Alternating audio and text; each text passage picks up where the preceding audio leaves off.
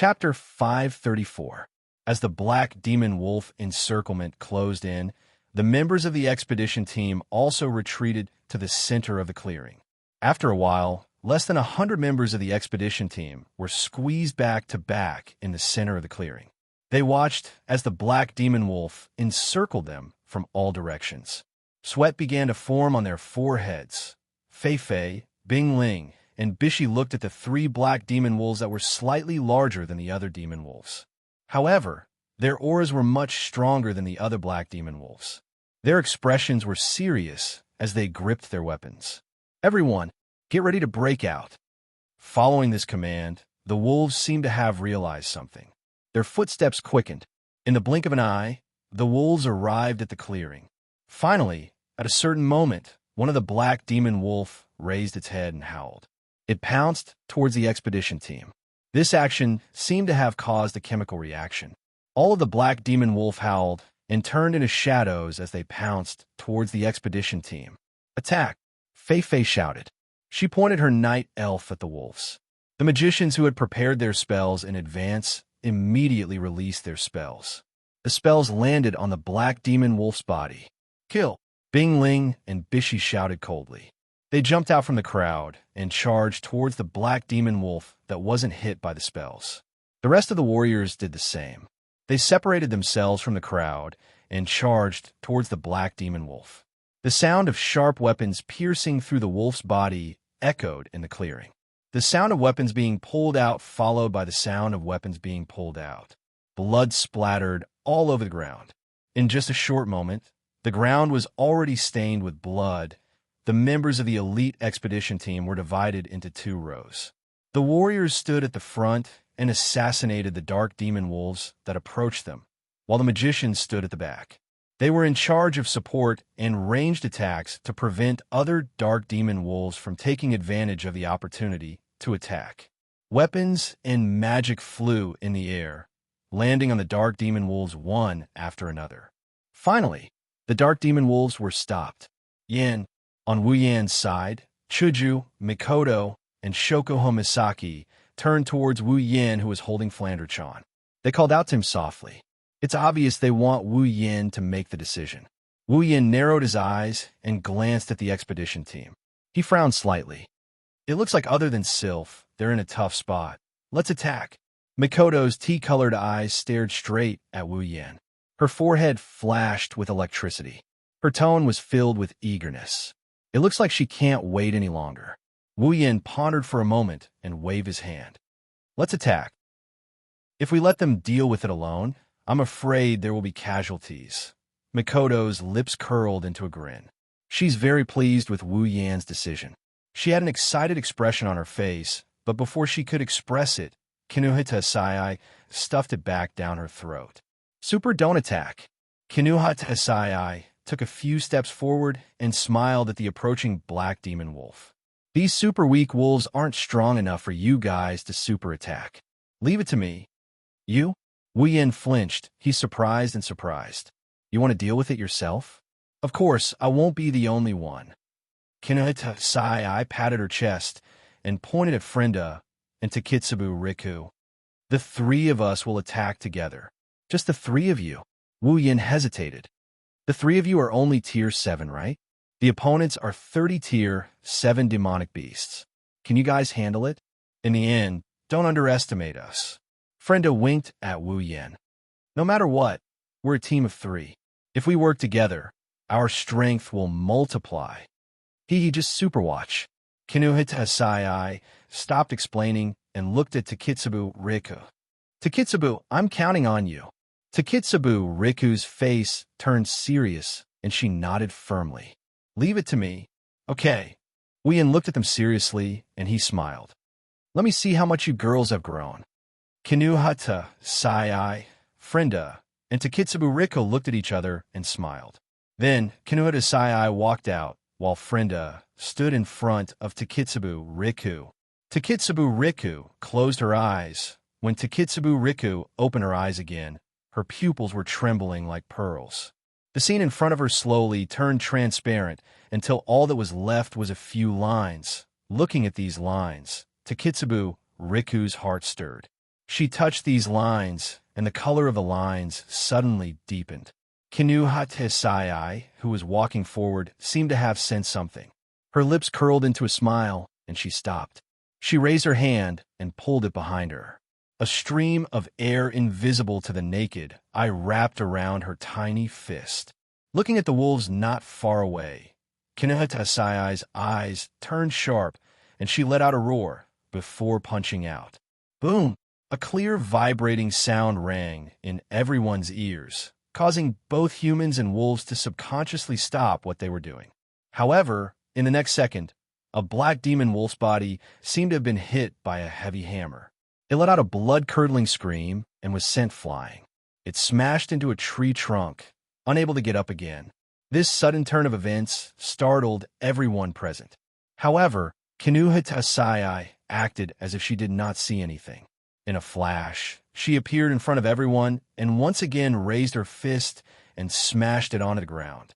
Boom! The invisible force directly affected the ground, causing it to tremble and collapse. Cracks spread out like a spiderweb. Shortly after, the ground collapsed.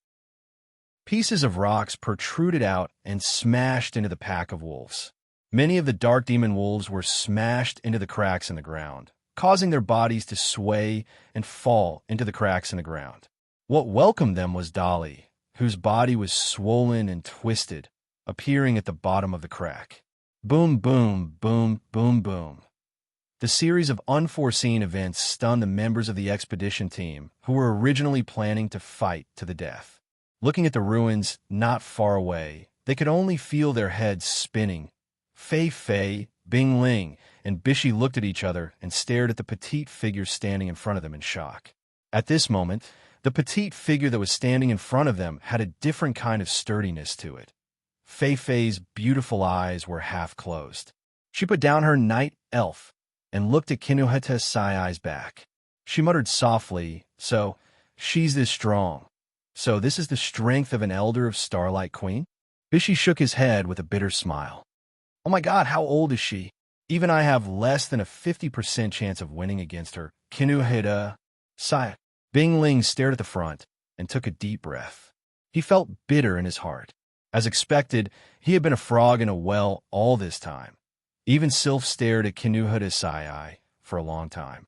Her face was expressionless, but no one knew what she was thinking. Kinuhatesai was the only one who knew her own strength. She looked at Frenda and Takitsubu Riku and gave him a thumbs up. "Well done, Frenda." Takitsubu. Indeed, without Takitsubu Riku's ability, with Kinuhatesai's ability, how would she be able to unleash her invincible might and smash all the wolves into the ground? Without Frenda's bomb, she wouldn't have been able to deal with so many black demon wolf in such a short amount of time. There were 30 black demonic wolves in there. All of them were demonic beasts of the same tier as Kinuhatesai. Among them, there are even 3 that had reached level 68. Kinuhatesai wouldn't have been able to deal with them in such a short amount of time without Frenda or Takitsubu Riku. Looking at Kinuhatesai, Frenda, and Takitsubu Riku hugging each other, Wu Yin chuckled. He felt comforted. Chapter 535.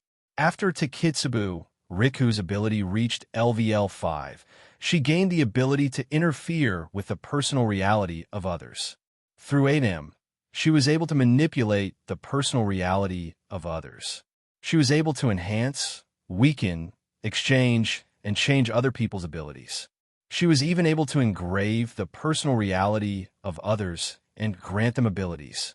Although it might seem like Kinuhatesai was the only one who did all the work, the one who contributed the most was actually Takitsubu Riku. After reaching Tier 7, Kinuhatesai's ability also reached LVL 5. But no matter what, she was still only LVL 65. Dealing with 1 or 2 black demon wolf wouldn't be a problem, but dealing with 30 of them at once would be a little overconfident. However, under the interference of Takitsubu Riku's ability, Kinuhatesai's ability was amplified in an instant. Her strength was also greatly increased. That was why she was able to kill a black demon wolf with a single punch, shatter the ground, and force all the black demon wolves into the crevice. After that, Takitsubu Riku interfered with Frenda's personal reality, allowing Frenda to obtain the same spatial ability as Shiroi Kuriko. This allowed Frenda to move a large number of bomb dolls into the crevice and detonate them. That was how the 30 black demon wolf were dealt with in a short amount of time. Without a doubt, this victory belonged to Kinuhida Sai, Frenda, and Takitsubu Riku. If any of them were missing, they wouldn't have been able to achieve this result. Of course, the black demon wolf couldn't react in time to Kinuhida Sai's and Frenda's methods and were caught off guard. But more importantly, the three of them were able to work together perfectly. Indeed, just like what Frenda said, they were a team of three. If they worked together, their strength wouldn't just be multiplied, it would be multiplied by who knows how many times. Right now, Takitsubu Riku and Frenda's strength was already on par with Mujino Shizuri. Perhaps they were slightly weaker, but with Takitsubu Riku's addition, 2 Mujino Shizuris might not even be enough to take on one of them. One has to admit that Takitsubu Riku is a freak of nature. While Kinuhida Sai, Frenda, and Takitsubu Riku were celebrating their victory, Shokuho Misaki walked up to Wu Yan's side and chuckled. "How is it? Are you relieved now? It's still too early. Even with the three of us working together, we're still far from it." Wu Yan pursed his lips, but he still had a grin on his face. Shokuho Misaki couldn't help but snicker inside. "Yin." Fei Fei walked in front of Wu Yan and company. "It's all thanks to you guys this time. Otherwise, we would have definitely suffered a lot of casualties." Hearing that, the members of the expedition team couldn't help but fall silent. In terms of numbers and strength, they were no weaker than the Dark Demon Wolves. The Dark Demon Wolves had 3 peak tier 7 existences, while they had Fei Fei, Bingling, Bishi, and Fei Fei, who were peak tier 7 existences. On top of that, they had Sylph, who was a tier 8 existence. However, in a real battle, wolves are ferocious creatures, and demonic beasts are even more so. The Dark Demon Wolves are not afraid of death, but they were caught off guard because of a little change. This situation is very similar to when the Dark Demon Wolves were fighting against Kinuhida Sai just now. If the battle continues, victory is assured. However, just like what Fei Fei said, there will be a lot of casualties. So this is your so-called elite expedition team? These words, filled with contempt and disdain, kept ringing in the minds of the members of the elite exploration team, causing them to clench their fists tightly, their hearts filled with unwillingness. They're stronger and have more numbers than the Black Demon Wolf Pack. Yet they ended up in such a state. Unwillingness is a given. Well, they can't be blamed for this. Only Wu Yan's group, Sylph, Fei Fei, Bingling, and Bishi know what they are supposed to investigate. Normal members like them don't have access to such important information. Even after they entered the Behemoth Forest and noticed that the Behemoth Forest is different from before, they didn't have a sense of danger. That's why they ended up in this mess. 30 class 7 demonic beasts appearing at the outskirts of the Behemoth Forest is an impossible feat in the past. Plus, they didn't have a sense of danger and were caught off guard. Naturally, their practicality was reduced by more than one level. Looking at Fei Fei, who went over to thank Wu Yan, the members of the expedition team felt very aggrieved. After all, they didn't need to do something like this. At this moment, all of them repeatedly urged themselves in their hearts.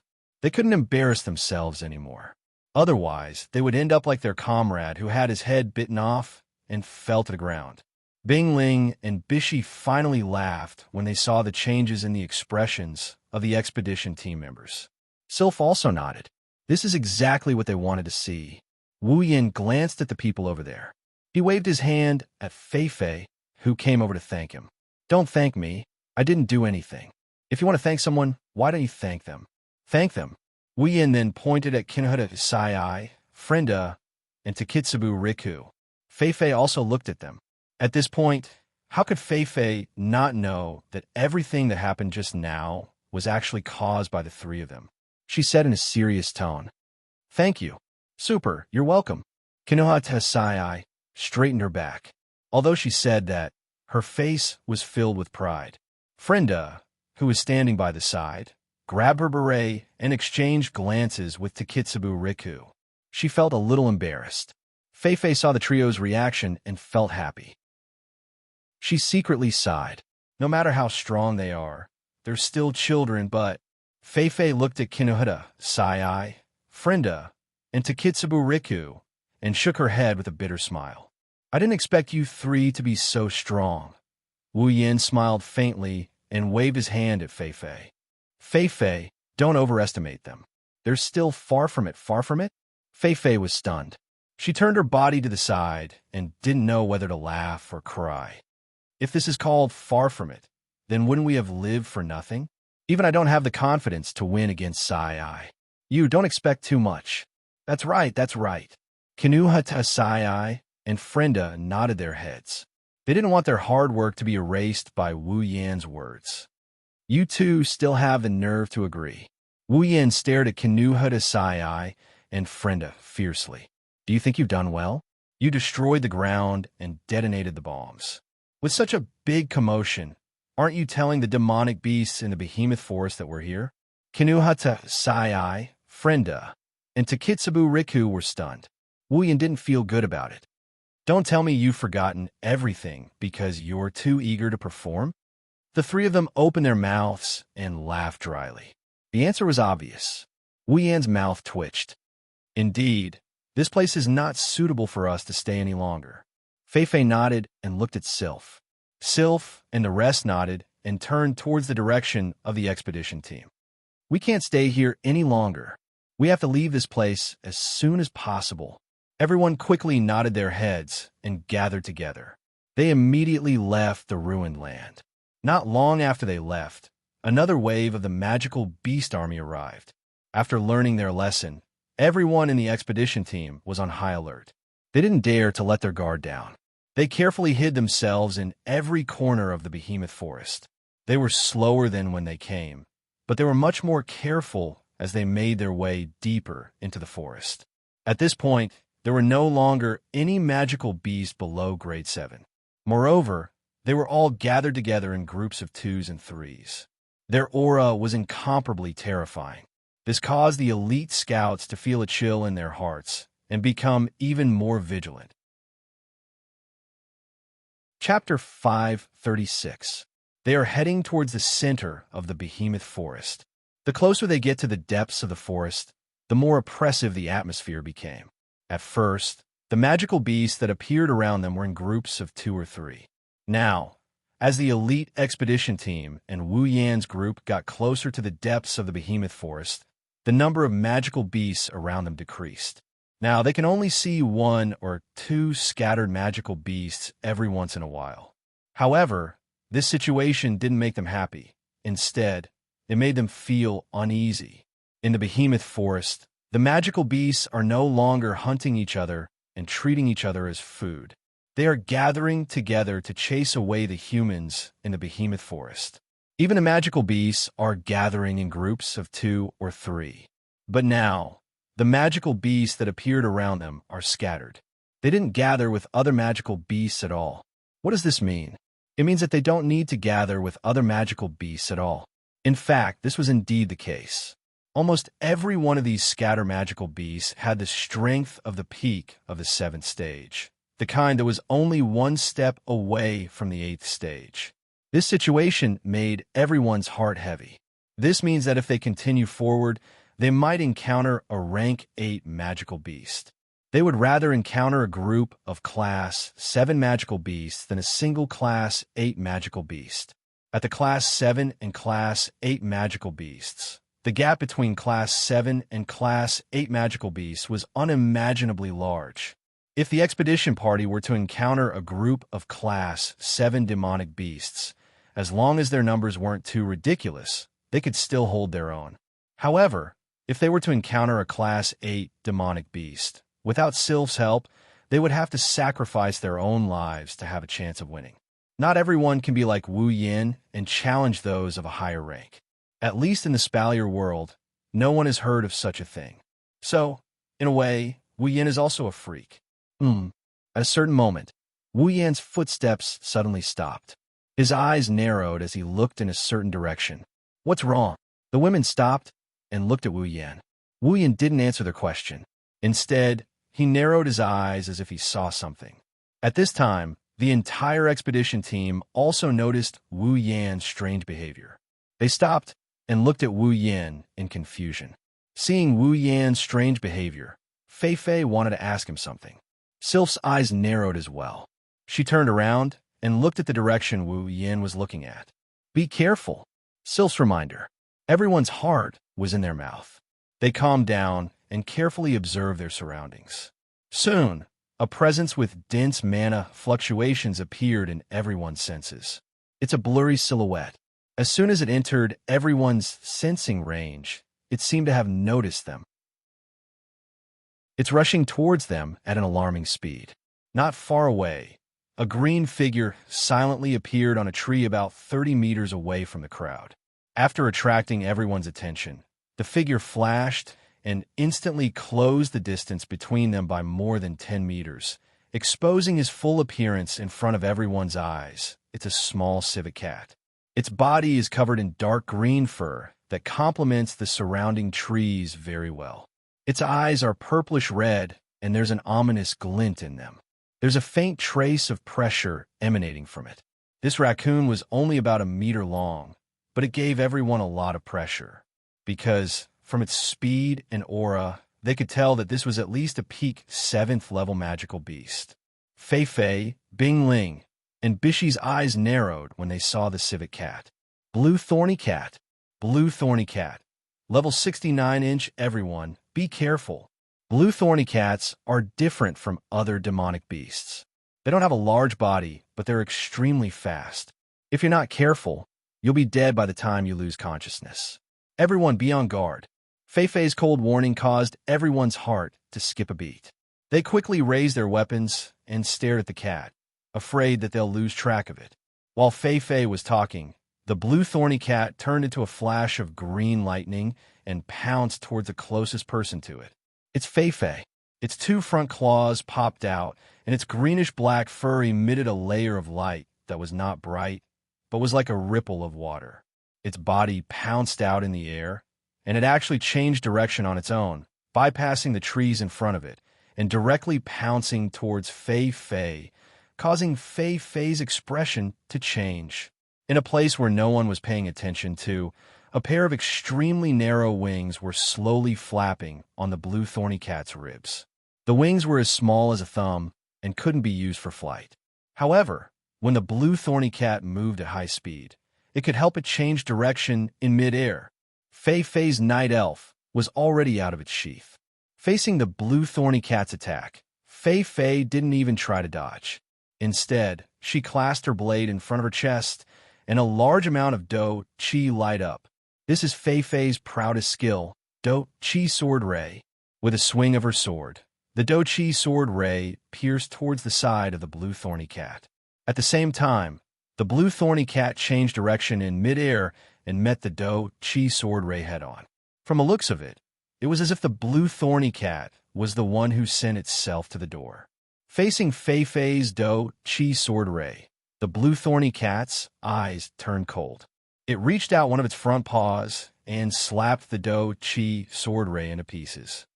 Shit, Bishi exclaimed. This blue thorny cat's strength is not inferior to its speed. Fei Fei won't be able to win against it alone. Let's go together. We don't have time to waste here, Bing Ling said bluntly. A pair of daggers appeared in his hand. Bishi agreed with Bing Ling's idea. He gripped his knight's sword, and the two of them charged towards Fei Fei. Not far away, Wu Yin, Chuju, Mikoto, Ikaros, Shokuha Misaki, Flandrachan, Astria, Kinuha Desai, Frenda, and Takitsubu Riku were standing around a tree. They were watching Fei Fei, Bing Ling, and Bishi fight the blue thorny cat. Mikoto was the first to speak. Yin, are you not going to help? No need. Wu Yin rejected Mikoto's suggestion without hesitation. Mikoto was a little hesitant. But if that's the case, won't those people gossip? Wu Yin grinned, and he gestured at Sylph with his lips. Look, Sylph didn't do anything either, right? Yeah. Chuju tilted her head in confusion. Why didn't Sylph do anything? Didn't she want to end this as soon as possible? I think. Shokuha Misaki stroked her blonde hair and smiled. Sylph is conserving her strength, right? That's right. That's right. Wu Yin nodded. His expression turned serious as he looked at the battle ahead.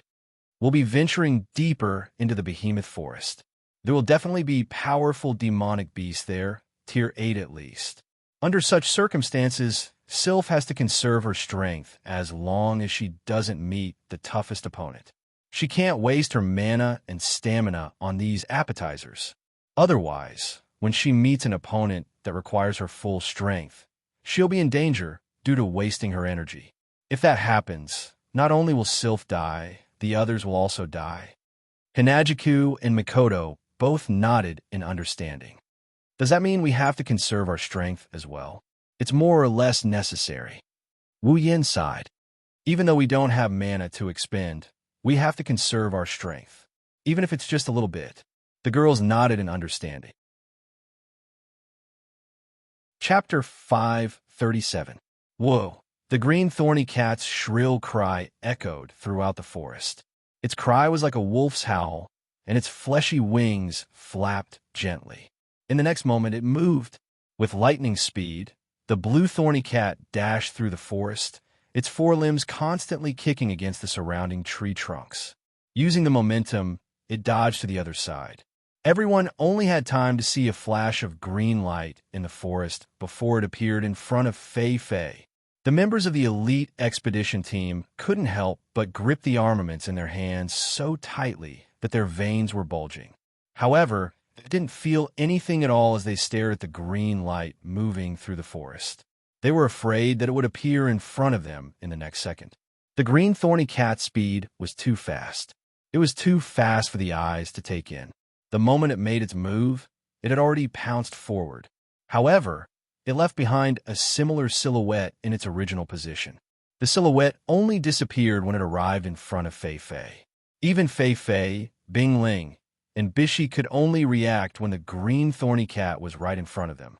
The members of the expedition party could only see the green thorny cat pouncing on Fei Fei.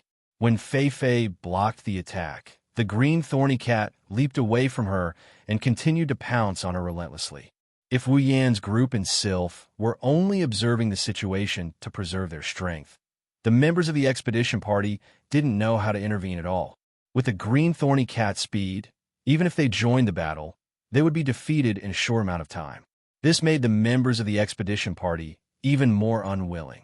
They felt that their participation was completely unnecessary. They wouldn't be able to do anything at all. How could they be willing to accept this? Let's not talk about how the members of the expedition party felt. Fei Fei and the other two didn't have the time to care about the ferocious attacks of the green thorny cat. The thorny cat kept pouncing towards the three of them.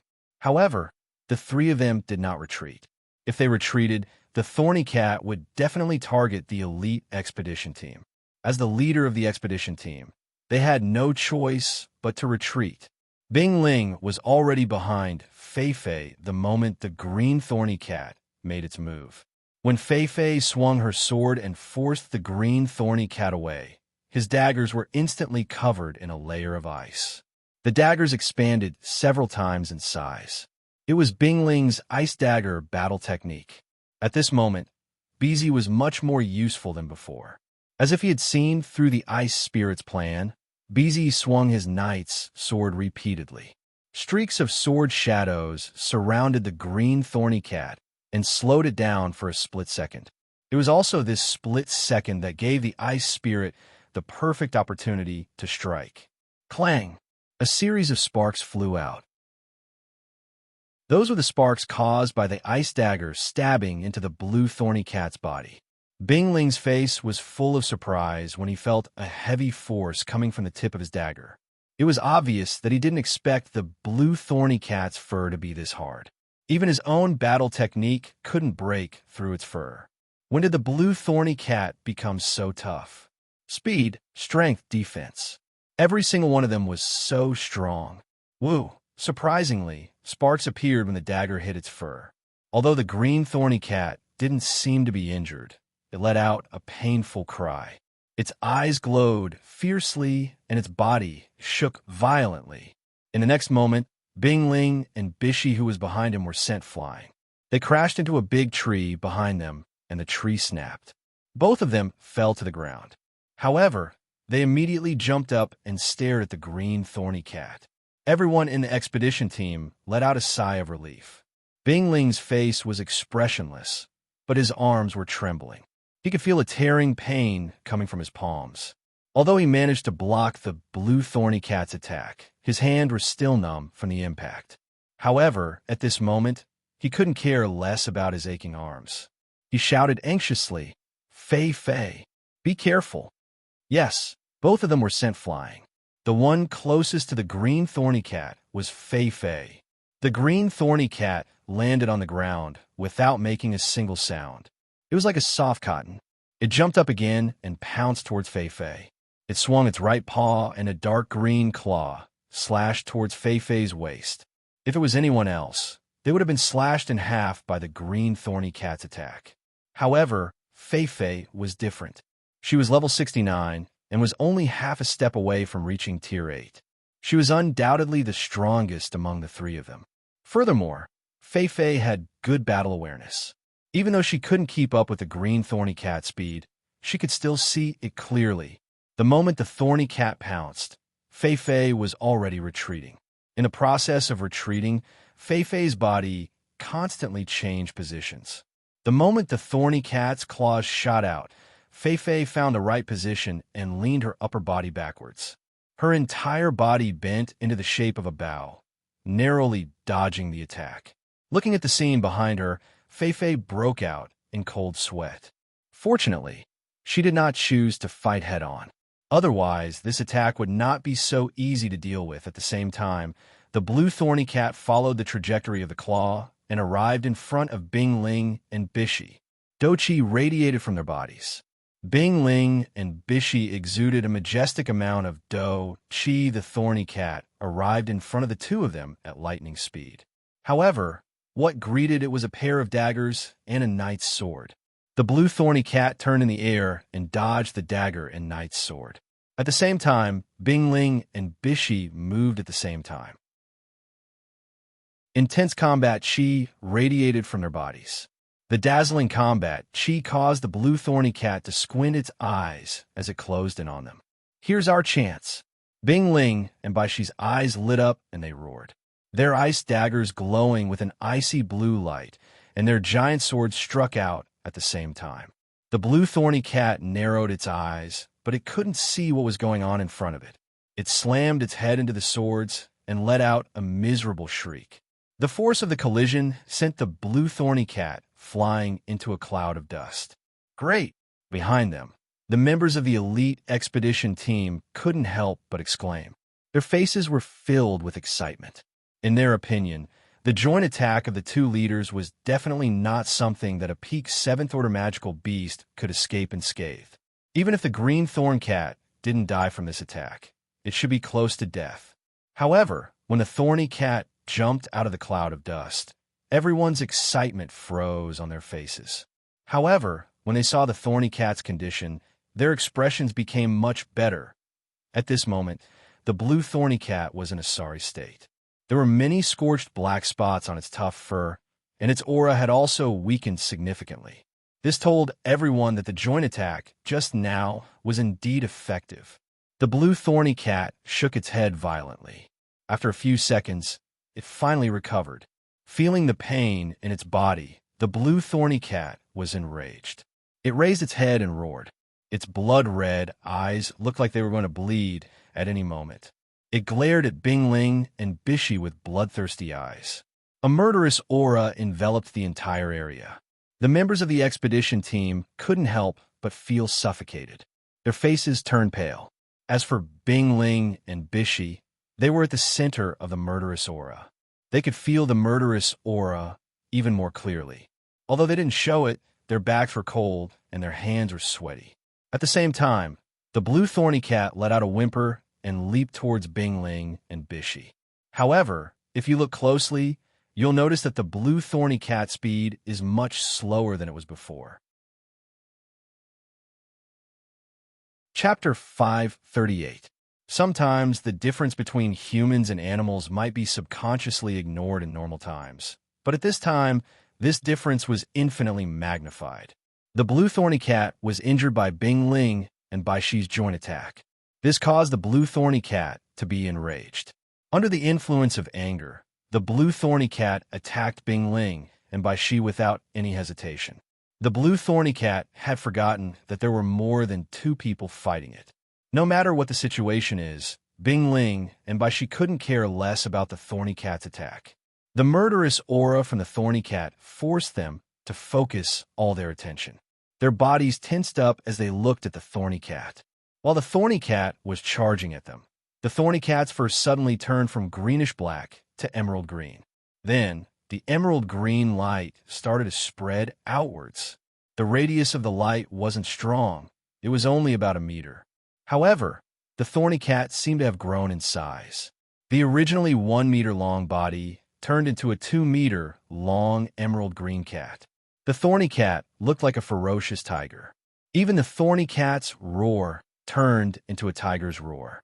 The thorny cat charged at Bing Ling and Bai Shi with its green light.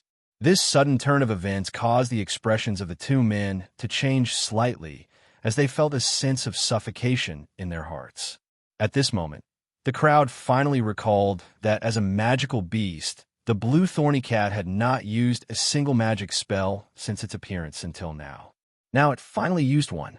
Both Bing Ling and Bishi had a bad feeling when they saw the blue thorny cat's aura getting stronger and stronger. All magic beasts have their own innate magic, and this blue thorny cat's magic seems to be a transformation type ability. Seeing the thorny cat charging at them, Bai Shi quickly raised his left hand and a sword shadow shot out from his knight's sword. The sword shadow accurately landed on the thorny cat's body. Or rather, the thorny cat rammed itself into the thorny cat. The thorny cat's body glowed with a green light, and the sword shadow slid past the thorny cat's body without causing any damage. The thorny cat bared its fangs, and its body glowed with a green light. The thorny cat's speed increased exponentially. In a flash, the thorny cat appeared in front of Bing Ling and Bai Shi. "Let's fight!" Bing Ling and Bishi clenched their teeth and ignored the blue thorny cat's attack. They immediately raised their weapons and enveloped the blue thorny cat's body with their combat chi. However, the blue thorny cat seemed to have become a lot stronger after casting magic. When the Do Chi got close to the blue thorny cat's body, the Do Chi instantly melted away. What? Bing Ling and Bishi were shocked. The duo's Do Chi was completely melted away by the blue thorny cat. The blue thorny cat's Do Chi was only slightly thinner than before. The blue thorny cat continued to glide through the air and pounced at the duo. The stench from its mouth had already entered their noses. It seemed like the blue thorn cat's magic was able to increase its attack, defense, and speed in all aspects. It had improved its already powerful body by a few notches. Of course, Bing Ling and Bishi's attacks were not completely ineffective. At the very least, the blue thorny cat and Bishi's Do Chi were in a stalemate for a while. It was enough for Bing Ling and Bishi to react. Bizi was the first to react. He quickly raised his right arm and pointed his sword at the green thorny cat. His entire knight's sword glowed brightly. A sharp aura gathered at the edge of the sword. Combat chi surged into the knight's sword. Bizi pressed his left hand on his right hand that was holding the sword. A golden light shot out from the tip of his sword. Golden sword flash. The golden light flashed rapidly. Before the blue thorny cat could completely melt the blue thorny cat's Do Chi, Bishi thrust his sword forward, and a ray of light shot out towards the blue thorny cat's forehead. Chi. The ray of light ferociously pierced through the blue thorny cat's Do Chi. It was instantly met with a huge resistance. The blue thorny cat's Do Chi started to boil like boiling oil. All of the blue thorny cat's Do Chi rushed towards the blue thorny cat's Do Chi. As the ray of light penetrated deeper into the blue thorny cat's Do Chi, the blue thorny cat's Do Chi became more and more intense. In an instant, the blue thorny cat's Do Chi and the golden sword flash clashed against each other. The blue thorny cat's Do Chi was visibly weakening, but the golden sword flash was also gradually weakening. Even at this moment, Bing Ling and Bishi couldn't help but admire the blue thorny cat's Do Chi. Not only can it increase the blue thorny cat's do chi, it can also gather all of its energy to block an attack. Although the blue thorny cat didn't seem to be having an easy time, at least the blue thorny cat's do chi didn't manage to penetrate its head. At this crucial moment, a figure silently appeared beside the blue thorny cat. A pair of beautiful eyes turned extremely sharp. It was Fei Fei, who was ignored by the blue thorny cat. In an instant, a nimble long sword floated out from Fei Fei's side. Fei Fei raised the sword in her hand.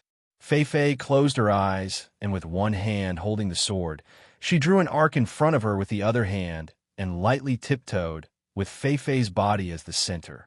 The sky suddenly darkened and lost all color. The temperature in the air dropped, and a faint aura burst out from Fei Fei's body. That's... Wu Yan's eyes flashed, and the corner of his mouth curved into a smile. A ray of moonlight suddenly appeared in the dark sky around Fei Fei. The silver light appeared on Fei Fei's body and spread all over Fei Fei's body. Then, all of the light gathered towards the night elf in Fei Fei's hand and rose into the air. At this moment, the blue thorny cat was unable to move in order to block the golden sword attack. Fei Fei suddenly opened her eyes. The silver light from the night elf was like the moonlight in the night sky. Fei Fei raised her head and looked at the blue thorny cat. Then, she swung the sword down. The air froze, and a ray of moonlight appeared in the sky. Then, the moonlight condensed together and turned the surroundings into a curtain of night. The crystal-clear ray of light was dazzling as it flew towards the blue thorny cat, who was in a stalemate with the golden sword attack. The blue thorny cat could only watch as the ray of light slashed towards it. It couldn't move at all. Its eyes shrunk to the size of a needle, and the light in its eyes dimmed. It seemed that its owner had already predicted its fate. Before the ray of light could reach it, the blue thorny cat raised its head and let out a final cry. Then, it was enveloped by the ray of light. Night moon flash, Fei Fei's cold voice, and the blue thorny cat's cry rang out in the night sky. The ray of light on the blue thorny cat's body brightened up the night sky. At the center of the ray of light, the emerald light on the blue thorny cat's body dimmed at a speed visible to the naked eye. Then, the blue thorny cat's 2-meter-long body returned to 1 meter long and revealed its original form. Fei Fei, Bing Ling, and Bishi's eyes sharpened when they saw the blue thorny cat's true form. In the next second, the ray of light from the sword, the ray of light from the ice dagger, and the ray of light from the sword landed on the blue thorny cat's body. Bang! The ray of light from the sword, the ray of light from the ice dagger, and the ray of light from the sword struck the blue thorny cat from all directions. The blue thorny cat couldn't dodge the attack at all. No matter how fast the blue thorny cat was, it was useless. The 3 attacks landed on the blue thorny cat's body with a loud bang. Everyone could only see that the blue thorny cat was blasted into the air by Fei Fei, Bing Ling, and Bishi's attacks. Its 1-meter-long body was thrown into the air, and then it fell back to the ground. Under everyone's gaze, the blue thorny cat's body bounced off the ground a few times before it stopped moving. Fresh blood dripped from the blue thorny cat's body. Smoke was coming out of the cat's body. Its body was charred black and tattered. It couldn't be more dead. Chapter 539. Fei Fei's Night Moon Flash is more of a magic spell than a sword combat technique. That's because it doesn't have any offensive capabilities. The effect of Night Moon Flash was to freeze everything that was hit by Night Moon Flash. No matter what it was, as long as it was hit by Night Moon Flash, it would be equivalent to being locked in a cage. At the same time, all attacks containing power would be eliminated. Yes, the effect of Night Moon Flash is to eliminate all attacks that contain force and imprison the target's body. It doesn't have any offensive capabilities. For example, if Night Moon Flash hits an opponent's sure kill attack, then the sure kill attack will be completely nullified. Just like how Fei Fei used Night Moon Flash to nullify Wu Yan's chaotic return to Horizon Dance. If the target of the Night Moon flashback is the opponent, then that would be the scariest thing. That's because the moment the target is hit, the opponent's strength will be completely wiped out. Even their warrior energy and mana will be melted away. All that's left is their rotten skin. Furthermore, the Night Moon flashback will imprison them. At that moment, Fei Fei's victory is basically set in stone. Just like how it was with the blue thorny cat just now. Whether or not the Night Moon flash was powerful could be seen from this. Of course, the stronger the ability, the more limitations it has. Night Moon flash is the same. The fact that it doesn't have any offensive capabilities is secondary. The most important thing is that Night Moon flash requires time to eliminate its target. The higher the level of the attack, the longer the time needed to be used. For example, if the Night Moon flash hit a peak tier 7 blue thorn cat like Fei Fei, it would take about 5 seconds to deplete her mana and stamina. However, if it hit Sylph, it would take about 3 to 5 minutes. That's more than enough time for Sylph to counterattack and win a round. She might even be able to break free from the spell. In other words, the Night Moon flash was almost invincible against those of the same level. Even if it was used against those stronger than him, it would still be able to display its power. However, if it was used against those much stronger than him, then it would be equivalent to a useless battle skill. However, Night Moon flash still has the ability to defeat opponents stronger than themselves. It's much stronger than most of the battle techniques in the Spalier world. In this aspect, Fei Fei, who created this battle technique, is truly a top-tier super genius. Everyone witnessed the power of Night Moon flash. The blue thorny cat is already dead. Warm blood is spreading out from its body. Even though this is the result of the combined attack of Fei Fei, Bing Ling, and Bishi, without Night Moon flash, the blue thorny cat wouldn't have ended up in such a miserable state. Bing Ling and Bishi looked at Fei Fei with a serious expression as they recalled the sudden appearance of the night sky and the moonlight.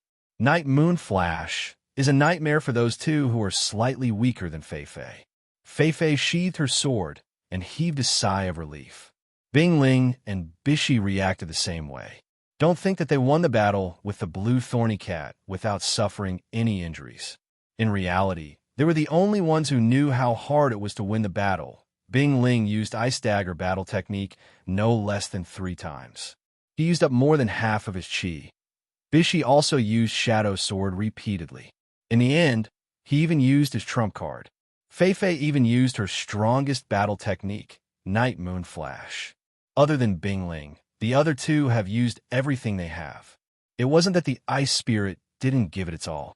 The Ice Spirit's Ice Do Chi was extremely effective in restraining the opponent. However, if it wasn't used on the opponent's speed, it would be used on the Ice Spirit's armament. Even if the Ice Spirit used it, it probably wouldn't be able to reduce the opponent's speed by much. As for restricting the opponent's armament, that's nonsense. Who has ever seen a magical beast using an armament? Before Wu Yin and the others joined the Spalier World Academy, they were ranked top 10. They were extremely talented, but they only won this battle after giving it their all. Their opponent was a magical beast of the same level as them. This battle wasn't ideal. The 3 of them know that the blue thorny cat is a special beast compared to other magical beasts. Its speed and agility are better than most of the other tier 8 magical beasts. This blue thorny cat is even more special. Not only is its strength and defense unparalleled, it also has a spell that can increase its speed. The 3 of them used this as an excuse to comfort themselves.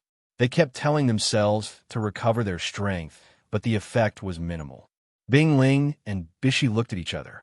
They didn't feel happy about winning the battle. Instead, Bishi looked at the blue thorny cat lying on the ground and shook his head bitterly.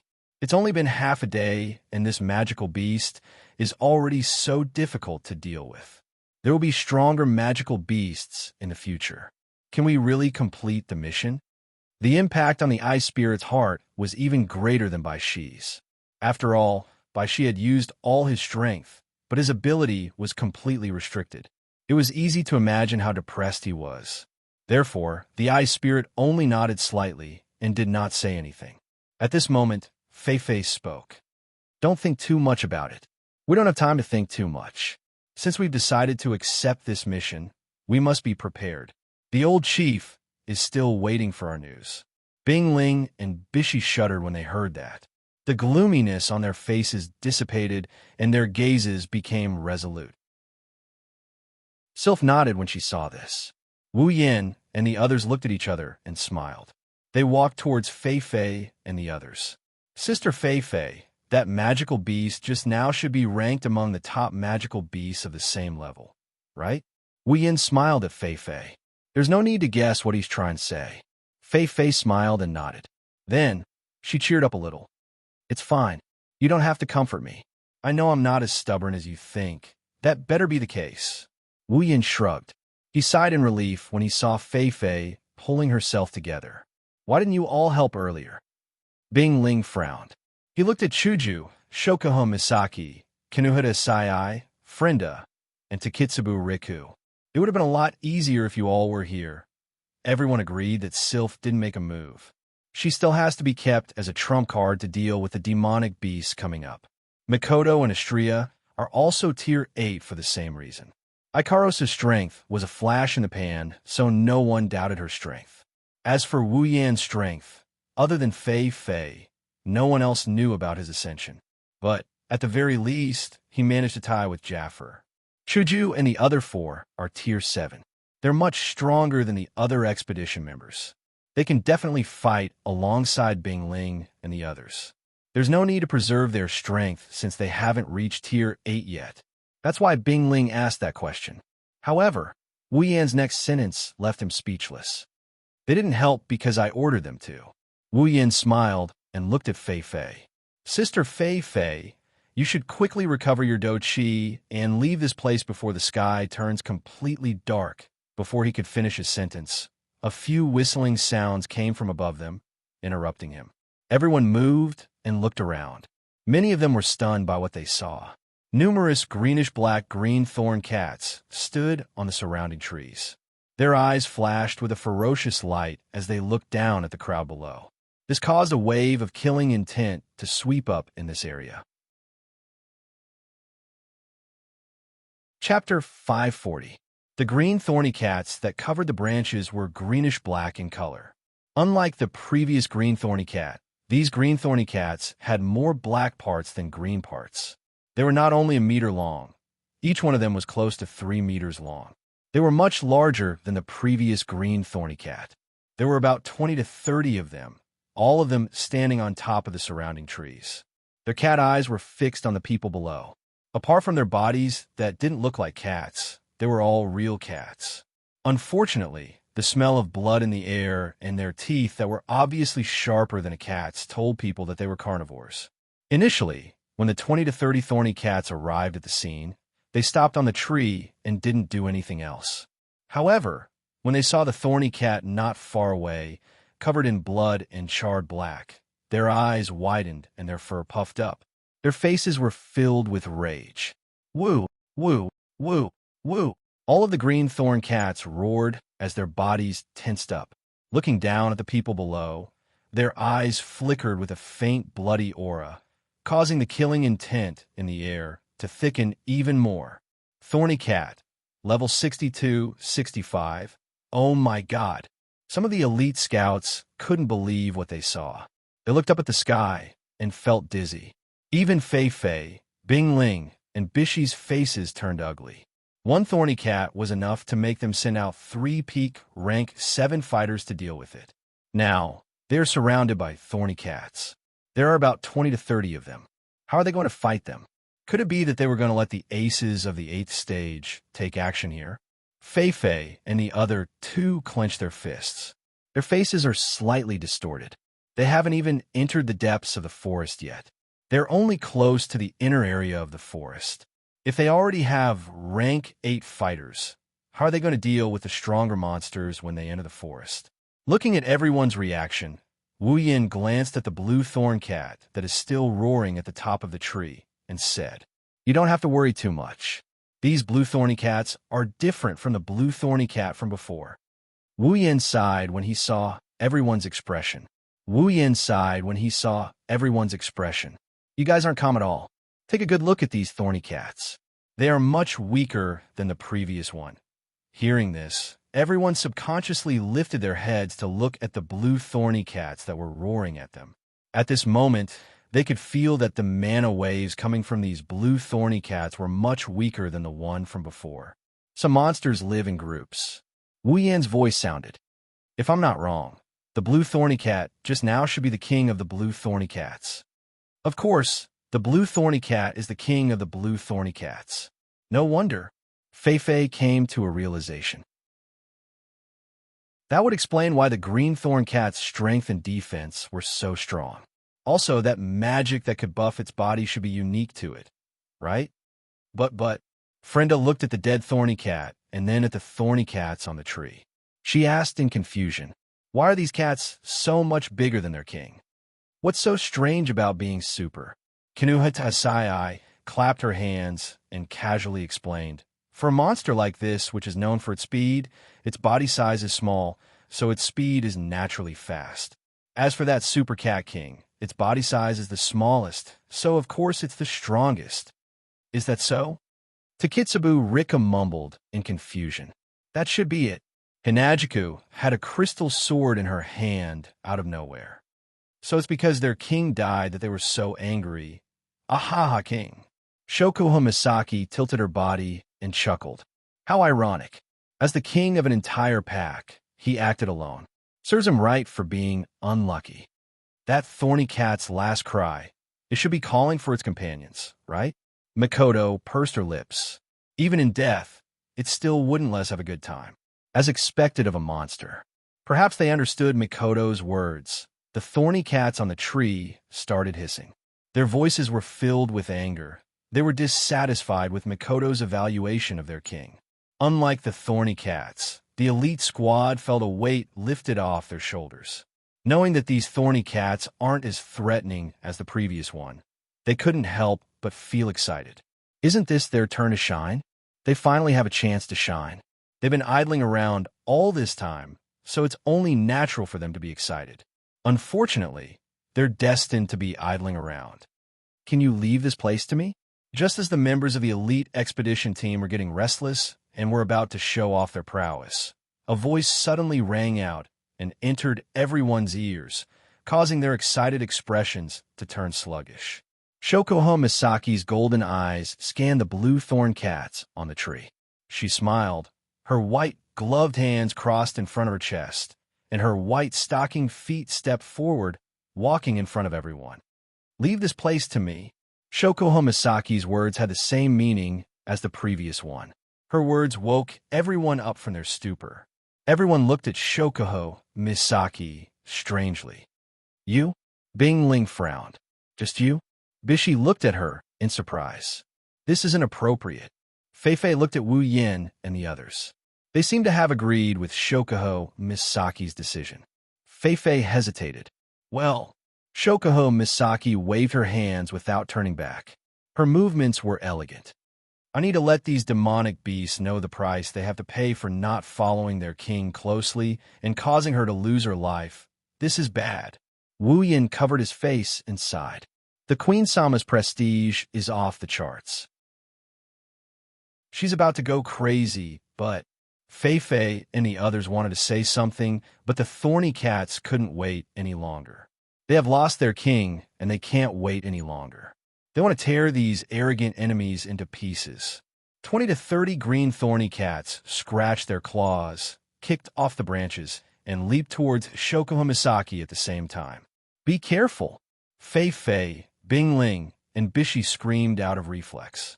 But in their line of sight, the thorny cats had already surrounded Shokuho Misaki from all directions and were about to pounce on her. Shokuho Misaki slowly pulled out a white remote control from her waist pouch. She aimed it at the blue thorny cats and pressed down on the remote control. A strange sound came from the remote control in Shokuho Misaki's hand. The sound reverberated clearly in the air and hit the green thorn cats like a wave of physical force. The ferocious eyes of the blue thorny cats suddenly turned dull. A small star pattern appeared in their eyes, making them look more human. When the star pattern appeared in their eyes, they stopped in midair and got down on all fours to surround Shokuho Misaki. In the next moment, All of the thorny cats actually lowered their bodies like docile kittens and surrounded Shokuho Misaki as if they were on a pilgrimage. Their growls turned into soft meows as well. Everyone's jaws dropped. Chapter 541. Shokuho Misaki is standing right in front of everyone. She is surrounded by a group of 3-meter-tall green thorn cats. They are all kneeling on the ground and purring softly at the center of the group. They look like lazy cats that are begging for benefits. Shokuho Misaki is standing there gracefully. She stroked her hair and smiled. Her side profile is the only part of her face that is visible to the rest of the group. She has a unique charm to her. Queen, someone muttered in the crowd. That was what everyone else was thinking. At this moment, Shokuho Misaki was a queen who accepted the worship of her subordinates. Bing Ling and Bishi stared at Shokuho Misaki, who was in the middle of the group of blue thorn cats. Their eyes were filled with envy and admiration. As men, especially men from a large family, they have dreamed of becoming the king of the world. Of course, they have dreamed of becoming the king of the world. As long as one is a man, there is a desire to conquer. For Bing Ling and Bishi, Shokuho Misaki is the most dazzling existence in the world. Even Sylph has to admit that she is inferior to Shokuho Misaki in terms of temperament. If Shokuho Misaki was a tamed and respected queen, then Sylph was a pampered princess who lived under the glory of her ancestors. It was obvious who was born and who was loved by the people. Of course, Shokuho Misaki is only superior to Sylph in terms of temperament and methods. Sylph is the stronger one in terms of talent and strength. Of course, that is only for now. Fei was dazed for a moment. When she regained her senses, she sighed. Sometimes, I wonder if she's even from the same world as us. Fei didn't know that her words are the truth. Shokuho Misaki seemed satisfied with her performance as the queen of the academy. She turned around and walked towards Wu Yan. The blue thorn cats that surrounded her made way for her when she walked past them. If anyone else saw this, they would think that Shokuho Misaki is the new Beast King. Mikoto pursed her lips in disdain when she saw Shokuho Misaki being escorted by the blue thorn beasts. This woman really likes to play this game. How childish. Misaki-san. Shokuho Misaki rolled her eyes and smiled at Mikoto. You're wrong. I didn't go around looking for people to fight, and I didn't send out lightning bolts all the time. How can you say that I'm playing? What? What do you mean by that? Mikoto clenched her teeth and turned around, huffing. Are you saying that I'm childish? I didn't say that. Shokuho Misaki's eyes, which were originally on Mikoto's face, moved down to Mikoto's chest. Her lips curled into a smirk that made Mikoto's blood boil. Anyone with a discerning eye could see what she meant by that. Mikoto closed her eyes. Her small fists were clenched so tightly that they made cracking noises. Her petite body trembled nonstop. It's obvious that she's suppressing some sort of impulse. Others might not know what impulse it is, but Wu Yin can guess it's definitely the impulse to release electricity. Wu Yin looked at the two girls who were fighting with each other. He didn't have much to say about this pair of rivals. He handed Flander-chan to Chuju and turned to Fei. Fei, the Blue Thorn Cat King's last screech might have attracted other demonic beasts. You two should hurry up and recover your do-chi, so we can find a safe place to rest for the night. Then, Fei looked at the blue thorn cats that were still kneeling on the ground. Wu Yin smiled. Don't worry. It's fine if little Chi doesn't succeed, but once she does, I've never seen anyone who can break free from her control unless she wants to. Fei sat down on the ground and began to recover her do-chi. Bing Ling and Bai Shi also did the same. They were racing against time to recover their do-chi so that they could prepare for the rest of the journey.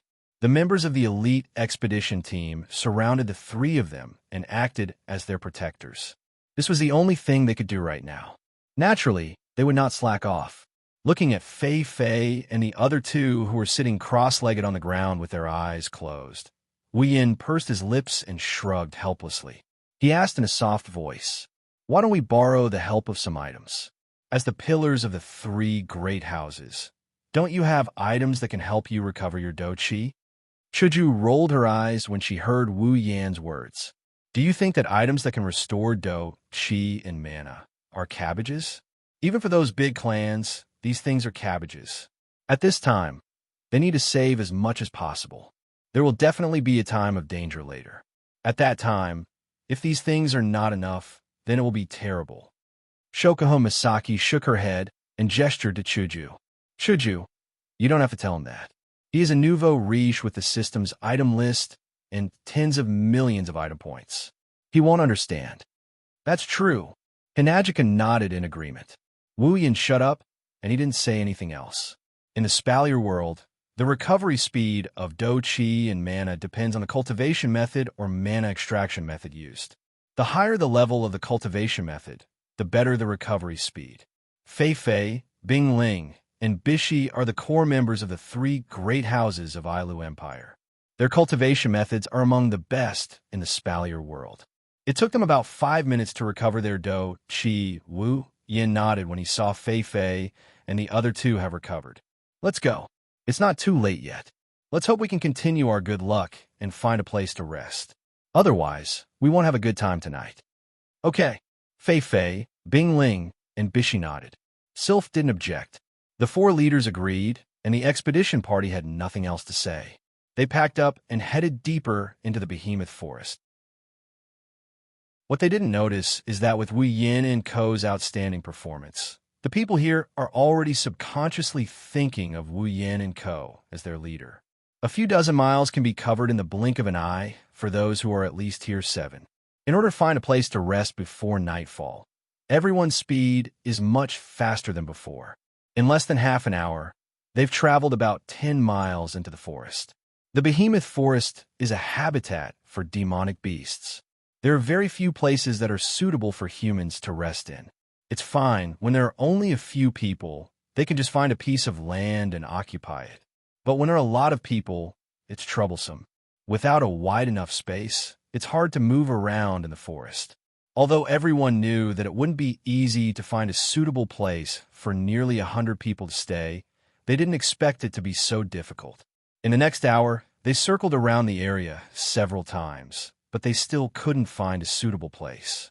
During this time, they also encountered a lot of demonic beasts, but in order to avoid trouble, Shokuho Misaki immediately took out a remote control every time they encountered a demonic beast. This saved them a lot of time and effort. Just as the sky was turning yellow and dusk was approaching, a rather large mound finally appeared in front of everyone's eyes, causing them to be overjoyed. This is a good place. If we set up camp here, not only will we have a clear view of the surroundings, it's also easy to defend and hard to attack. Wu Yin nodded in satisfaction. He turned to Fei Fei and the others and said, "Let's set up camp here." Okay, Fei Fei and the others replied. They then sent their subordinates to clean up the area and set up a place to rest for the night. Chapter 542. The area of the mound is relatively wide. The top of the mound can accommodate no less than 100 people. The lower part of the mound is enough for people to rest. The height of the mound is also about 10 meters. Even if a demonic beast appears, it would be easy to spot it if they stood on top of it. If they set up camp here, they would be able to deal with almost any situation as long as some of them are on night watch. Moreover, the high ground was easy to defend and hard to attack. It was their luck to have found such a place. The elite expedition team patrolled around the mound, and after finding no traces of demonic beasts, they set up their tents. At the highest point of the mound, the elite expedition team set up 10 tents. This was for Sylph, Fei Fei, and Wu Yan's group to rest. Logically speaking, the highest point should be where the leaders of the expedition team rest. Wu Yan's group joined the expedition as outsiders. It was already good enough that they weren't allowed to set up their own tents, let alone share a place with the 4 leaders. That's how it should be. However, even though the 10 of them didn't all fight today, they still managed to impress the other members of the expedition team. There are also a few experts on the same level as Sylph in the expedition team. They will have to rely on this group for the upcoming battle. The elite expedition team thought for a bit before they decided to set up Wu Yin and Ko's tent at the highest point of the camp. The place slightly below the highest point was where the elite expedition team was supposed to be. Interestingly, during the process of setting up the tents, the members of the expedition team showed an unusual excitement. They seemed to have entered a strange state. Every one of them set up their tents with great speed and excitement. They were so happy that they almost started singing. This made Fei Fei, Sylph, and Wu Yan's group look at each other. After spending an entire day in the behemoth forest, the members of the expedition team were basically useless. They didn't need to fight, they couldn't join in the conversation, and even when they voted, they followed Fei Fei and the other three's lead. 100 powerhouses of the Seventh Order were reduced to the point of idling. Only they themselves knew how sullen they felt. Now, it's finally time for them to be put to use. That's why the expedition team was so excited. 100 Seventh Order powerhouses actually showed such a strong fighting spirit for something as simple as setting up a tent. It's unexpected pity. However, it was precisely because of their unusual enthusiasm that all the tents were set up before the sun had completely set and the sky was completely dark. On the entire hill, the tents were set up in great numbers. It was quite a unique atmosphere. At this time, the curtain of night also slowly descended. In front of one of the tents on the mound, a bonfire was slowly burning, illuminating the tent. Wu Yan was sitting next to the bonfire, holding a few iron rods in his hand. On the iron rods were skewered pieces of meat. It's obvious that he's roasting meat, skillfully twirling the iron rods in his hand. He sprinkled some seasoning on the meat. Wu Yan sighed sadly. I have so many wives, but all of them rely on me to cook. In this world, is there anyone sadder than me? If there is, please let me know so that I can worship you. Hearing Wu Yan's words, Ikaros, who was holding a bunch of seasoning, couldn't help but whisper, Master, I could do it too. You've said that no less than 10 times already, Ikaros. Wu Yan helplessly shook his head and smiled at Ikaros. Those fellows chased me out because they wanted to eat the food I cooked. If I let you cook, I might not even be able to enter the tent later. Ikaros fell silent. Actually, Ikaros' cooking skills are pretty good. After all, she received Wu Yan's teachings, and she's often in charge of everyone's meals. Over time, her cooking skills soared to the sky. Unfortunately, no matter how much she improved, she can't compare to Wu Yan, who got the cooking mastery directly from a system. None of the girls are immune to Wu Yan's cooking skills. In this wilderness, there's no good cooking tools and limited ingredients. If they want to eat a good meal, other than Wu Yan, who else can satisfy them? That's why Wu Yan's tent was ransacked by the girls and taken over by force. They waited until Wu Yan satisfied their demands before returning it to them. Fortunately, Ikaros is very clingy, so he didn't end up barbecuing all by himself. Otherwise, this scene would be even sadder. No, other than Ikaros, there's someone else who's clingy to Wu Yan. Hey, Master, is it not done yet? Astria's crimson-red eyes stared at the barbecued meat on the iron stick. Saliva dripped down from the corner of her mouth. Wu Yan's heart ached at the sight. Can you keep your saliva to yourself? Oh. After that, the sound of someone sucking on water could be heard. Looking at the barbecued meat on the iron stick, Wu Yan lost all of his appetite. Sylph walked out of the tent not far away. Her long blue hair swayed as she walked. Her eyes were so cold that one could almost see ice in them. Coupled with her cold and delicate face, she looked like a girl born from ice. Sylph took a few steps forward and looked up at the night sky. Nobody knew what she was thinking until she heard some noise. She turned around and looked at the source of the noise. It was Wu Yan, Ikaros, and Astria. When she saw the three of them, Sylph's expression turned serious. After some hesitation, she walked towards Wu Yan's direction. Suddenly, Sylph stopped. Her icy blue eyes shrunk. Her expression that hasn't changed for thousands of years showed a hint of shock. She blinked in disbelief and stared at Wu Yan's direction. To be more precise, she was staring at Wu Yan's direction. Sylph's gaze landed on Wu Yan. She looked at Wu Yan's hand that was holding the iron stick. There's a pure white ring on that hand. It's one of the 3 rings that Wu Yan brought back from the treasure hunt. It's the white ring that represents authority. How can this be? Sylph frowned after she made sure she didn't see wrong. Sylph looked up at the night sky, and she glanced at Wu Yin, who was still messing around with Estrella. She lowered her head, and she mumbled something before she slowly retreated. On the other hand, Wu Yin didn't know that Sylph's expression changed due to the ring he got from the treasure hunt. He didn't know whether to laugh or cry as he looked at the scene in front of him. Hey, it's not like there's nothing left. Eat slowly. Wu Yin found it funny when he saw the girls wolfing down the food. He didn't know if they could survive without him. It's been a long time since I last tasted it. Of course, I have to eat more. Mikoto's mouth didn't stop. Her words were crooked, and it took him a while to decipher what she was trying to say. I think it's been less than a day since I left. Wu Yin narrowed his eyes and sighed. Yeah, it's been less than a day for us, but you seem to be enjoying yourself. Shoko Hamasaki looked at Wu Yin with a half-smile. When are you going to introduce us to new sisters? The air suddenly froze. Pairs of dangerous gazes landed on Wu Yin. Wu Yin smiled awkwardly. He glanced at Shokuho Misaki, who was gloating at his misfortune. Wu Yin was furious. Shokuho Misaki, if I don't teach you a lesson, you won't know who's in charge.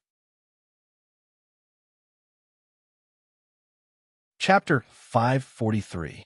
As time went by, it was already very late at night. On the small hill, everything gradually calmed down.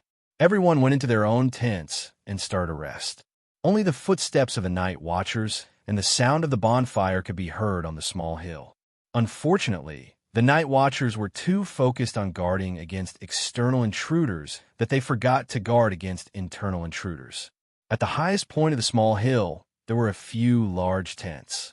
A black shadow suddenly flashed out from one of the tents. With extreme speed, it avoided all the eyes and shuttled back and forth in the dark night, bringing with it a gust of wind that blew towards the bonfire. In the end, it entered another tent. That tent belongs to Shokuho Misaki. Wu Yin and Co. are staying at the top of a small hill. However, unlike Fei, Sylph, and the other girls, they didn't have their own tents. Other than Wu Yin, the other girls had their own tents, and they slept in the same tents as them. The reason why I used the word almost was because among these girls, there was still one who insisted on sleeping alone in a tent. This person was, of course, our most prideful, Her Highness the Queen. The wolf that just entered the tent let out an eerie chuckle when he saw Shokuho Misaki sleeping on her blanket. The chuckle wasn't loud, but Shokuho Misaki heard it all. She frowned as if she was dissatisfied with the sound of the wolf's laughter. Her eyelids fluttered, and she slowly opened her eyes. Shokuho Misaki realized something was amiss when she regained her consciousness. She quickly sat up and looked at the entrance of her tent. A black shadow entered her vision, and she almost screamed in shock. You? Shokuho Misaki's eyes turned cold when she saw someone sneak into her tent. She was about to turn the intruder into an idiot when she heard the familiar voice. Shokuho Misaki's heart skipped a beat, and her cold gaze disappeared. Aya, as expected of Jusan. Someone chuckled. Shouldn't a girl scream and shout something like, "There's a pervert," and then act out a scene of a girl chasing a guy and the guy running over the wall? Hearing this, Shokuho Misaki puffed up her chest in annoyance. Little Yin, do you really think I'm that kind of girl? Indeed. Wu Yin rubbed his chin, and he mused. A normal girl would ask a stranger who barged into her room, "What are you doing here?" or something along those lines. After all, it's a man and a woman who are alone together. Shokuho Misaki had a bad feeling when she heard Wu Yan's weird explanation. She felt a bad premonition coming from her heart. Why are you looking for me? Shokuho Misaki had a bad feeling about this. Her instincts are telling her that this person doesn't come with good intentions. Wu Yan chuckled coldly. He looked at Shokuho Misaki and said angrily, "Jusama, it seems like you've been ruining my plans a lot lately." Shokuho Misaki was stunned. She was smart enough to understand why Wu Yin came looking for her. In other words, he's here to restore his position as her husband. Thinking of this, Shokuho Misaki's bad feeling intensified. Instinctively, Shokuho Misaki giggled to cover up the panic in her heart. I'm here because I miss you so much. I see. Wu Yin chuckled. It's obvious that he didn't listen to Shokuho Misaki's words. But I didn't come here to listen to your explanation. Jusama, Shokoko Misaki's smile froze on her face. Based on her understanding of Wu Yin, there's only one thing that can achieve his goal of reinstating her husband's authority. This is the right time, the right people, and the fact that he didn't care about the geographical advantage. There's only one thing that can achieve his goal of reinstating her husband's authority. Shokoko Misaki forced a smile that's uglier than crying. She weakly said, Yin-sama, I know I was wrong. I know I was wrong. Since her Lady Queen had admitted her mistake so straightforwardly, it was only natural that she had guessed what a certain someone was planning to do here. Thus, she would rather put down her pride and beg for forgiveness from the man before her than let her pride be toyed with by a certain someone for an entire night. Furthermore, it was at this time and place. Unfortunately, her words still went in one ear and out the other. Wu Yan's face turned as dark as the bottom of a cauldron when he recalled how he almost ended up with a knife. He looked at Shokoko Misaki's panicked expression. Wu Yan pounced on her. Shokoko Misaki panicked. She tried to get up from a blanket in an attempt to avoid the hungry wolf. But before she could get up, she was pressed back down onto the blanket by a weight that came from above. Shokoko Misaki has a great body. Only Ikaros and Astria can surpass her. Wu Yan felt a soft sensation in his heart when he pinned her down.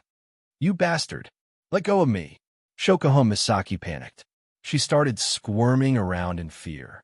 However, her movements didn't manage to get her out of Wu Yan's grasp. Instead, Wu Yan reacted by pressing a hard object against her body. Shokoko Misaki froze up and didn't dare to move anymore. But just because Shokoko Misaki didn't move doesn't mean Wu Yan is going to let her go. Yin-sama, we are in the wild. We are in the behemoth forest. Shokoko Misaki cried out in pain. The wild isn't that bad. I've never tried the wild before. Wu Yan licked his lips and revealed a smile that made Shokoko Misaki shiver.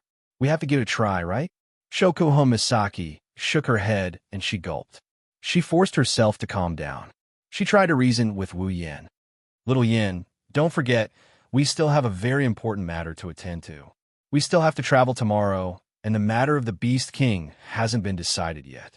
We should focus on the bigger picture. We shouldn't be fooling around. Little Yin, you are a sensible person. I'm sure you wouldn't do something like this, right? Oh, I see. Wu Yin pretended to think for a bit. You're right. The matter of the Beast King is a big deal. Right? Shokoko Misaki seemed to have seen a glimmer of hope for survival. She spared no effort in trying to convince Kirito to stay alive. With our relationship, we still have a long way to go. We can do something private like this anytime. However, the matter of the Beast King is a big deal.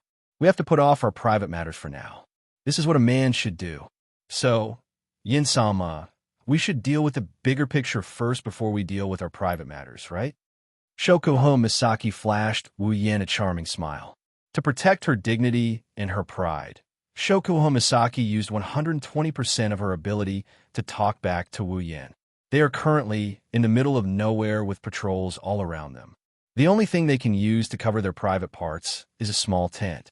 If Wu Yan were to do something to her here, knowing Ju-sama's personality, she would probably spend the whole night trying to please the werewolf in front of her. Shokoko Misaki also knew the shameless bastard on top of her. She knew that if she couldn't escape from him tonight, he would use all sorts of methods to humiliate her.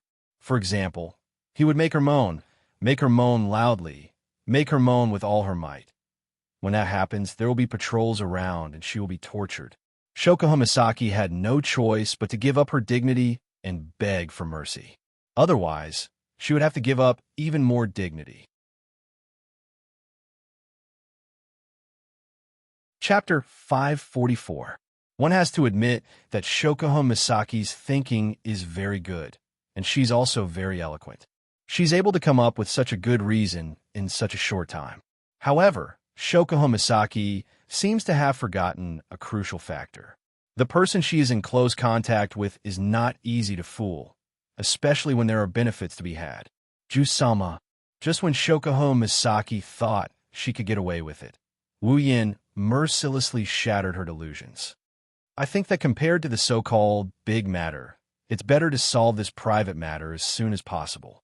Otherwise, it's not a good feeling to be kicked in the back by your own wife every time. That's right, I don't think so. Shokuho Misaki's body trembled as she begged. There won't be a next time, so please forgive me this time. Wu Yin smiled. It was a bright smile, but it made Shokuho Misaki's heart sink.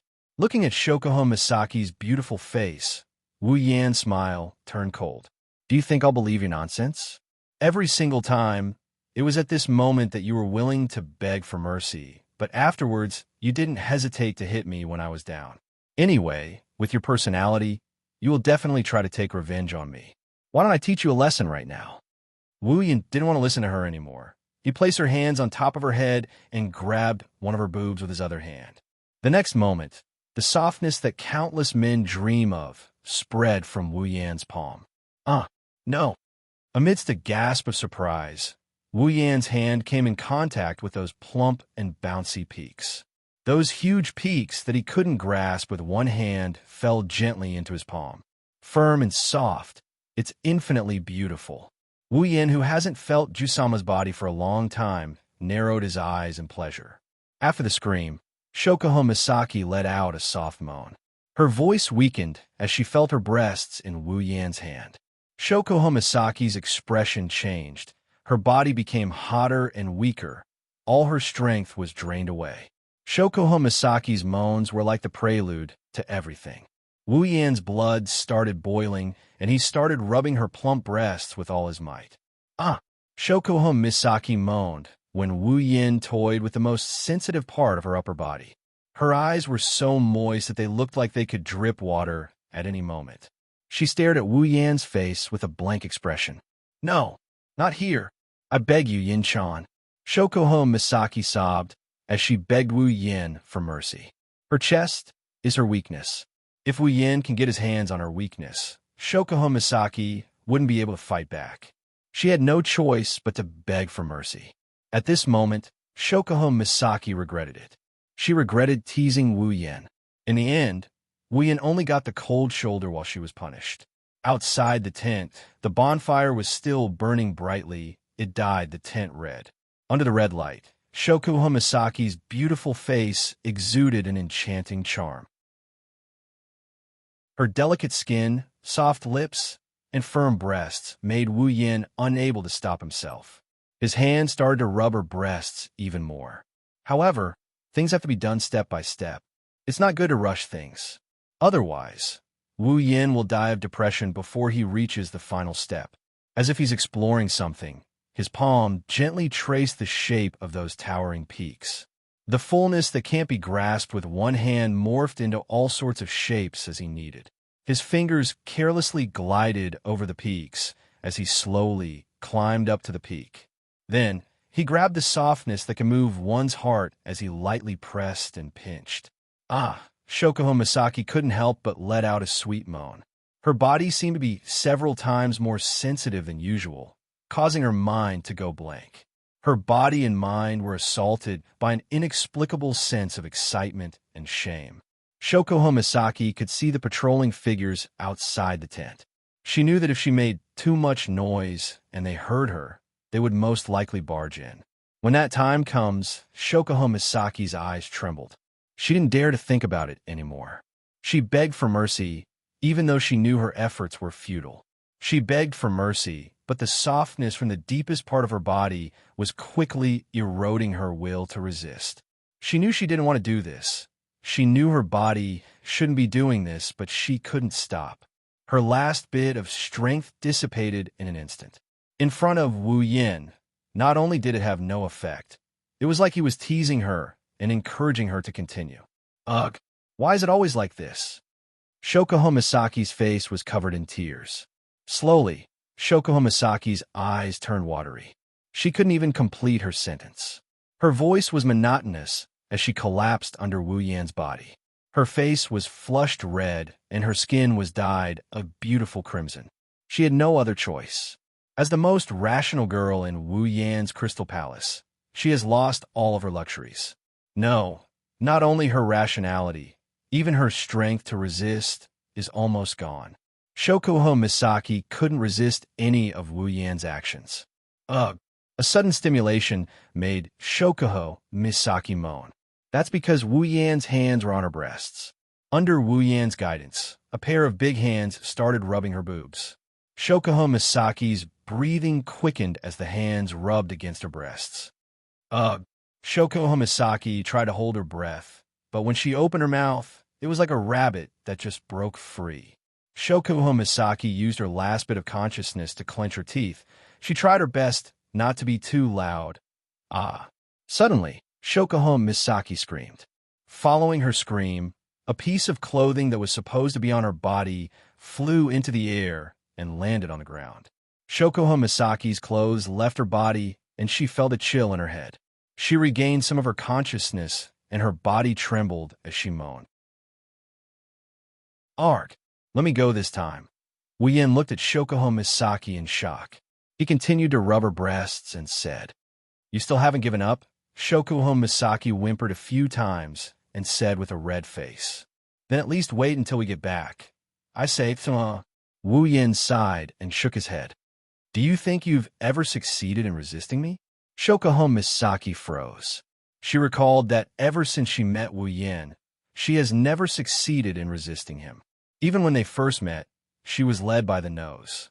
Shokuho Misaki's face was covered in tears again. It turned out that the brilliance of his entire life had all been ruined here. No, I am a queen, the queen of Tokuwadai, the queen of Spalier World Academy. How can I admit defeat like this?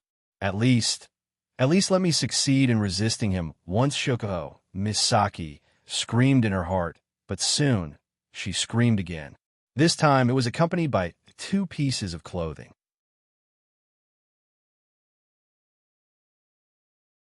Chapter 545. Gazing at her perky breasts, they're lying flat on the ground, but they're perky and firm. Maybe it's due to the intense stimulation. They're glowing with a beautiful red hue. Wu Yan's wine-red eyes gradually turned heated as he stared at her. Shokuho Misaki's resistance was completely destroyed by this sudden stimulation. She didn't even have the chance to think twice before she died. Ha ha, ha ha ha, ha ha ha, ha ha ha, ha ha ha, ha ha. Ugh, ugh. Shokuho Misaki gasped for air. She didn't know where she got her strength from, but she tightened her body. Her waist was 5 centimeters off the ground. It was as if she was giving Wu Yan her most precious treasure. The person on top of her kept caressing her most sensitive parts. The intense pleasure was transmitted directly to her heart. This wasn't the first time Shokuho Misaki experienced this sensation, but every time she experienced it, she couldn't help but fall into it. She longed for what was about to happen next. This thought caused her to be in a dilemma every time she did it. Ugh, no. Her body started to disobey her. Her heart was pounding nonstop. Shokuho Misaki tried her best. She tried her best not to cry out, but the effect was unbearable. Unknowingly, Shokuho Misaki fell into the control of pleasure. Wu Yan pressed his body down a little. He continued to perform Taiji fist on Shokuho Misaki's perky breasts. Wu Yan's body started to heat up. Wu Yan couldn't hold it in any longer. He buried his head between her breasts. Ah! The pleasure from her chest spread through her entire body. Shokuho Misaki screamed louder than before. After she screamed, Shokuho Misaki was scared out of her wits. She endured the numbness in her chest and raised her head to look at the tent. When she confirmed that the patrolling guards didn't notice her, she sighed in relief. Shokuho Misaki was so excited that she almost cried. This feeling of constantly worrying about her house being destroyed was really uncomfortable, but it was also sweet and strong. Shokuho Misaki felt that her hands and feet were slightly trembling. Ugh, you bad guy. Shokuho Misaki looked at Wu Yan burying his head between her breasts. Shokuho Misaki scolded him, but the atmosphere was getting more and more intimate. She knew that if this goes on, she will fall into his arms. Wu Yan isn't going to stop, so she accepted her fate. She took a deep breath, and she closed her eyes. She stored up all her remaining energy, so she could use it to suppress her moans later. Wu Yan didn't say anything. He just smiled and hugged Shokuho Misaki. While rubbing her breasts, he covered her lips with his own. Ugh! Shokuho Misaki slowly lost her consciousness. She was doing things to please Wu Yin. She accepted his invasion. After a long time, her lips finally parted. Her eyes were watery. Wu Yan's heart heated up when he saw Shokuho Misaki's seductive look. He shook his body and took off his clothes. His movements were so smooth that it was amazing. When Shokuho Misaki finally reacted, a strong electric current flowed through her body. Shokuho Misaki raised her head and moaned. She wrapped her arms around Wu Yan's neck. Everything was settled. A pair of slender legs wrapped around Wu Yan's waist. Her body contained everything that Wu Yan had. Shokuho Misaki's body was filled with indescribable pleasure. It didn't matter if she was willing or not. She had to accept this boundless pleasure. It was a pleasure that made her lose herself. It was a pleasure that made her soul go into a trance. Her soft and supple body pressed against Wu Yan's. Wu Yan cupped Shokuho Misaki's buttocks with both hands, and he started thrusting her body in and out of his arms. Woo, woo, woo. The electric current hit Shokuho Misaki's body. It went straight to the deepest part of her body. Shokuho Misaki felt like her whole body was burning. She started to feel dizzy. A strong feeling forced her to open her mouth. Shokuho Misaki couldn't resist it. She could only raise her hands and cover her mouth, trying to keep the noise that might attract people's attention in her mouth. At this moment, Shokuho Misaki was surprisingly weak. It should be said that every girl is as soft as water at this moment. Shokuho Misaki didn't know how tempting it was for Wu Yan to see her trying to suppress her moans. He started to move her up and down faster. Shokuho Misaki started to feel more comfortable. Wu Yan started to take advantage of her. The strong stimulation made Shokuho Misaki tear up. She watched as Wu Yan enjoyed her body. Her heart was filled with hatred. She tried her best to hold back her moans, but Wu Yan still moved her even more. Is he really not worried about being discovered? Or does he want his wife's body to be seen by other people? Shokuho Misaki was lying on top of Wu Yan. She passively accepted Wu Yan's thrusts. Her delicate face was flushed red. Her slender legs touched Wu Yan's waist from time to time, giving him a different kind of stimulation. He started to move her even faster. Oomph. Her sensitive body gave Shokuho Misaki the greatest stimulation. Shokuho Misaki panicked. She covered her mouth with her hands and moaned. Her moans reverberated in the tent. The cold tent felt like it was burning under the influence of the ambiguous atmosphere. The temperature rose as if it was on fire. Finally, under the stimulation of the intense pleasure and the shame of being discovered, Shokuho Misaki reached her peak. The pleasure rushed into her mind, and in that moment, the most beautiful moment of her life bloomed. Her snow-white skin was dyed with a cute shade of pink. The air was filled with heat. Shokuho Misaki's eyes rolled back slightly. Fine beads of sweat dripped down her body, telling others about her current state. Needless to say, at this moment, Shokuho Misaki actually managed to hold back her moans. Ha! Ha! Shokuho Misaki panted heavily. Her full breasts bounced up and down as she panted. Her stamina has always been her weak point, so for her to be able to last this long, it must be said that it's quite impressive. Finally, it's over. Shokuho Misaki collapsed in Wu Yan's arms. She breathed a sigh of relief. During that period of lovemaking, Shokuho Misaki's most basic perseverance was challenged. There were many times when she almost screamed. She was scared out of her wits. She was constantly worried that she would be discovered. She had to endure the punishment throughout the entire process. Only Shokuho Misaki knows how sad it was. But at the same time, it was also a very stimulating scene. That's why Shokuho Misaki surrendered quickly. Shokuho Misaki felt lucky, but also frustrated. After all, our Jusuma always thought that she was the one on top. Unfortunately, just as Shokuho Misaki was feeling conflicted, Wu Yan made his move again. He placed Shokuho Misaki on the blanket and made her lie down with her back facing him. Shokuho Misaki realized something and panicked. Before she could beg for mercy, her body was penetrated again. Her begging turned into panting. She started moaning like a bitch, Shokoko Misaki's last thought was that she was too sweet.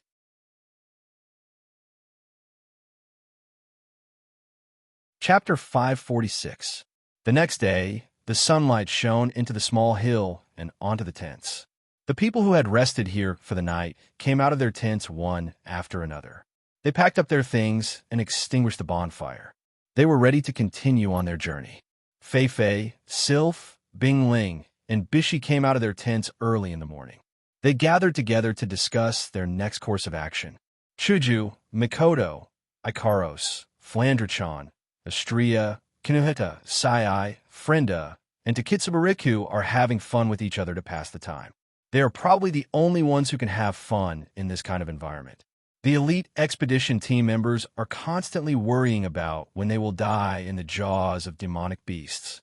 Fei Fei and the others are also thinking about whether they can complete the mission and whether there will be any danger ahead.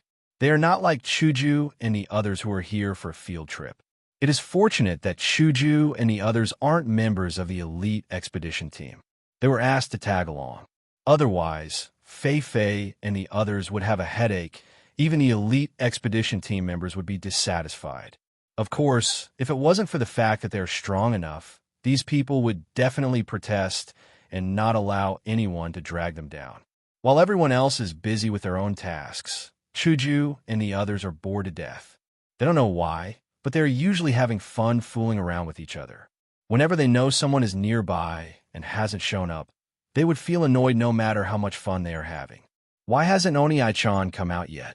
Flandre-chan laid on top of Hinajiku's body listlessly. She called out weakly, completely different from her usual lively self. He's probably still sleeping in. That's how he is. Chuju ruffled Flandre-chan's hair. Even though she said that, her eyes kept drifting towards the tents. Astria couldn't help but groan as she laid on the ground. Master, please come out. I'm hungry. Don't you think it's super dirty? Kinuhita Sai was speechless when she saw Astria sprawled on the ground. She was obviously talking to a cow. Astria didn't care about her image at all. She continued sprawling on the ground. Perhaps in Astria's worldview, food is always the most important thing. In the end, you better get up quickly. This is too much. Frenda said. Her gaze landed on Astria's oval breasts that were exposed from lying on the ground. Her eyes flashed with envy, jealousy, and hatred. Unlike the other girls who were chatting, Ikaros and Takitsubariku didn't take the initiative to speak. They only answered a question or two when Chuju, and they spent the rest of their time staring at the tents, hoping to see a familiar figure walk out. As time passed, the most impatient Mikoto finally couldn't wait any longer and stood up. I'll go wake up that lazy bastard. Can't you just super ignore him? Kinuhita Sai waved her hand nonchalantly. It's not like he'll be super tired if he doesn't super wake up naturally. Might as well super sleep him to death. Frenda shook her head when she heard Kinuhita Sai's malicious words. She glanced at Wu Yan's tent and turned to look at the other tent. She scratched her beret in confusion. It's fine if that guy isn't awake, but why isn't Shokoko awake yet? She should be drinking tea by now. Frenda's words caused all the girls present to react, and a thought flashed through their minds. It's fine if Yin isn't awake, but Shokoko Misaki isn't awake either. Mikoto narrowed her eyes. Something's not right. It's not like that woman. Even Mikoto, who hated Shokoko Misaki the most, felt the same way, let alone Astria, Kinuhita Sai, Frenda, and Takitsubariku, who spent a lot of time with Shokoko Misaki at the Spalier World Academy. Frenda touched her face, tilted her head, and suddenly said something shocking. Say, Shoko didn't get up. Could it be because of that guy? Or could it be that the two of them were in the same tent? The girl's expression froze. Other than Flandre-chan, 7 pairs of eyes looked at the 2 tents. Those are Wu Yin and Shokoko Misaki's tents. Takitsubariku hesitated for a moment. She looked like she was struggling with something. It didn't take long before she weakly defended Wu Yin. I don't think so. This is the wilderness, and we have important things to do. Even if it's him, he wouldn't choose to do it at this time. Takitsubariku face blushed. Combined with the fact that she might say choose to do it at this time, it's hard to imagine. However, Mikoto's lips curled into a cold smile when she heard Takitsubu Riku's words. Do you really think he wouldn't choose to do it this time? With his personality? Takitsubu Riku opened her mouth as if she wanted to defend Wu Yin, but in the end, she couldn't say anything. It seems like even Takitsubu Riku, who is always on Wu Yan's side, doesn't dare to vouch for Wu Yan's personality. Or rather, she vouches for Wu Yan's moral integrity. Chuju and Mikoto looked at each other. They looked at the two tents in the distance and thought about the possibility of Frenda's words. The more they thought about it, the more likely it is. Their beautiful faces darkened. Just as they were about to barge into the tents, Wu Yan's figure finally appeared. His appearance made Chuju and Mikoto's gloomy faces even darker. That's because the tent Wu Yin came out of is Shokuho Misaki's tent. Wu Yin, who looked like he just drank 2 caddies of Erguo 2. Murderous aura. As soon as he said that, 2 figures appeared in front of him, giving him a big fright. When he got a good look at the 2 figures, he let out a sigh of relief. But then, he raised his guard again. That. Wu Yin smiled awkwardly and raised his hand. My 2 heroines, can you not look at me like that? I'm scared. Hinajiku and Mikoto smiled at him, but there's not a hint of a smile in their smiles. Hey Yin, can you tell me? Mikoto's bangs fluttered. That's a sign that she's about to fire. Do you know why you came out of that woman's tent? Oh, so that's what it is. Wu Yin relaxed and rolled his eyes at Chuju and Mikoto. And here I thought it was something serious. That scared me to death. Chuju's mouth twitched. How can you answer our questions in such a nonchalant tone? Huh. Wu Yin looked at Hinajiku strangely. There's nothing to be concerned about. Is there a problem with sleeping with my wife? Hinajiku and Mikoto glared at the nonchalant Wu Yin. The table of their hearts was flipped 100 times in a row. What's the problem? It's a big problem. Mikoto gritted her teeth and glared at Wu Yin. Do you know what time, place, and situation you're in? You're doing such a shameless thing here, and you're still so nonchalant. Mikoto's words made him speechless. It's because of this time, place, and situation that I have to do this. Otherwise, I won't be able to sleep well at night. You? Chuju and Mikoto were stunned. Wu Yin glanced at Hinajiku, and then looked at Mikoto before he punched his fist into his palm. Are you guys jealous? Jealous? Chuju and Mikoto's faces turned red. Wu Yin teased. How about I sleep at your place tonight? No need.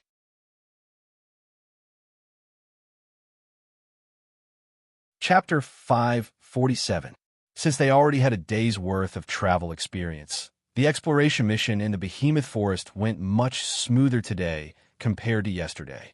Disregarding everything else, the group of more than 100 people walked for 3 to 4 hours without encountering a single demonic beast. This was not only because of luck. The most important thing was that this time, everyone was fully alert. Their sense of crisis had been raised completely. Their efficiency had increased a lot. Everything had become much more advantageous because of their self-enthusiasm. During the journey, Fei Fei, Bing Ling, and Bishi walked at the front while the others walked behind them in an arc formation. Wu Yan's group of 10 and Sylph walked in the center of the formation. Fei Fei and the other 3 had a discussion in the morning. They all agreed that Wu Yan's group and Sylph's group will be the most important to carry out the mission. Without them, they would have a hard time moving forward when encountering demonic beasts in the depths of the Behemoth Forest. That's why Wu Yan's group and Sylph's group must be in perfect condition before encountering any demonic beasts. Therefore, the group of 11 people, including Sylph, entered the protection zone of the expedition team. They're conserving their energy for the upcoming battle. After an unknown amount of time, and avoiding countless demonic beasts, Fei Fei and the other 2 who were walking at the front suddenly stopped. The rest of the group also stopped and looked ahead. The forest in front of them is still the same as the surroundings. However, the people present aren't just there to make up the numbers. They can feel that even though the forest in front of them doesn't look any different from the surroundings, they can feel a very oppressive aura coming from within. There's also a dense and powerful mana fluctuation coming from within. Fei Fei, Bing Ling, and Bishi's expression turned serious. They turned around and looked at the rest of the group. We are about to enter the depths of the behemoth forest. Everyone's expression changed when they heard this. Fei Fei and the others' expressions turned serious. Wu Yan's group, on the other hand, had a sudden realization. No wonder the oppressive aura is so intense. It turns out that the depths of the behemoth forest are right in front of them. After countless years of exploration by the people of the Spalier world, the behemoth forest is divided into 3 regions based on the rank of demonic beasts. The outermost region is generally inhabited by demonic beasts that are rank 5 and below. Demonic beasts that are rank 5 and above rarely appear in the outermost region. Therefore, the region where rank 5 demonic beasts reside is the outermost region of the behemoth forest. Next is the inner region. The inner region is mainly inhabited by rank 6 and rank 7 demonic beasts. Rank 8 demonic beasts rarely appear in the inner region. Demonic beasts that are rank 5 and below are reduced to food. Therefore, the inner region of the behemoth forest is where Wu Yin and the others encountered the blue thorn cats and the small hill. The remaining core region is the deepest region of the behemoth forest. The deepest region of the behemoth forest is much smaller than the inner region. It's even smaller than the outer region. Even the demonic beasts that live here are the least. However, the demonic beasts that can live here are all extremely powerful soul beasts. Demonic beasts that are rank 7 and below are almost extinct. Peak rank 7 demonic beasts are the bottom line here. Only rank 8 demonic beasts can occupy this region. Demonic beasts that can occupy this region are rank 9 demonic beasts. Here, I would like to remind everyone. Bing Ling looked at everyone and continued Fei Fei's words. We can encounter anything in the deepest region of the behemoth forest. It's no longer a game like before. There are almost no rank 7 demonic beasts in there because they don't have the qualifications to stay there. In the depths of the giant beast forest, the weakest magical beasts we encounter are at least at the peak of the 7th rank. 8th rank magical beasts might not be everywhere, but there are definitely more of them than here. If we aren't careful, Bing Ling went silent and didn't say anything else. However, everyone's heart felt heavy. There's no need to think about what rank demonic beasts are stronger than rank 8 demonic beasts. Even Wu Yin and Ko, as well as Sylph, didn't look as nonchalant as they were before. Bishi took a few steps forward and said to everyone, "We have to be extra careful from now on. This is the only thing we can do. Wait a moment. The 3 of us will continue to lead the way. Everyone gather behind us and monitor the surroundings. Wu Yin and Sylph, you 2 will be in the center. Be ready to support us at any time." Yes. The members of the expedition team replied in unison. Wu Yin and Sylph also nodded in agreement. Fei Fei, Bing Ling, and Bishi turned around and walked into the forest. They looked like they were ready to throw caution to the wind. The others followed closely behind them.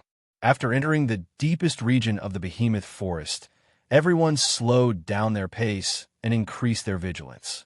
This place is completely different from before. Rank 8 demonic beasts might appear at any time. Everyone has to be on high alert. That's why they would rather slow down than get into trouble for no reason and end up in hell. The surrounding trees were constantly moving backwards as the group moved forward. The atmosphere was so quiet that it was frightening. There wasn't even the slightest cry of a magical beast. This caused most of the people present to have goosebumps.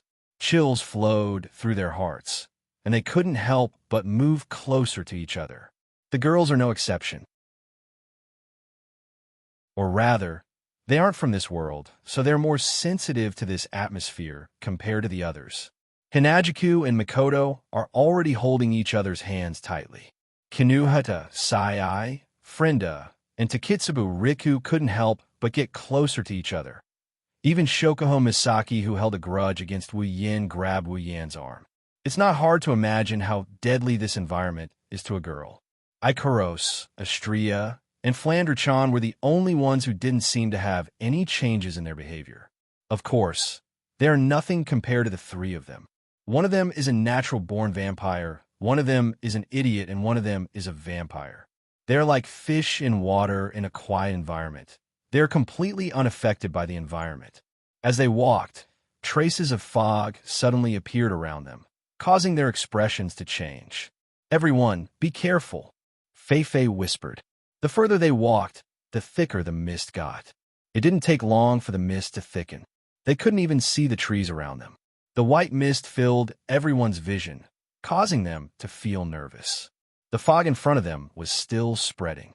It was like a silk thread spreading out. After it floated out, it spread very far. Soon it completely covered the area in front of them. They could no longer see the road clearly. Without a doubt, this was a very bad situation. With the cover of the fog, no matter how vigilant they were, there would be times when they would be taken advantage of. The scope of their search was also reduced by a lot.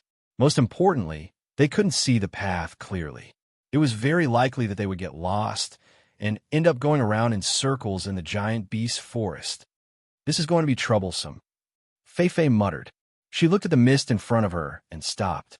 Everyone else stopped as well. At this time, the most taboo thing was to wander around aimlessly. Getting lost was one of the problems. What they were afraid of was that as they walked, the people around them would scatter. When that happened, it would be the most troublesome time. The behemoth forest itself is irregular. It covers an area that spans 3 empires. It's bigger than any of the empires. It's obvious how vast it is. It's only a matter of time before they get separated from each other.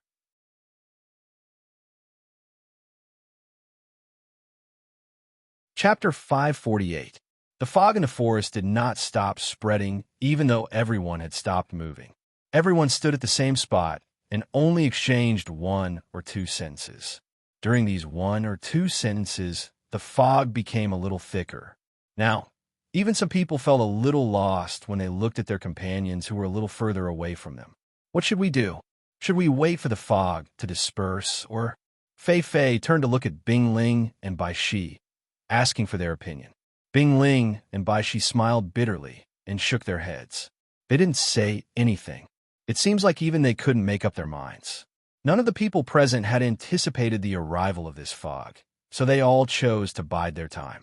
In this kind of unknown situation, recklessly making a decision was a foolish thing to do. Fei and the others had already decided to gather together and discuss it. Wu Yin clicked his tongue in boredom when he saw Fei, Sylph, and the other 2 gathered together. He clicked his tongue in a bored manner. He wanted to borrow the power of the system item to get through this foggy weather. His hand stopped halfway through his action. In the quiet environment, a series of rustling sounds could be heard clearly in everyone's ears. At first, everyone thought that it was the sound of wind blowing through the surrounding trees. However, they soon realized that something was wrong. Compared to the sound of wind blowing, this strange sound was more like the sound of something rubbing against a tree trunk. Something's up. Fei, Sylph, Bing Ling, and Bishi returned to their original formation and readied their armaments. The members of the expedition party finally showed their elite qualities. They surrounded everyone in a circle and looked around vigilantly. Everyone could clearly hear that in the dense fog, there was a strange sound that was not very loud but very clear. That sound was like a snake crawling on the sand. It was the sound of something rubbing against something. Everyone focused their attention on their surroundings in an attempt to discover something. Time slowly passed. Other than the rustling sound, there was no other movement. Wu Yin frowned. Is it really the sound of the wind? No. Mikoto shook her head. The sound of the wind wouldn't be this rhythmic. It wouldn't be constant either. This is definitely not the sound of the wind. Master, Ikaros's pupils shrunk. Blood-red dots could be seen in her eyes. I've detected the presence of a life form within a certain range. That's right. It's a life form. Shokuho Misaki nodded. I can also feel a psyche wave around us. You can feel it? Wu Yin looked at Shokuho Misaki. Can you control it? No. Shokuho Misaki shook her head without hesitation. This psyche wave is beyond my control. It might be. Pink cherry blossom petals curled around Chuju's palm, and a crystal sword appeared in Chuju's hand. The sword's blade shone with a bright luster. A Tier 8 demonic beast. The words Class 8 magical beast entered the ears of everyone present, causing their hearts to tighten. Before they could react, the sha-sha sound that reverberated in the surroundings abruptly stopped. Immediately after, the sound of air being torn apart resounded, bringing with it a gust of wind as it charged towards the crowd. "It's here!" someone shouted. Then, everyone saw a series of black shadows rapidly expanding in the mist, bringing with them the faint sound of wind. In the blink of an eye, they appeared in front of everyone's eyes. It's a series of water orbs. A gigantic water ball with a diameter of 0.5 meter and a body that flickered with a metallic luster attacked the crowd from all directions. Although it was a water ball, the water ball was filled with an enormous amount of magic power.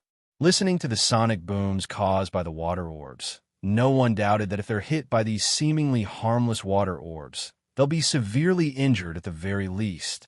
Bing Ling, who was standing at the front, coldly snorted. A majestic dough cheese suddenly rose from his body. The dough cheese suddenly spread outwards. Then, the dough cheese that spread outwards directly enveloped the water balls that were attacking. In the next moment, the water balls violently trembled. The water vapor was rapidly consumed. Under everyone's gaze, they slowly condensed into ice balls and fell to the ground. Bing Ling's actions caused the group to move as well. At this moment, no one showed any signs of panic. Everyone released their dough, chi, and magical energy to block the water orbs. One after another, the armaments danced in the air, leaving afterimages in the air as they struck the water balls. The water balls that were struck by the armaments were either detonated or flung away. The performance of the members of the expedition team was on a completely different level compared to the previous day. However, there were too many water orbs.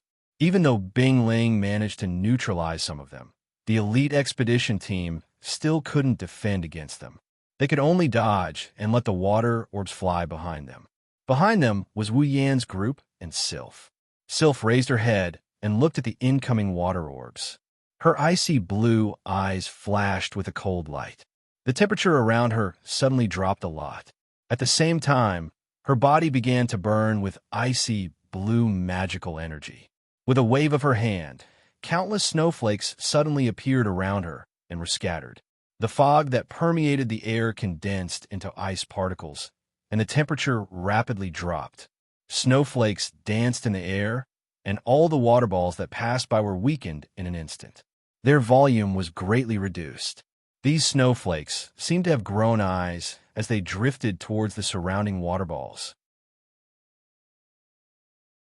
Any water ball that was touched by the snowflakes would be significantly slowed down, reducing the pressure on everyone by a lot. Fei Fei, Bing Ling, and Bishi stood guard at the front. They observed the battle situation of their companions. They watched as they released battle techniques, magic armaments, and even neutralized the water orbs from time to time. Fei Fei and the other two nodded. Then, they noticed Sylph's attack, and their expression turned slightly helpless. They didn't expect that the moment they entered the depths of the behemoth forest, Sylph's time to attack has already arrived. At this moment, a loud whistling sound was heard. A fiery red silhouette suddenly flashed through the mist. At the same time, a large number of water orbs exploded from all directions like meteors crashing down on everyone. The water orbs are twice the size of the previous ones. The members of the expedition party were shocked. They quickly raised their armaments to defend themselves. However, a series of water orbs with a diameter of more than 1 meter still managed to push them back. In the blink of an eye, a gap was formed in the mist. A water javelin shot out at an incredible speed. It pierced through the mist and through the gaps in the fog. With a cold gleam, it headed straight for the group of people in the center. Its target was none other than Kinuhata Sai. Kinuhata Sai's eyes turned cold. She raised her right hand, and a thick cloud of mist wrapped around her small fist, turning into a faint mist circle. Kinuhata Sai then threw her fist straight at the water javelin. But right at this moment, a water javelin that was much smaller than the previous one, but twice as fast, struck like a bolt of lightning. Before the water javelin could collide with the mist, the water javelin collided with the mist, causing the mist to disperse and scatter. Being caught off guard, even Kinuhata Asai couldn't help but be shocked. She quickly activated her ability to control the nitrogen gas and the white clouds around her body to form a cocoon-like object, wrapping Kinuhata Asai in it for defense. Bang! The water javelin collided with the mist ring. The mist and water javelin dispersed, and Kinuhata Asai's figure was revealed. Kinuhata Asai heaved a sigh of relief. She was about to say something when Chuju, Mikoto, and the others exclaimed. Kinuhata Asai's body tensed up. "Watch out!" Before she could finish her sentence, a black tentacle covered in mucus shot out from the mist and reached Kinuhata Asai in an instant.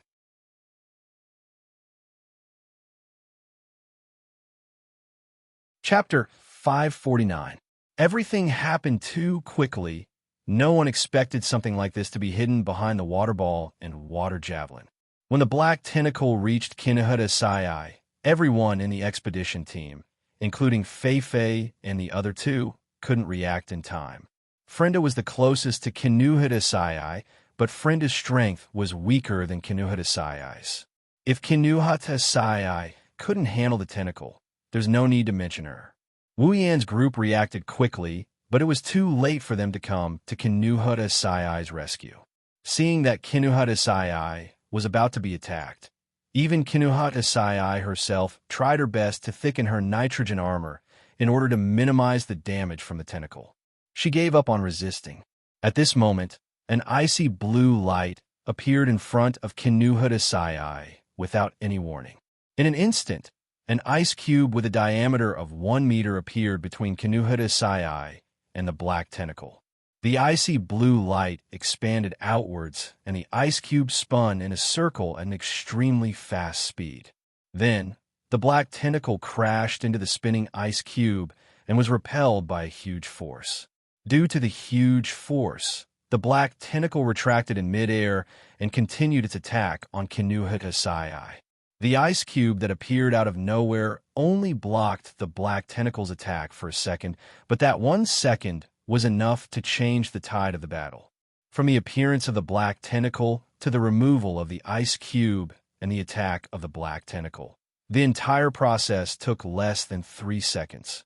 Because of the black tentacle, Wu Yan's group finally reacted. Realizing that their stupor almost caused Kinuhata Asai to be injured, other than Ikaros and Flandre-chan, Wu Yan's group was enraged. In the next moment, 2 flashes of blue and white lightning flashed from Wu Yan and Mikoto's body. The 2 flashes of lightning danced around each other, and with an unstoppable force, they struck the black tentacle. The dense blue and white electric light illuminated the entire area. Caught off guard, everyone was secretly shocked. However, before they could recover from their shock, the black tentacle was wrapped up by the electric light. In the blink of an eye, the electric light flowed out of the black tentacle, crawled into the fog along the tentacle, and hit the tentacle's owner. Hiss! A strange cry of pain rang out from the fog that had been struck by the electric current. The voice was not loud, but a powerful aura swept out along with the sound, causing a huge gust of wind to blow in the middle of the field. The elite expedition team was blown all over the place, their faces filled with shock. Fei, Bingling, and Bishi were shocked. They raised their heads and looked in the direction of the voice, their eyes solemn. This aura, it's not something a peak tier 7 beast can release. Bingling's face sank. Even Wu Yin, who can challenge those of a higher tier, cannot release this aura. Bishi said bitterly, "It seems like a tier 8 magical beast has really appeared." Fei sighed as she looked at the mist in front of her. They had just entered the depths of the behemoth forest. No matter what Fei and the other two were thinking, Wu Yin wouldn't know. Even if he did, he probably wouldn't say anything because he's in a bad mood right now. 2 crimson spatial ripples appeared, and a pair of black iron sand swords shot out from the ripples. They pierced through the black tentacle that was paralyzed by the lightning, for a dozen times. The black tentacle was cut into a dozen pieces and fell to the ground. Hiss! A painful hiss was heard as the black tentacle disintegrated. However, the pain was much more intense than before. Even so, it didn't affect Wu Yan at all. He waved his hand and put away the iron sand swords and gate of Babylon. His wine-red eyes were terrifyingly cold. Strands of golden light flashed through his eyes, revealing his inner emotions. Wu Yan took a deep breath to calm his anger. He walked up to Kinuhata Sai, who was still in a daze. "Koei, are you all right?" Kinuhata Sai patted her chest and waved her hand. Her breathing was a little hurried. "I'm super fine.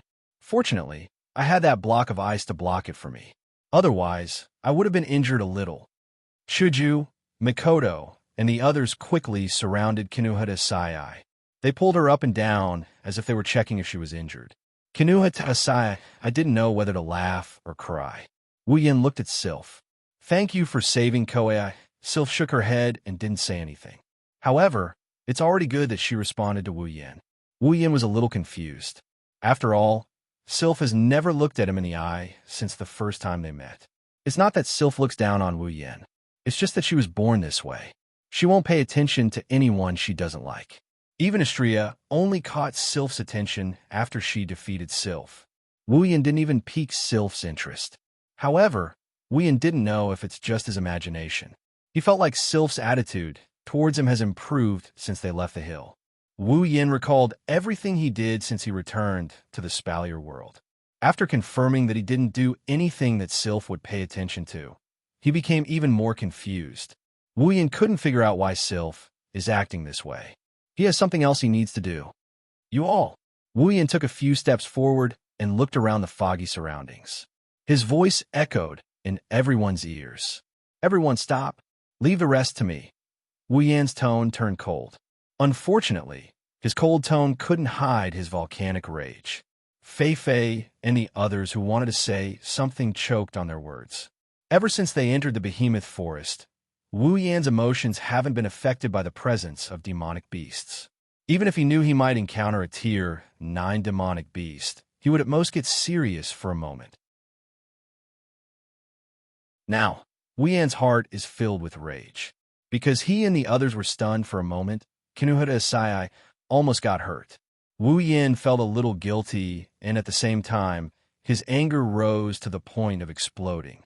However, the culprit in the mist seemed to be enraged by the electric current and the disintegration of its tentacles. Therefore, at the moment when its anger rose, the culprit made the first move.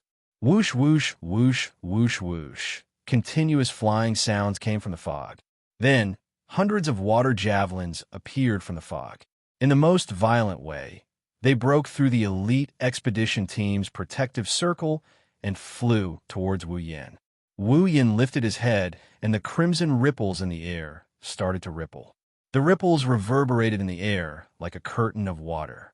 Hundreds of black lights shot out from the ripples and collided with the water javelins. The water javelins were shattered into pieces and scattered into the air like water droplets. The black lights that came out from the gate of Babylon are naturally the iron sand sword. "How dare you hurt the people around me?"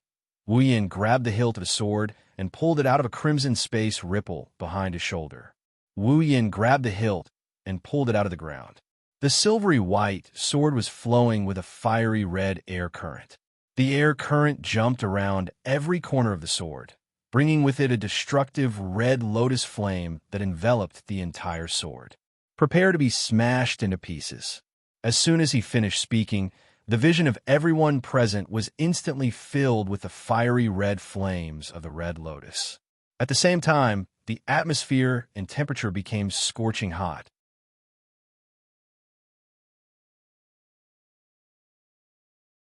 Chapter 550. In the middle of the misty forest, the crimson lotus flame shot up into the sky. The heat from the flames blew across the entire area. In the blink of an eye, a pillar of red flame covered the entire area. It's like a red lotus hell or a volcano erupting. It's a terrifying sight to behold.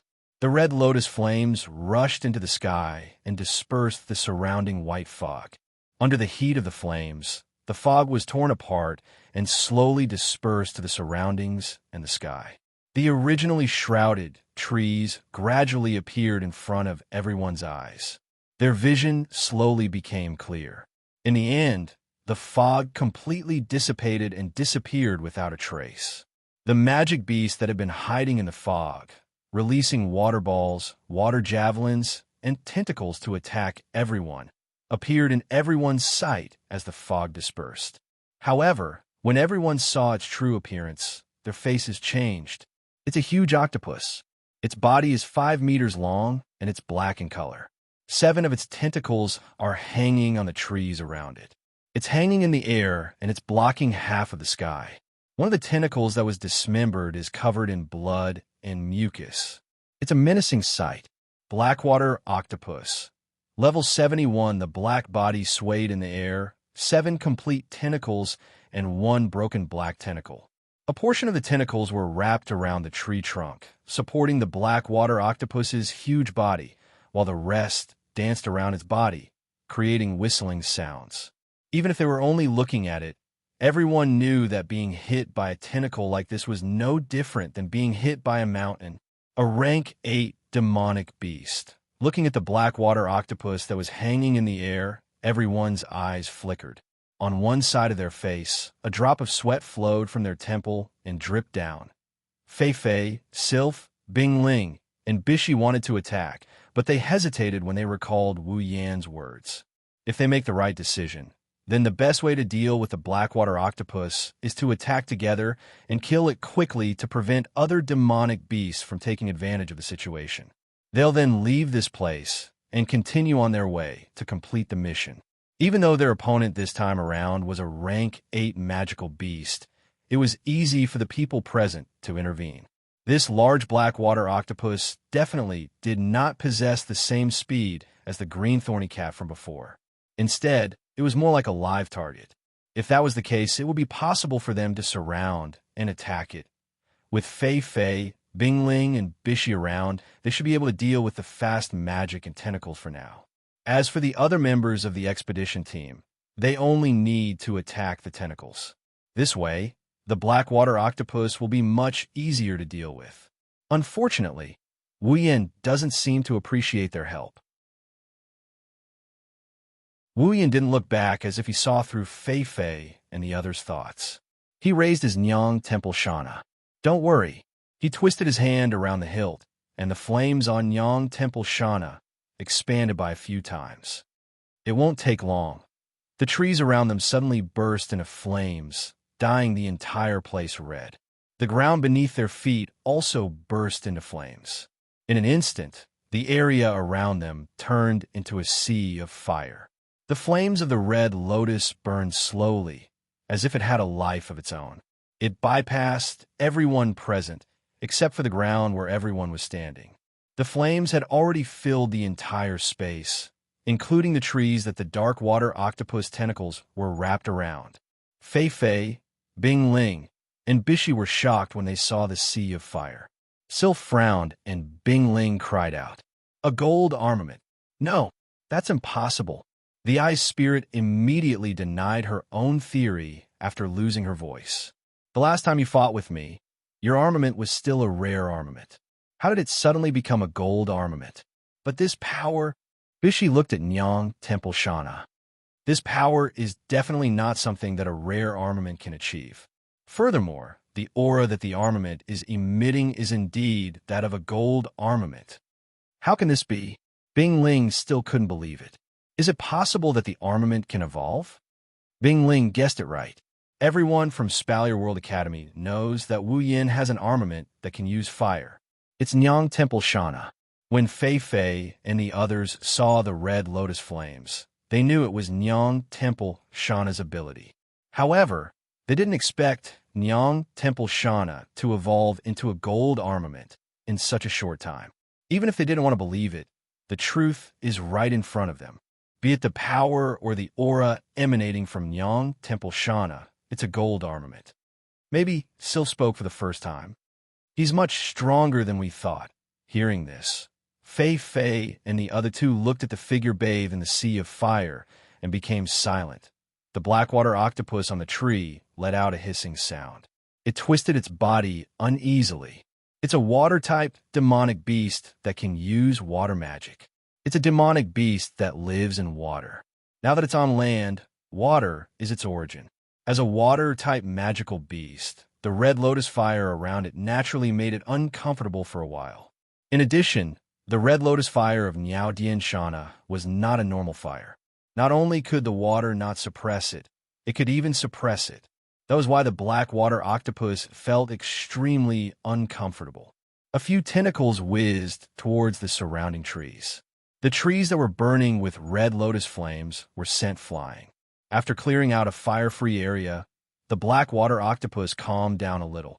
Wu Yan's eyes flashed, and he waved Niatono no Shana. The red lotus flames on the ground and trees not far away floated up into the air and flew towards the black water stamp. The tentacles of the black water octopus paused for a moment, then began to dance crazily, forming a windmill around the octopus to protect its body. The red lotus flame sprinkled on the windmill, but was blown away by the wind created by the dancing tentacles, falling to the ground nearby. Wu Yan frowned. He didn't expect the octopus to use such a method to deal with the red lotus flames. It's obvious that the octopus has a certain level of intelligence. Generally speaking, if one were to disregard other factors and only consider pure strength, when two parties of the same level, one was a human and the other was a magical beast, although their strength was the same, the winner would definitely be the human.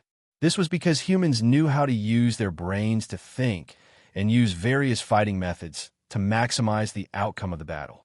On the other hand, magical beasts were not very intelligent and their attacks were straightforward. Therefore, even if their strength was the same, humans would be able to suppress magical beasts in battle. Against demonic beasts, as long as the disparity in strength isn't too great, it shouldn't be too difficult for humans to emerge victorious. However, the higher the rank of a demonic beast, the more intelligent it will be. Once a demonic beast advances, its combat ability will also increase very quickly. Just as the Thunder Emperor said, demigod beast kings have the same level of intelligence as humans. That's why they're such a threat to humans. The black water octopus in front of him already possessed a certain level of thinking ability. It knew how to fight in order to display its strength.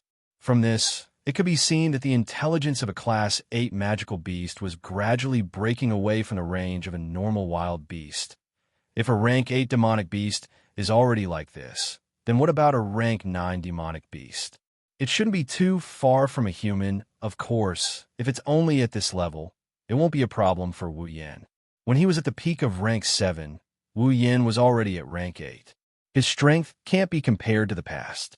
He pointed Nyang Temple Shana at the ground, and the red lotus flames surged. Looks like it's going to be a little troublesome.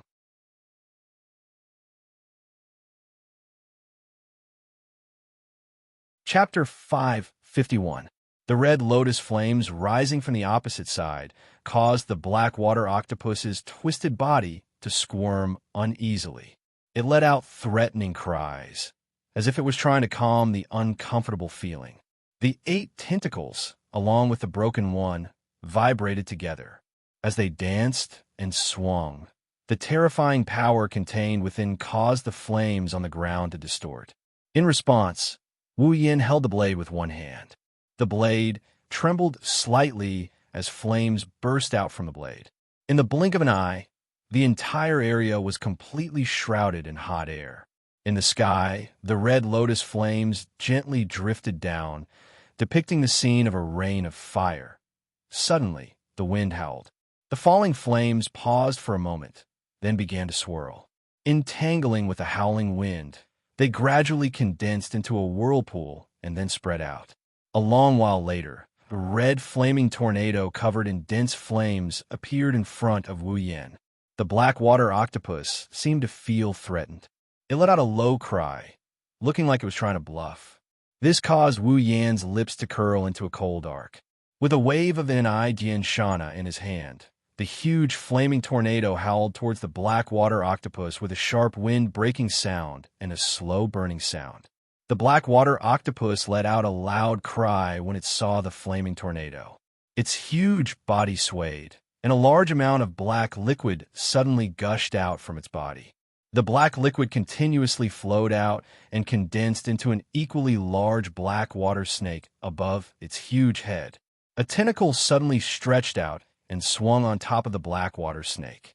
The black water snake, which was completely condensed from the strange, unknown black liquid, shot out. It was mixed with a force like rotten wood and faced the red flaming storm. Bang! One red, one black, one storm, and one water snake collided. They were in a deadlock for a moment before exploding with a loud bang. The violent explosion caused a piercing pain in the ears of the people who were on guard not far away. It was extremely uncomfortable. At the moment of the explosion, a circle of strong wind rippled out from the explosion site, causing the surrounding trees to collapse one after another. They fell into the burning red lotus flames on the ground, causing the scope of the sea of fire to expand by a few degrees. The black water octopus's huge body shrunk, its sticky body strangely contracting. A layer of faint black liquid seeped out from under its body and quickly enveloped the black water octopus's huge body. Wu Yan's figure suddenly appeared beside the black water octopus. The Shana, covered in the red lotus flames, streaked across the air like a heavy hammer and ruthlessly smashed into the black water octopus's body. Bang! The Shana heavily smashed into the black water octopus's body. However, Wu Yan's face did not have the slightest bit of joy. This was because the black water octopus's body was extremely slippery. When the Shana smashed into the black water octopus's body, it actually flew off the surface of the black liquid film and deviated from its path. Looking at the unharmed, dirty body, Yin tightened his grip on the Shana. The red lotus flames on the blade rose, and the temperature on the blade instantly caused the unharmed body to be scorched. The intense pain from the body caused the black water octopus's huge body to curl up. The huge tentacles suddenly swung back and viciously swung towards Wu Yan. The huge force mixed with the wind caused Wu Yan to move and quickly dodge. The tip of his foot stepped on the ground. Immediately, cracks rapidly spread from the tip of Wu Yan's foot all the way to the ground. The ground became shaky. Wu Yan used the force to jump up, and like a bullet, he shot towards the black water octopus. His figure flashed across the air. The Shana brought along a sonic boom and hot air as it flew towards the black water octopus. At this moment, those tentacles actually let out a shrill sound in unison. The sound was incomparably sharp. The tips of the 7 intact tentacles split open, and then water javelins shot out one after another from inside. Glancing at the incoming water javelins from the corner of his eye, Wu Yan tightly held the Shana in his hand and raised a curtain of fire. It was like a circle of blooming red lotus as it spread out. Ding, ding, ding. Wherever the curtain of fire passed, sparks flew everywhere. The water javelins that shot over were instantly vaporized into nothingness. Not a single one landed. The figure passed through the curtain of fire and shot towards the black water octopus. The crowd only heard a muffled sound, followed by the black water octopus's painful cry. Then they saw a huge tentacle fall from the black water octopus's body, heavily smashing onto the ground. After struggling for a while, it completely stopped moving. Wu Yan's body fell from the sky. The Shana in his hand slanted. Dark red blood flowed down the blade and gradually dripped down. Then it was vaporized by the red lotus flames. A fishy smell instantly filled the air. The black water octopus's body was slightly twisted. It was like a wild wolf licking its wounds, causing its huge body to have a wild aura. The tentacle closest to Wu Yan shuddered, and like an arrow released from a bow, it danced in front of Wu Yan in an instant. It tore through the air with a sharp sound. It lashed down with great force, thick, viscous liquid intertwined and splattered all over the place. It's extremely disgusting. The nauseating smell rushed into Wu Yan's nose, causing Wu Yan to frown. In his heart, his desire to deal with this black water octopus became even stronger. He made up his mind and slightly closed his eyes before fiercely opening them. The huge tentacle smashed down, but it smashed into flames.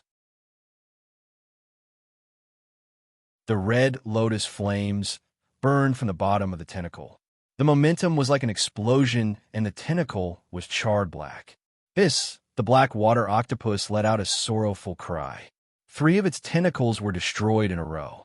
Even with its tenacious vitality, it still suffered quite a bit of damage. However, it didn't know that the real damage was yet to come. A strange, vibrating sound reverberated in the air. The strange, vibrating sound caused the burning red lotus flame to pause for a moment. That was the sound of the gate of Babylon being activated. A large amount of red spatial ripples spread out around the black water octopus. It was like a battery of cannons surrounding the black water octopus in the middle of the red spatial ripples. The black water octopus instinctively felt a sense of danger. It let out a roar and frantically waved its remaining 5 tentacles around, attempting to shatter the red spatial ripples that gave it a sense of danger. Unfortunately, the gate of Babylon was intangible and couldn't be attacked at all. In the next moment, 7 chains made of iron sand shot out from Kaibao of the king. Even though they were made of iron sand, there was still the sound of the chains. It sounded like a bell, and by the time the sound reached everyone's ears, the iron sand chains had already wrapped around the black water octopus body. 5 iron sand chains wrapped around the black water octopus 5 tentacles and tightly bound them. The remaining 2 iron sand chains wrapped around the black water octopus body, binding it tightly. Under the effect of the iron sand chains, the black water octopus was instantly trapped. Its slippery body couldn't help it break free of the iron sand chains. Its huge body struggled, dragging the iron sand chains with clanking sounds. It's time to end this. Wu Yan grinned. He waved his hand, and the iron sand sword shot out from the crimson space ripples. It circled around the black water octopus's head before it slashed down on its head. The iron sand swords cut through the remaining 5 tentacles of the dark water octopus. The 5 tentacles left the octopus body and hung on the iron sand chains. Before the octopus could make a sound, countless iron sand swords descended on its body. They streaked across the octopus body at an extremely fast speed. After maintaining this state for a long time, they finally stopped.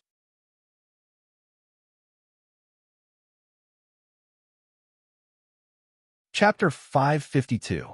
5 tentacles that were nearly 10 meters long were tied up by iron sand chains, hanging in the air. There were 2 more on the ground, and there was another tentacle dismembered not far away. Such a scene could probably scare a timid person to death. Wu Yan didn't like the sight of flesh and blood around him. He waved Nayatan Shana, and the red lotus flames rained down on the ground like water. The flames landed on the ground, and with a muffled explosion, the flesh was incinerated into nothingness. Even the blood on the ground was char-black. The gory scene looked like the aftermath of a fire that burned through the area. The red lotus flame slowly calmed down. Even the flame on the red lotus flame was extinguished, revealing the silver blade.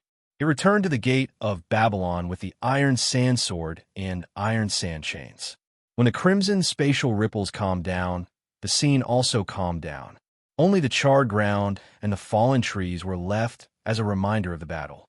On the other side, looking at the figure standing in the middle of the scorched earth, the members of the elite exploration team collectively looked at each other, as if they had not yet recovered from the series of changes.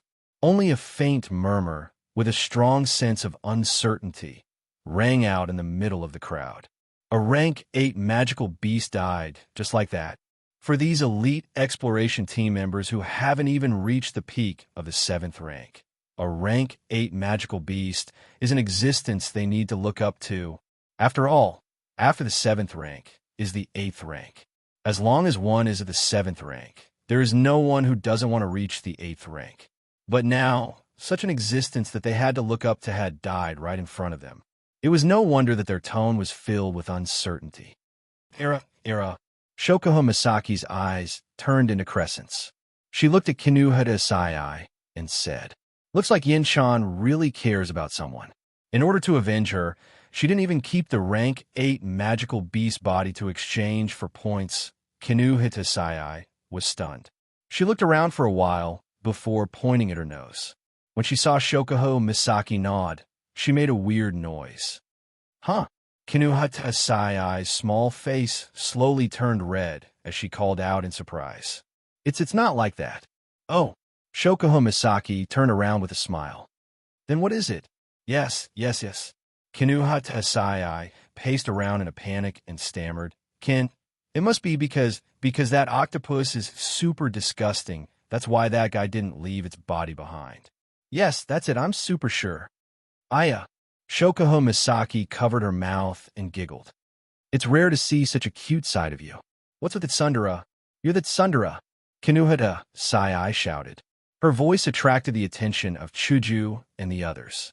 What's wrong? It's nothing. Shokuho Misaki was shocked when she saw Kinuhata Asai's shy expression. To be honest, she's never seen Kinuhata Asai like this before. But then again, she's pretty cute. Shokuho Misaki's eyes flashed with a sly glint as she giggled. She looked at Kinuhata Asai like she was looking at a toy. Kinuhata Asai, who was in a rare state of shyness, felt her hair stand on end. The teasing of Kinuhata Asai was still ongoing. Only girls with their own abilities could play around in the depths of the behemoth forest.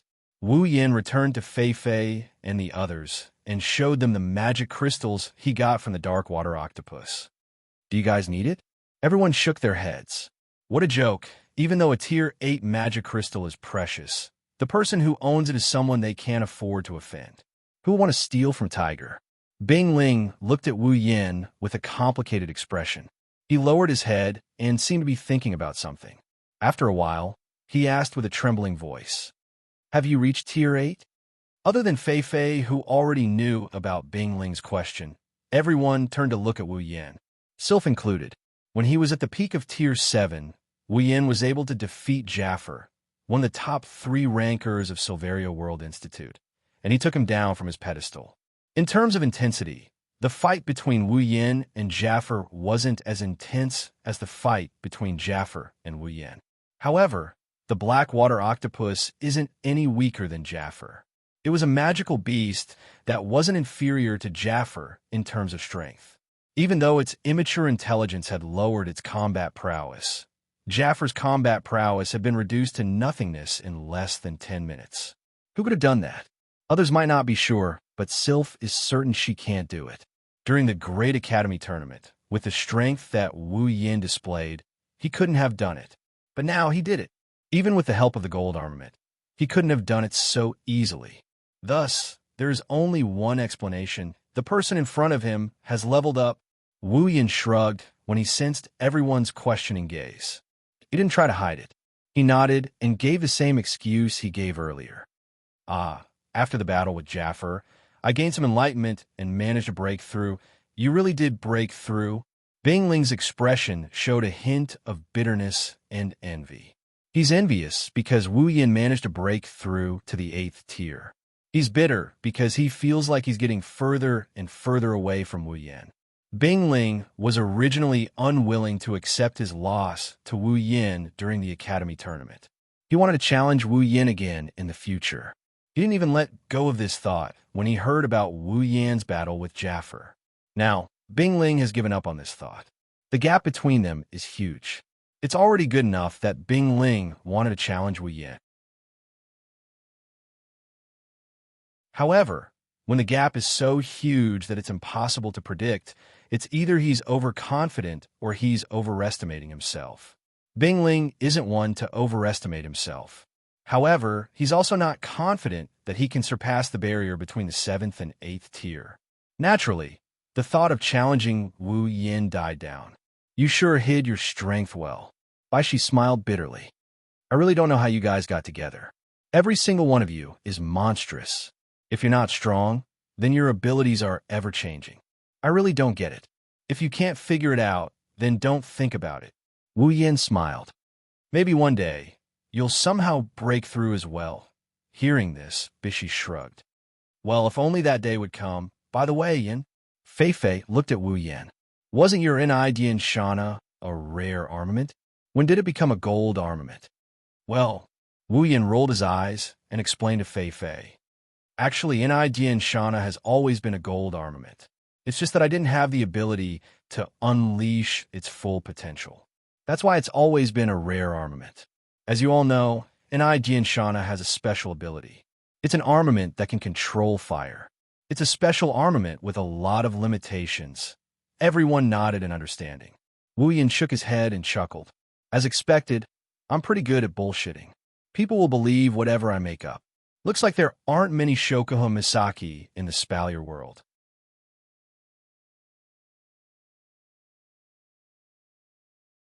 Chapter 553. With a gold armament, Wu Yan's strength is on par with Sylph's in the eyes of the others. Normally, they would think that Wu Yan's strength is on par with Sylph's. Now that they're all in the same boat, the stronger Wu Yan is, the higher their chances of completing the mission and the higher their chances of survival. Unfortunately, they only know the surface. Wu Yan does have 3 gold armaments, and Wu Yan has reached tier 8. Even so, he's still stronger than Sylph. After all, Sylph doesn't have as many abilities as he does. In terms of equipment, Wu Yan has 3 gold armaments, Shana of the Ni Temple, Babylon of Kings, and Meteor Shower. He also has a storage full of rare armaments. In terms of abilities, he has the true Ancestor Bloodline, Electrocaster LVL 5, Infinite Armaments, and his level 70 strength. Wu Yan would have no trouble defeating Sylph. On top of that, Wu Yan also has a heaven-defying bloodline ability. Including Crimson Jade, Wu Yan wouldn't lose to Flandrechon when Crimson Jade mode is in effect, let alone Sylph. After all, the strongest Crimson Jade mode came from Flandrechon. Wu Yan didn't hide the fact that he leveled up and I know Shana's level. However, he also didn't want to reveal everything about himself. He didn't want to reveal too much about himself. Still, it's enough. At least, the expedition team thinks that they have another trump card on their side. Yin, Fei Fei muttered to herself. She looked at Wu Yan with a solemn expression. I might need you guys to take action next. Fei Fei's tone was solemn and helpless. Fei Fei doesn't want Wu Yan, Sylph, and the others to take action. If they do, there's a high chance that they won't be able to do anything. Fei Fei doesn't like this situation, but she can't do anything about it. They've only been in the Behemoth Forest for a short time, and they've already encountered a tier 8 monster. Fei Fei felt helpless just thinking about it. That's why she has no choice but to accept it. Fei Fei understands that they won't be able to complete the mission with just her group. The key lies with Wu Yan, Sylph, Mikoto, and the others. Ever since they entered the Behemoth Forest, they rarely let Wu Yan, Sylph, and the others take action. Isn't this the reason they're waiting for? Although it's a little early for Fei Fei, Bing Ling, and Bishi, Bing Ling and Bishi looked helpless when they heard Fei Fei's words. However, they didn't say anything. As direct descendants of large clans, they knew that they had to look at the bigger picture. If they tried to be brave, they would only be courting death.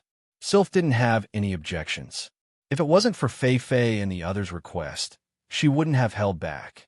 Dealing with a monster that isn't even a tier 8 monster won't take much of her mana. As for Wu Yan, he gave it some thought and nodded helplessly. Unlike Sylph, Wu Yan didn't really want to take action. It would be best if they could solve the problem without him and the others taking action. Unfortunately, it seems like this idea isn't realistic at all.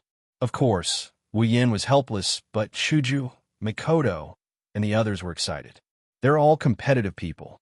Ever since they entered the Behemoth Forest, other than Shokuha Misaki, Kinohita Sai, Frenda, and Takitsuba Riku, they've been doing nothing. Even Shuju didn't feel good about this feeling, let alone Mikoto, who loves to fight. Now that they don't have to do anything, they're more excited than anything else. Apart from Ikaros and Takitsubu Riku, the other girls are smiling happily. They once again set foot on the path to the center of the behemoth forest. This time, their formation changed a little. Originally, because of Fei and the others' request, Wu Yan's group of 10, plus Sylph, and Fei's group are now walking together. The three of them are at the front, while Wu Yan's group is at the back. The other members of the expedition team are grouped together to take care of each other. After a short rest, the group changed their direction. They're no longer moving in a straight line. Instead, they're moving horizontally and horizontally. Although their speed didn't change, their efficiency is much lower than before. This is common knowledge when entering the behemoth forest.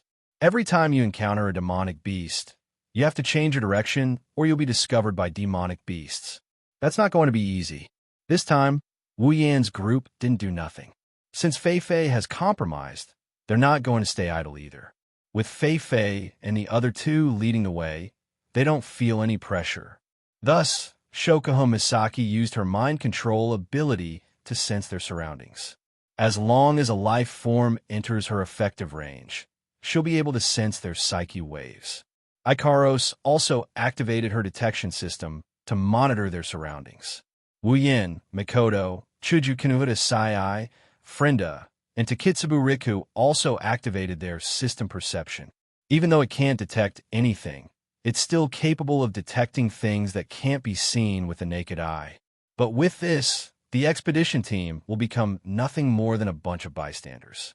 Whenever something happens around them, Shokuo Misaki and Ikaros will be the first to notice it and notify everyone to be on alert. When demonic beasts appear, Chuju, Mikoto, and the others who were already eager to give it a try would swarm up and display their strength. They'll take care of the demonic beasts in the blink of an eye. Along the way, the demonic beasts that came to attack them were either controlled by Shokuho Misaki or knocked down by Mikoto's taser gun. Hinajiku, Astria, Kanuhita Sai, and Frenda expressed their dissatisfaction with the two girls' kill-stealing behavior. However, their abilities and attack speed weren't as good as the two girls, so they could only express their dissatisfaction. This made the onlookers feel ashamed. They're hoping that the demonic beasts don't appear so they can ensure their own safety. But looking at Chuju and the others, it's as if they want all the demonic beasts to attack. How can they not feel embarrassed? Even Fei, Bingling, and Bishi are speechless. That's not the most speechless part. The most speechless part is that there's a rank 8 demonic beast among the demonic beasts. This rank 8 demonic beast isn't any weaker than the Blackwater octopus, but it's a lot more tragic than the Blackwater octopus. The moment it appeared, it didn't even have time to roar. Electric current, crystal sword, mental attack, cherry-colored missile, blue lightsaber, shockwave, bombs, all of these things landed on its body without even saying a word. In an instant, the rank 8 demonic beast was drowned by the girl's attacks. Other than a magic crystal, nothing was left of it. This caused the expedition team members to sweat profusely. For the first time in their lives, they sympathized with the demonic beasts. Of course, this only works on demonic beasts that aren't too troublesome to deal with. If the demonic beasts in the depths of the behemoth forest are only at this level, it wouldn't be a forbidden area for humans. As more than 100 people continued to move forward, finally, when it was close to night, a truly troublesome situation appeared in front of everyone's eyes.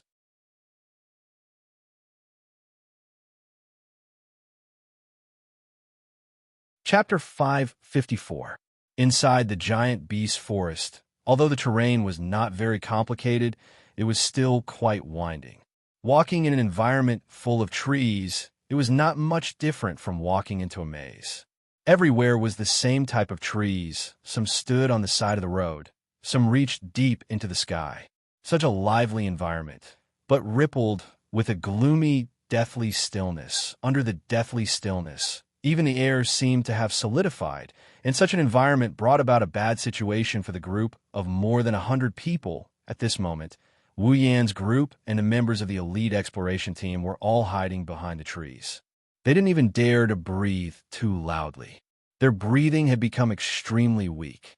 The members of the elite exploration team were all holding their breaths. Their foreheads were covered in sweat. In front of them, there was an undulating terrain that resembled a hill. Trees that were slightly smaller than the surrounding trees stood on top of it. It looked like another growth space. Even the species of the trees were much worse. There were even some small streams that flowed down from the top and into the surroundings, showing the difference between this terrain and the surrounding area. Such a terrain was very rare in the behemoth forest, because it was very suitable for people to live in. There was a water source and there were some fruits on the trees. Even if one didn't bring any resources with them, one could still live here for 10 days to half a month or even longer. Logically speaking, when such a terrain appeared in front of them, they should be happy. With this terrain, they would have a place to stay for the night. But now, when they saw such a good terrain, it was as if they had entered a tiger's den. Their expressions were extremely serious, and they all hid. There wasn't a trace of joy on their faces, because in this terrain, there was a group of natives. A group of natives that made everyone's expression change. Monkeys, to be more precise, apes. There weren't many of them, only less than 20 of them. Their bodies weren't as big as the other magical beasts in the behemoth forest. They were only a bit bigger than normal apes. Their fur was gray, and their hands were a few centimeters longer than their bodies. They looked very funny. They stayed between the branches and leaves, laughing and playing with each other. Their flexible bodies were jumping up and down. They were no different from normal apes if one ignored the aura emitted from their bodies. Long-arm ape. Level 69, that's right. These less than 20 long-arm apes were all level 69, peak of the 7th rank. This was the reason why the elite exploration team's expression was so serious and nervous. After entering the depths of the behemoth forest, it's not that they haven't encountered peak of the 7th rank magical beasts. They've even encountered 8th rank magical beasts. Normally, the weakest magical beasts in the depths of the behemoth forest are peak of the 7th rank. This isn't something to be surprised about. But when these peak of the 7th rank gather in a group, it's a different story. Just this scene alone made the elite exploration team's hearts tighten. When they first saw this scene, they almost cried out in alarm. Wu Yin and Ko and Sylph are far from intimidating them. The real reason why Wu Yin and Ko chose to remain hidden is because of the golden hairs on the back of one of the 20 long-arm apes.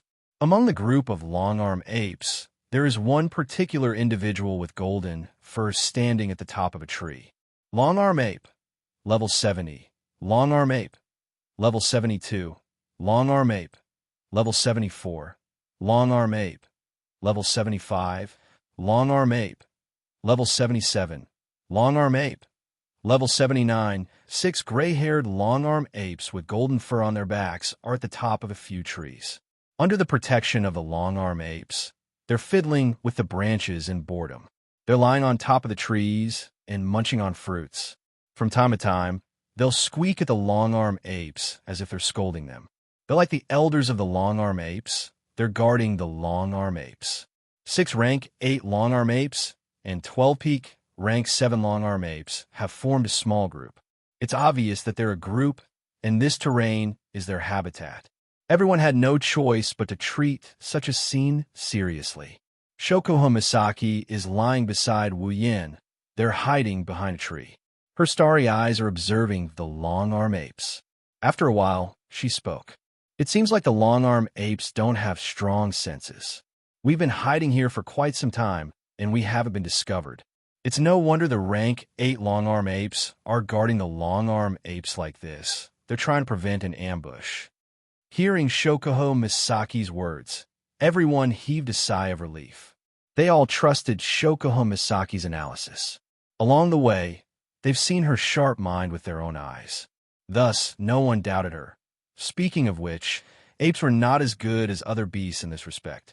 Jackals, wolves, tigers, and leopards had a keen sense of smell. Beasts such as bears could more or less smell some sense. Only apes, whether it was smell or vision, were not very outstanding. Therefore, in terms of perception, it was normal that they were not so outstanding. Of course, in contrast, they also had flexible skills. One was strong and the other was weak. 6 rank 8 long-arm apes, and 12 peak rank 7 long-arm apes. Fei-Fei's eyes glimmered. This kind of fighting strength is not just a little bit strong. It's better for us to leave this place before they discover us. Yeah, that's true. Shokuho Misaki's expression turned serious. Otherwise, if we are discovered later, I'm afraid that all of us will be buried here. Who knows? Everyone who was about to retreat froze when they heard that. Everyone, including Wu Yin, Chuju, Sylph, and Fei-Fei, looked at Shokuho Misaki in shock. We'll all die here. Mikoto scrunched up her nose. That's impossible. Even though the monkeys aren't weak, with 6 8th tier and 12 peak 7th tier, our side isn't that bad either. Including you and Hinajiku, we only have 5 peak 7th tier, but the 7th tier is more than 100. As for the 8th tier, we have quite a few on our side as well. How can it be that we're all going to die here? Ha. Shokuho Misaki shook her head. She looked around and sighed. If it's just these demonic beasts, it's not like we can't handle them. But haven't you noticed? Shokuho Misaki pointed at the area where the long-arm apes lived. Look, those apes are very familiar with the terrain. They have a clear division of labor, and they have plenty of food and water. They must have been living there for quite some time. What does this mean? Shokuho Misaki turned around and looked at the long-arm apes and long-arm backs apes who were still playing around. She said slowly, "That means that's their territory. If I'm not mistaken, there's only one type of demonic beast that has the ability to own a territory in the depths of the behemoth forest." Everyone's expression changed when they heard that. The only type of demonic beast that has the ability to own a territory in the depths of the behemoth forest is a rank 9 long-arm ape. In other words, within that group of seemingly ordinary monkeys, there was definitely a 9th level magical beast that was in charge of leading them to occupy this piece of land. At the same time, it also meant that they had entered the territory of a 9th level magical beast. There might be a rank 9 long-arm ape around them. When this thought arose in the minds of the elite expedition team, they all gulped in unison. Wu Yan's expression turned grim. He made a decision. We can't stay here any longer. Let's retreat. No one objected to Wu Yan's decision. Everyone nodded in agreement. Wu, suddenly, a cry came from above everyone's head. Hearing this sound, everyone's body trembled, and their faces were filled with shock.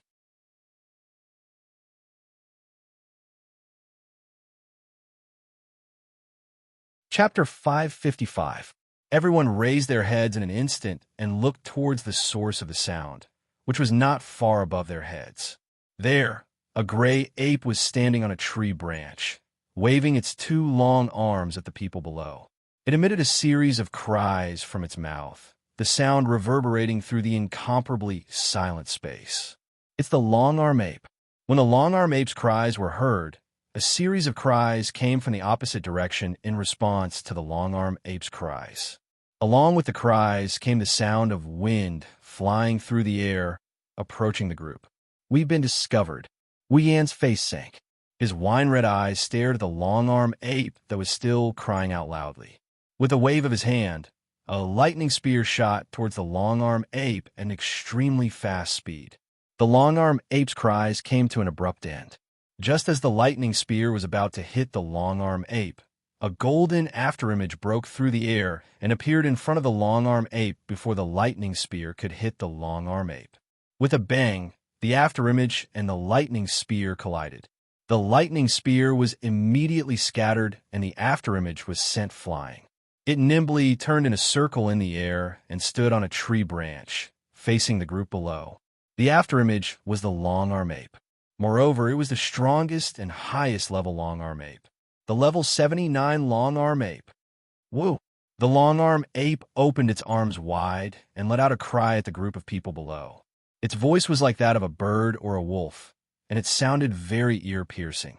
Its pair of fierce eyes stared straight at the group of people, and a fierce aura arose from its small body, enveloping everyone below.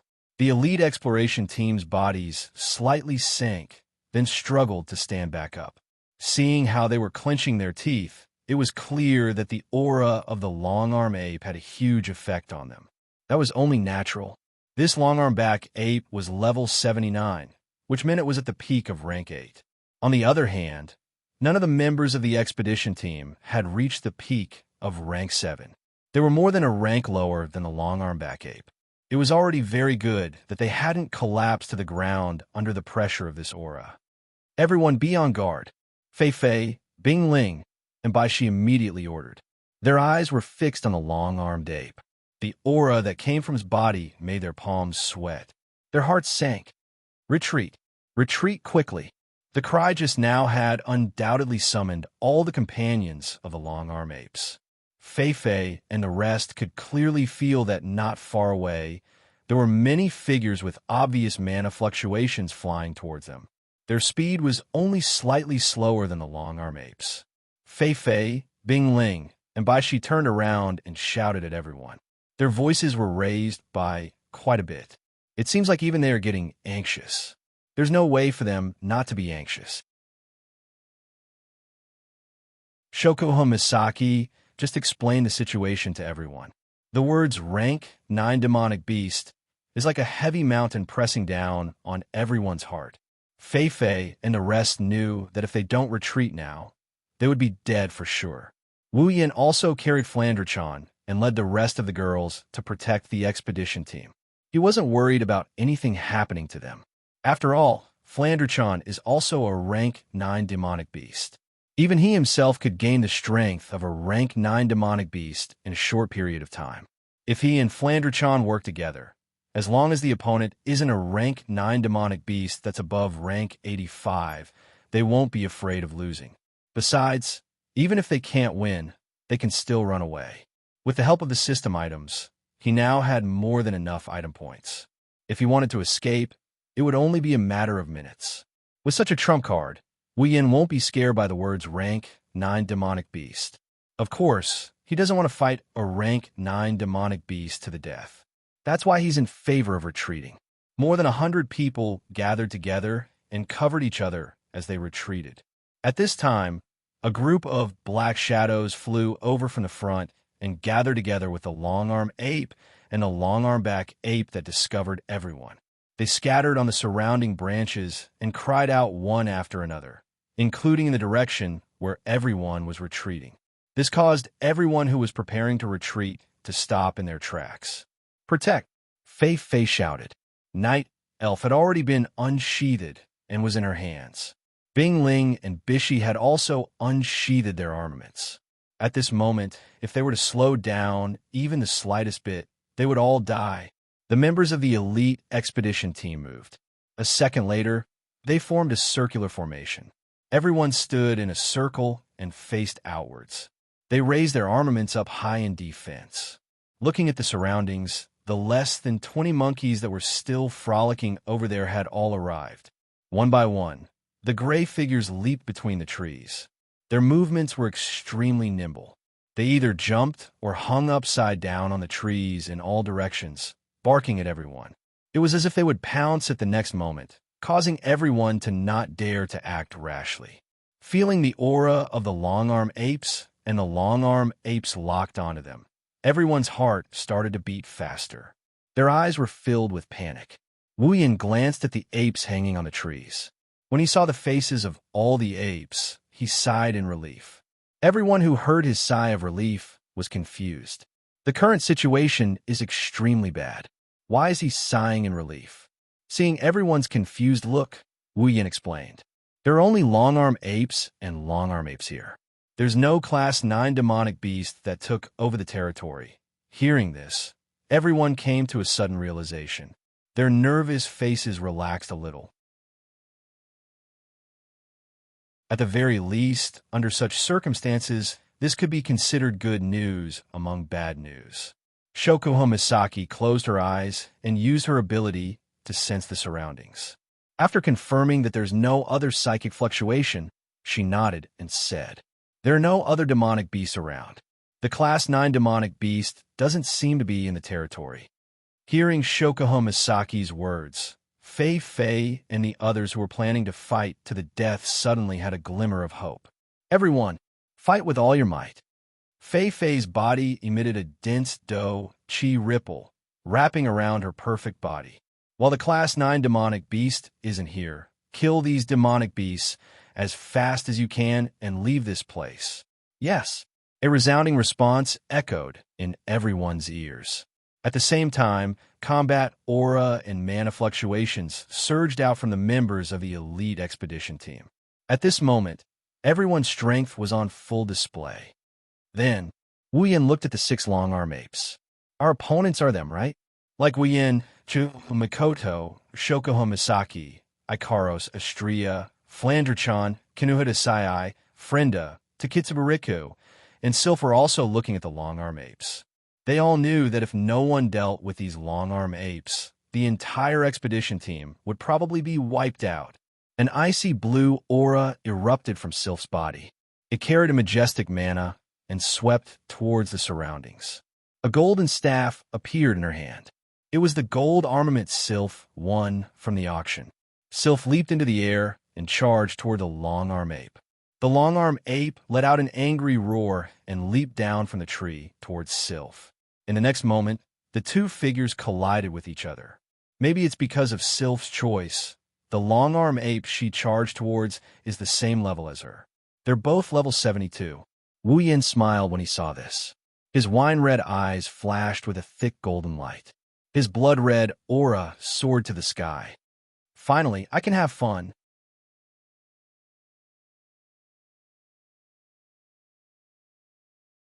Chapter 556. 5 long-arm apes, huh? Makoto licked her lips in excitement. She looked at one of the long-arm apes. Leave that level 75 long-arm ape to me. Its level is the same as mine. Makoto didn't wait for Wu Yan's reply. She fired a taser gun at the long-arm ape. The long-arm ape squealed and jumped away. It landed on the ground and charged at Makoto. What greeted it was an even more powerful taser gun. Same level. Astria nodded thoughtfully. Her crimson eyes flashed with a unique glow of system perception. She scanned the long-arm apes above her and paused. Then I will be the level 77 long-arm ape. Astria's clothes faded away in a second, and a blue light armor covered her body. A pair of pure white wings unfurled, and white feathers fluttered down. Astria flew towards the level 77 long-arm ape with a wave of her wings. Ikaros seemed to have understood what everyone was saying. She turned her gaze towards the strongest long-arm ape, the level 79 one. Her indigo pupils spun, and an illusory frame appeared. The color of the frame turned crimson. Clearly, Ikaros had chosen this one as her opponent. Sky Queen mode. On. A burst of light flashed from Ikaros' body. Not long after, the light dimmed and Ikaros in her white light armor was exposed to the air. The blue wings of light fluttered gently like a pair of hands, bringing up a cool breeze. Under the influence of the cool breeze, Ikaros disappeared from the spot and reappeared in the air above her target. Target locked. Beginning elimination. The next moment, countless cherry-colored missiles rained down from the sky towards the long-arm ape. In response, the long-arm ape pounded its chest with both hands and roared. Instead of retreating, it charged towards Ikaros. Wu Yin raised an eyebrow when he saw the 3 girls picking a long-arm ape each. He shook his head and laughed. The 3 strongest long-arm apes were picked by the 3 of them. Not to mention, they are all of the same level. Is this a coincidence or a mockery? There is 1 level 70 and 1 level 74 long-arm ape left. Do I have to pick the same level long-arm ape? Isn't that the weakest long-arm ape? Wu Yan's lips twitched. He looked at the level 70 and 74 long-arm apes and placed Flandre-chan on the ground. Flandre-chan, stay with the big sisters. I'll be back soon, huh? Flandre-chan pursed her lips in dissatisfaction. She picked up an oil bottle and twisted her body in dissatisfaction. But Flandre-chan wants to play, too. Wu Yan's expression became conflicted when he heard the word play. Flandre-chan, you don't have to play for now. Why? Why? Because... Wu Yan chuckled. There might be something more fun to play with Flandre-chan later. Something more fun? Flandre-chan's eyes lit up, and she nodded. Looks like she's looking forward to that, something more fun. Hold on. Shokuho Misaki suddenly spoke. You don't want Flander-chan to fight? Are you going to fight 2 Tier 8 long-arm apes at once? Is there a problem? Wu Yin nodded as if it's a given. It's just 2 Class 8 magical beasts. If they were level 75 or above, I might be a little worried. Unfortunately, these 2 long-arm apes are only level 70 and level 74. Level 70. Shokuho Misaki looked at the level 70 long-arm ape, then turned to look at Hinajiku, Kinuhita Sai, Frenda, and Takitsubu Riku. Their eyes met, and they all smiled at the same time. Yin, with white cherry in hand, Hinajiku stepped in front of Wu Yin, who was about to step forward. Amidst Wu Yan's stunned expression, she smiled. Leave the level 70 long-arm ape to us. You guys? Wu Yin flinched with a surprised expression. That's a Tier 8 long-arm ape. Even if it's only level 70, it's not something a Tier 7 long-arm ape can handle. Shokuho Misaki ran her fingers through her hair and said casually, I remember when you fought with Jaffer. You were only Tier 7. I'm different. I've combined the true ancestor's bloodline, infinite martial arts, Electromaster LV5, Gate of Babylon, Nether Temple Shana, and almost all of my abilities and equipment to be able to achieve that. That's why I said, Chuju interrupted Wu Yin. We may not have as strong abilities and equipment as you, but there are still 5 of us. Against a Tier 8 long-arm ape, we should have a chance, right?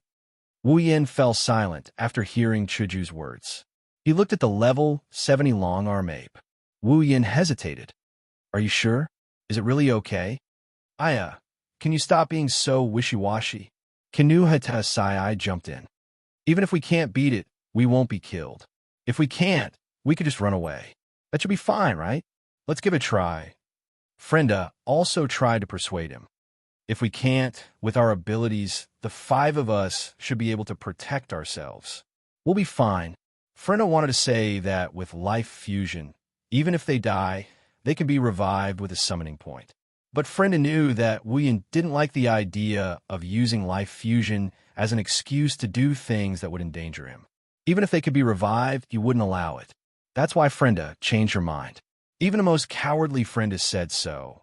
Wu Yin had no choice but to nod and agree to her request. Then be careful. If you can't handle it, remember to use the items I gave you, don't worry. Takitsubu Riku said softly. Even though her voice was soft, her tone was firm.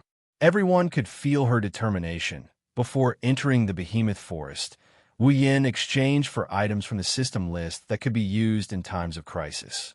For example, a return scroll for escaping, a resplendent breath for survival, etc.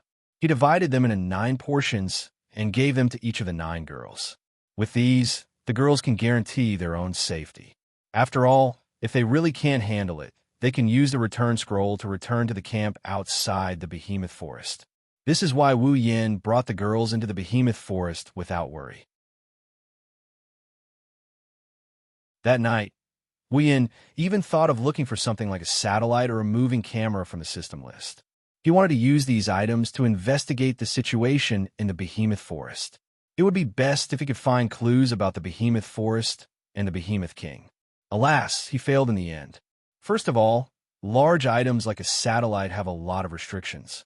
In this spalier world where dough, ki, and mana are abundant, it's impossible to use it successfully. Second, items that can be used physically can't pass through the behemoth forest natural insurance. It's either the detection range is insufficient or it's blocked by various behemoth. This is why Wu Yin had to come out personally to protect them. Chuju, Shokuho Misaki, Kinuhita Sai, Frenda, and Takitsubu Riku stood in a line below the level 70 long-arm ape. Chuju looked at the long-arm ape that was baring its fangs at her. Chuju raised White Cherry. Hey, Shokuho, your ability hasn't reached the point where you can control a Tier 8 behemoth, right? Are you sure you can come with us? Yes, if you want to control it. A Tier 8 behemoth is a bit too much. Shokuho Misaki tilted her head and smiled. But if you want to influence it, it shouldn't be a problem. With Takitsubu's help, that's good. Perhaps it was dissatisfied with the 5 girls boasting in front of it, the long-armed ape swung its two long arms and dashed towards Inajiku and the other girls.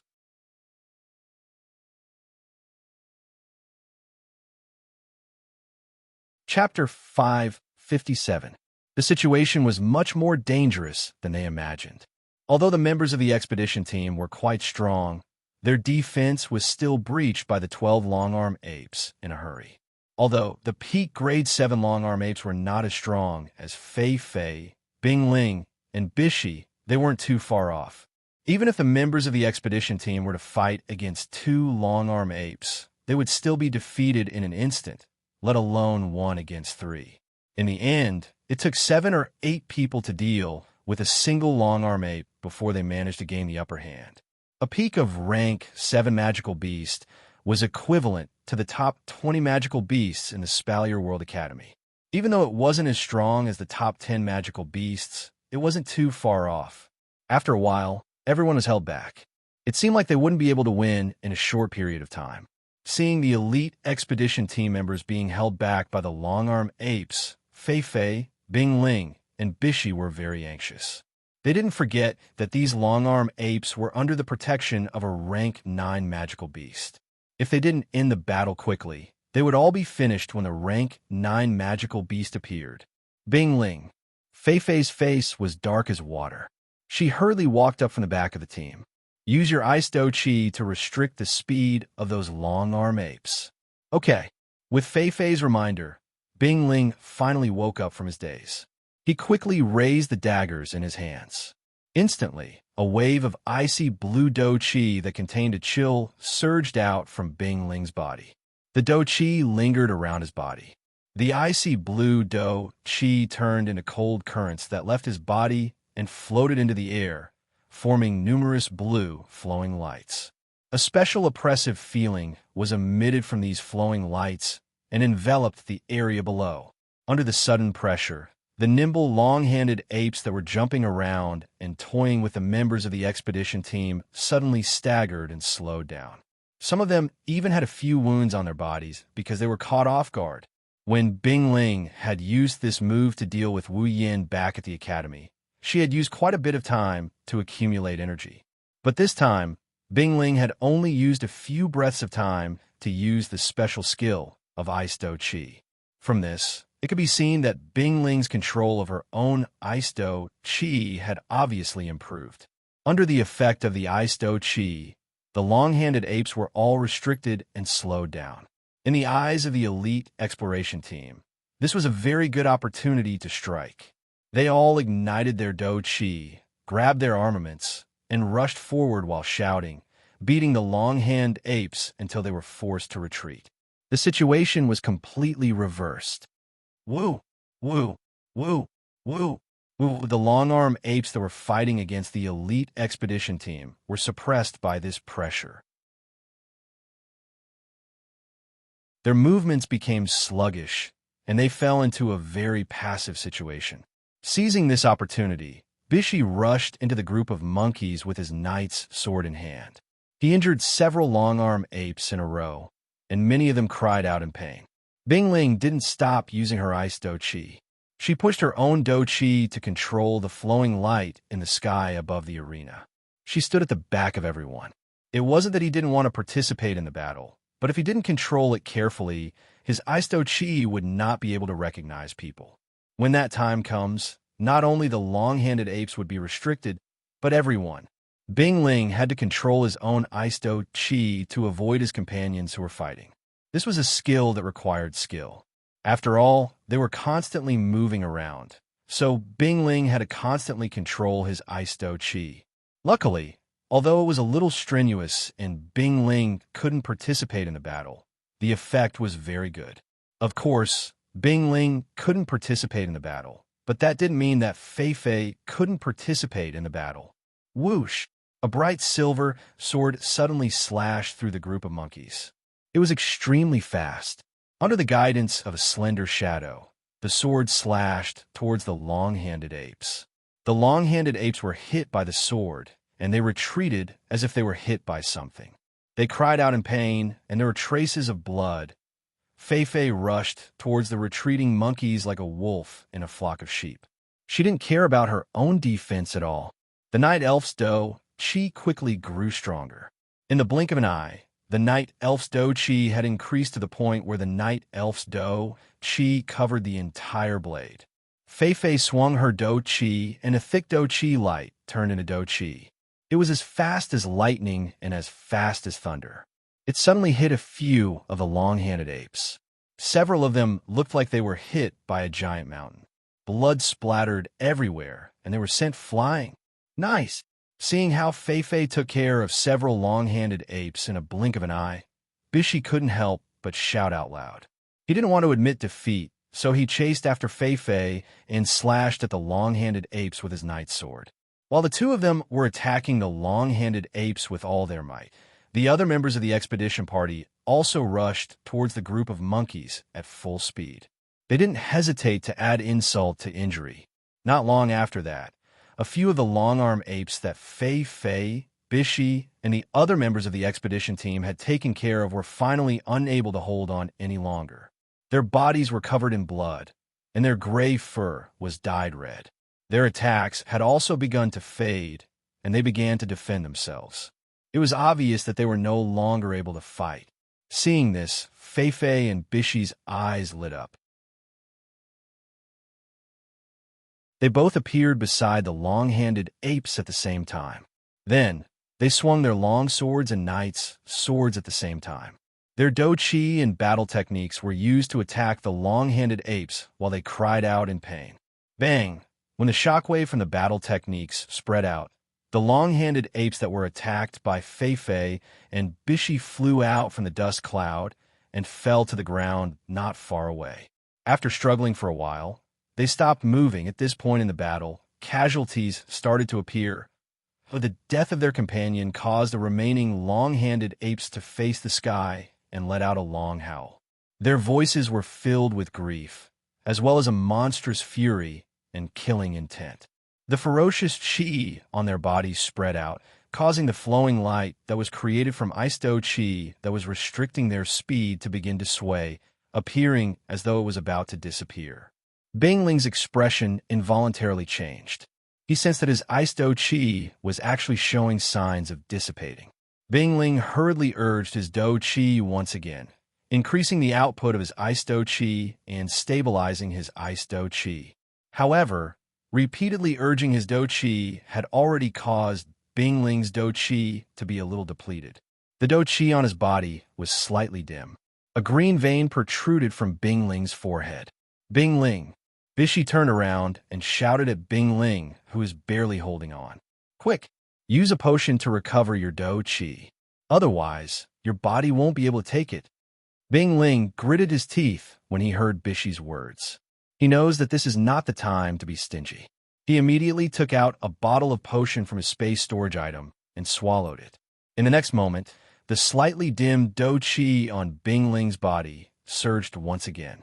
Under Bingling's control, the flowing light that surged into the air trembled, and an even stronger pressure acted on the bodies of the long-handed apes. It pulled back the long-handed apes who were originally about to break free, causing them to be extremely angry. Bishi furrowed his brows and cautiously said to Fei Fei, "Tell everyone to be careful. These long-handed apes haven't used magic even once. If they suddenly attack, we might have casualties on our side." "No!" Fei Fei looked coldly at the long-arms apes who were pounding their chests out of anger. She then looked around at the elite expedition team that was charging forward and said, "They can't be hiding their strength. Their companions are all dead, but the long-arms apes still haven't used their magic. I don't think magical beasts have the heart to do that." "You mean?" Bishi hesitated. "These long-handed apes don't know how to use magic?" "That should be the case," Fei Fei said. "Otherwise, there's no other way to explain why they're so angry when their companions are dead." "They're not using magic," Bishi smiled. "Looks like the situation is still in our favor."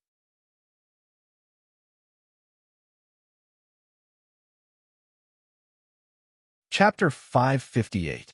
The battle between the elite scouting party and the long-arm apes is still going on.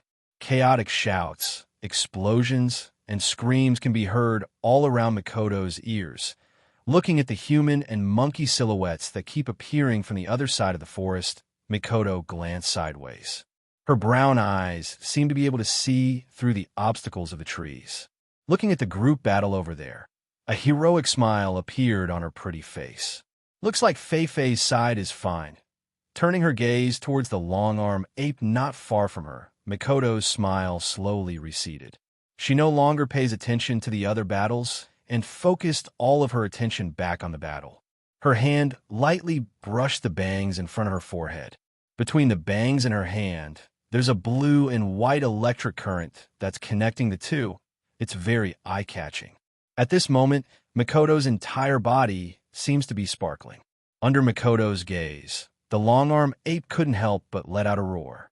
Its eyes flashed with a ferocious glint. A ferocious aura burst out from its body. Its aura is filled with anxiety. It's obvious that the long-armed ape also discovered that its own people are gradually dying. This made the long-armed ape furious. Its long arms reached out to its front and beat its chest to express the anger in its heart. A monkey really is a monkey, beating its chest when it's angry. Mikoto glanced at the long-armed ape. She raised her hands and lightly clapped them together. Then she separated them, and a ball of blue and white electric current shines from her hand. I think you should go back to the zoo. Her palms gently intertwined with the blue and white electric current. The electric current suddenly expanded. In a few short seconds, the scattered electric current expanded and merged together. A half-meter radius lightning ball flashed and appeared in Mikoto's palm.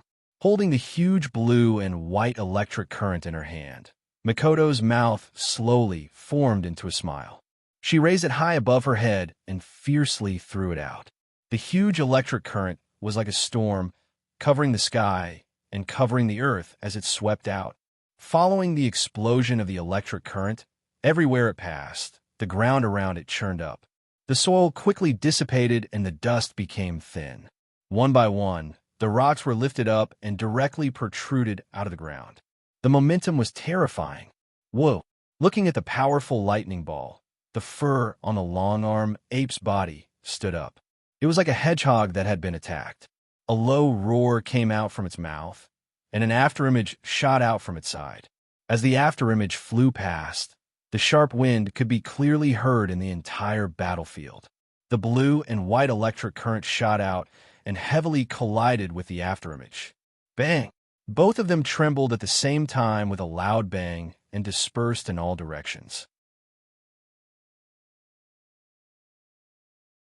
The only difference was that the lightning ball dissipated directly, while the afterimage revealed its true form, the arm of the long-armed ape. What a hard arm! Mikoto looked at the arm that was retracted by the long-armed ape.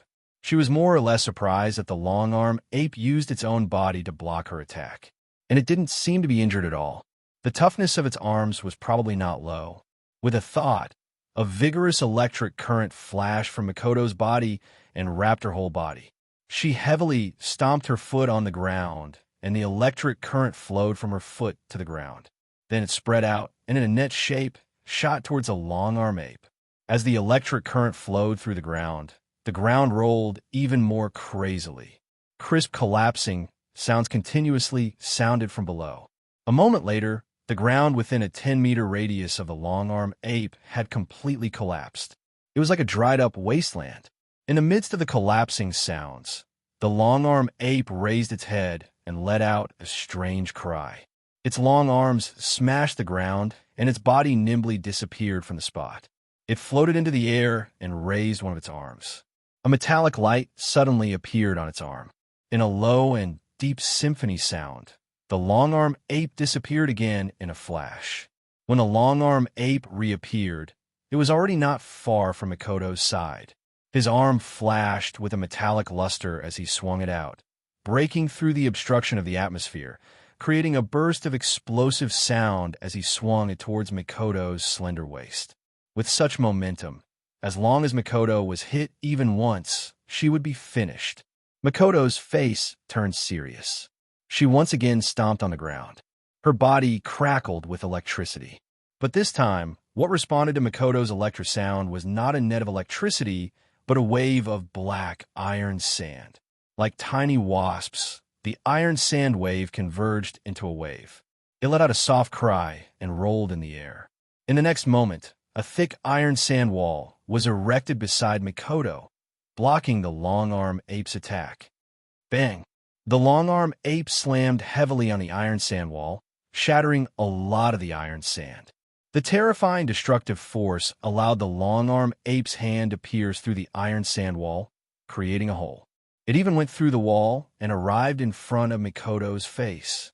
Mikoto's pupils shrunk. A trace of panic appeared on her face. She subconsciously took 2 steps back. These 2 steps saved Mikoto's life. The long-arm ape's hand stopped a few centimeters away from Mikoto's face. The reason wasn't because it was weak, but because the long-arm ape's hand wasn't long enough. The long-arm ape's entire hand went through the iron sand wall and stabbed towards Mikoto. But because its hand wasn't long enough, the long-arm ape's armpit hit the iron sand wall and couldn't go any further. This allowed Mikoto to escape death, but also caused this hilarious scene. If the long-arm ape's intelligence had matured, it would have wanted to cry, but no tears came out. Because this was the first time in its life that its hand wasn't long enough to reach. Looking at the long-arm ape in front of her, a drop of cold sweat dripped down Mikoto's forehead. Her pretty face looked very stiff. The wind brought by the long-arm ape's attack made Mikoto feel waves of coldness. That hit was so close to hitting Mikoto's face, she slowly turned her head and realized what kind of situation she was in. She looked at the long-arm ape and her face turned angry. "You dare hit my face?" With a smile on her face, Mikoto took out a coin. Electricity crackled around her body and the long-arm ape's ears. The long-arm ape's body shook as if it sensed danger. It pulled back its hand and quickly retreated. However, just as it pulled out its hand, before it could retreat, an orange beam of light pierced through the iron sand barrier, widening the hole created by the long-armed ape. The distance was too close, and the long-armed ape had no time to dodge. It only had time to raise its hand in front of its body to protect itself, and the orange beam of light hit it. Bang! The railgun exploded on the long-arm ape's body. The terrifying force caused the long-arm ape to cry out in pain and fly into the air. But with the long-arm ape's defense, even though the long-arm ape was injured, it wasn't serious. It quickly adjusted its body in the air.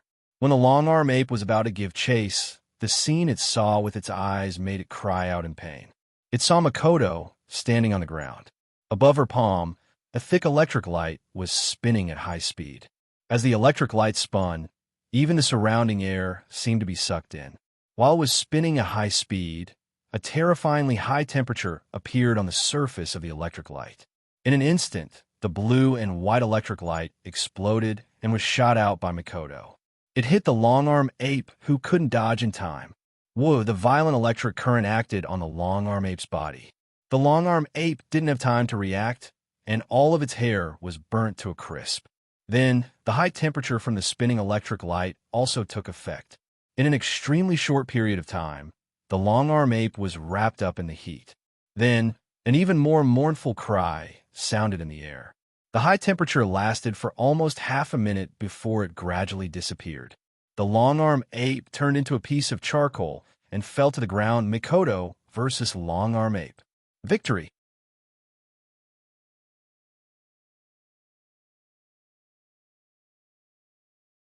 Chapter 559.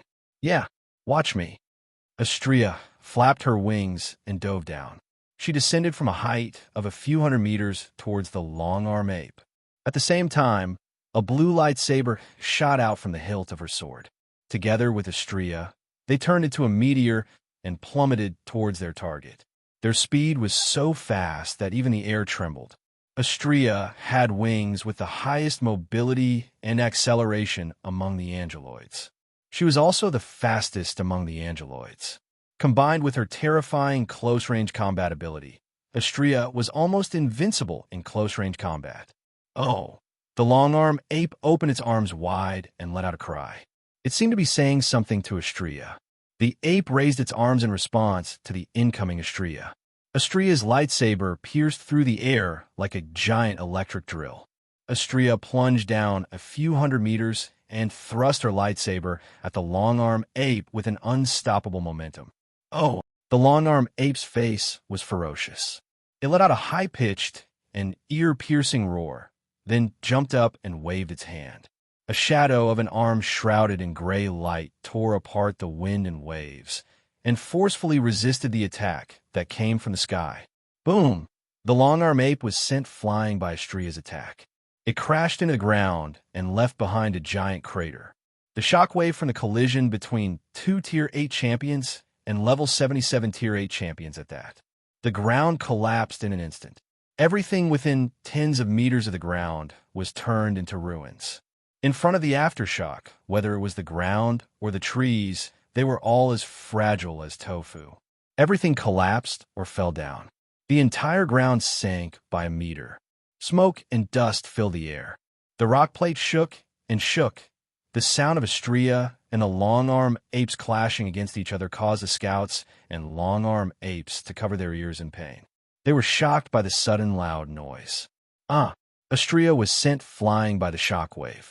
Her petite body flipped back and forth in the air. Astrea quickly spread her wings and tried to stabilize her body with the help of her wings. Ouch! Astrea pressed her shield-wielding left hand against her sword-wielding right hand and rubbed her wrist. Even though Astrea had the upper hand in that exchange, her wrist was still numb from the impact. It was only because the momentum of her dive helped her increase her strength. Otherwise, her hand would be red and swollen by now. From this, one could tell how strong the long-arm back ape's front body was. Ouch! Astrea puffed up her cheeks in pain. She complained in a pitiful tone. If I knew this would happen, I wouldn't have picked the same level as me. It hurts. While Astrea was complaining about the wrong treatment, the long-arm ape roared and charged out of the rubble. It stood on the ground and roared at Astrea. Its eyes were filled with anger. It was obvious that the attack just now had angered it. You're fine. Astrea was surprised to see the long-arm ape unscathed except for a bit of dust. She might be dumb, but she's not brainless. The collision just now caused the ground to crumble, but the long-arm ape was unscathed. Astrea was surprised to see the long-arm ape unscathed. Fine, let's do it again. Astrea shouted in dissatisfaction. She placed her lightsaber behind her back and flapped her wings. She swooped down again. She was just complaining about picking the wrong opponent, but now she wants to do it again. I have to admit, she really is an idiot. You. The long-arm ape's voice was still echoing in the air. It turned into a shadow and floated away. Astrea thought it was going to attack again, but the long-arm ape turned around and floated away. Astrea was stunned when she saw the long-arm ape flying away. She didn't react for a long time. When she came back to her senses, she was furious. Don't run. What a cunning monkey. Astrea flapped her wings and changed from a dive to a dash. She chased after the long-arm ape. Two Tier 8 fighters, one running in front and the other chasing from behind. This scene is enough to make people's jaws drop to the ground. Suddenly, the escaping long-arm ape turned around and appeared in front of Astrea in a strange arc. Astrea was shocked. She reflexively swung her lightsaber and stabbed at the long-arm ape. The long-arm ape changed its direction again when the lightsaber was about to hit it. It drew an arc in the air and floated to Astrea's side. It swung its arm, and the power of its attack reached its limit. Astrea didn't have time to withdraw her attack. She raised the shield in her left hand and blocked the long-arm ape's arm. Clang! Astrea was caught off guard, and she was sent flying. Astrea leaped into the air and stopped there. She stared at the long-arm ape with her crimson eyes. Her face was flushed red.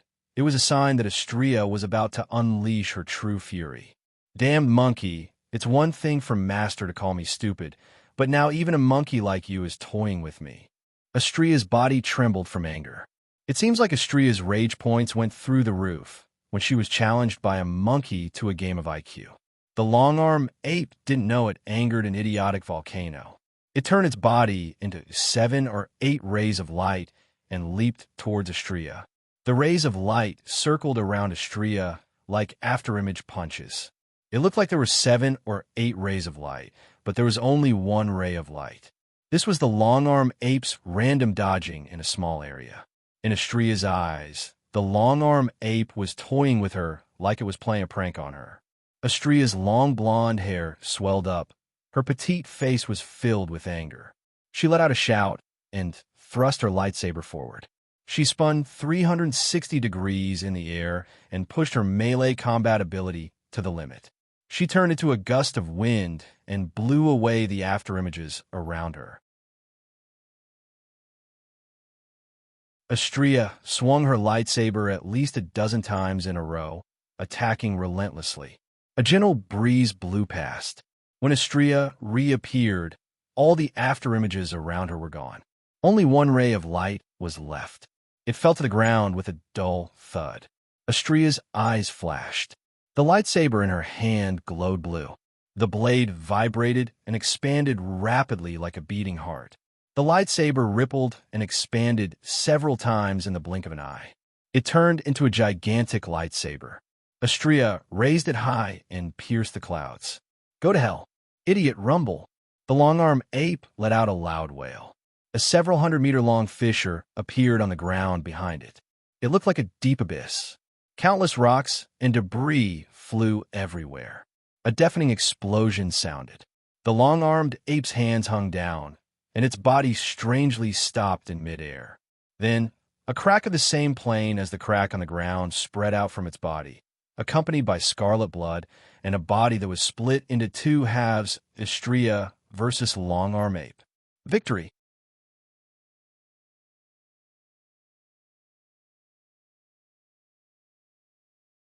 Chapter 560. While Makoto and Astrea were battling it out, Ikaros' battle was just beginning. Unlike Makoto and Astrea, Ikaros' abilities are focused on group battles and destructive power. Once she gets involved in a fight, it's hard for her to control her strength. Even Apollo has to use his absolute defense circle to defend himself. If she's not careful enough, she might accidentally injure her companions. Therefore, the moment the battle started, Ikaros was like a bolt of lightning that pierced through space and appeared in front of the long-arm ape. She didn't start the battle right away. Instead, she used the wings of light on her back to slap her opponent away from the battlefield. The moment Ikaros moved, the long-arm ape moved as well. Its speed isn't slow either, but it's still slower than the winged Ikaros. Unable to react in time, the long-arm ape only had time to get into a defensive stance before it was sent flying by the wings of light.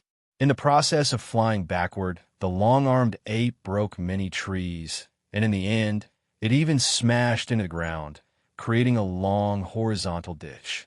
After that, it flipped over and stabilized its body. Feeling the searing pain on its back, the long-armed ape's face scrunched up. It opened its mouth wide and let out a series of soft cries. If it were any other long-arm ape, they would have most likely flown into a rage. However, this long-arm ape was level 79. It was only a step away from reaching tier 9. Naturally, its intellect was the most mature among the long-arm apes. At its level, it already knows what to do in order to make sense, and what to do is meaningless. That's why it didn't get angry. It stood up and looked up at the sky. There, an angel with a pair of blue wings of light is floating in the sky. Artemis! Ikaros' eyes flashed, the wings of light behind her back flapped, and countless pink light beams shot out. Cherry-colored missiles with meteor-like long tails were launched towards the long-arm ape. The long-arm ape thumped its chest and raised one of its arms. A series of bone-cracking sounds came from its arm.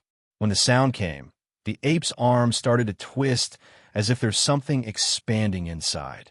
Then its arm suddenly grew several times bigger. Before the cherry-colored missile arrived, the long-arm ape put its swollen hands together in front of its body to protect itself. The missile also took advantage of the momentum to bombard the long-arm ape's huge hands. Boom, boom, boom. The sound of the explosion was loud and clear.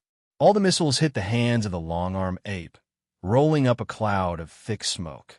In an instant, the long-arm ape's body was covered in the smoke.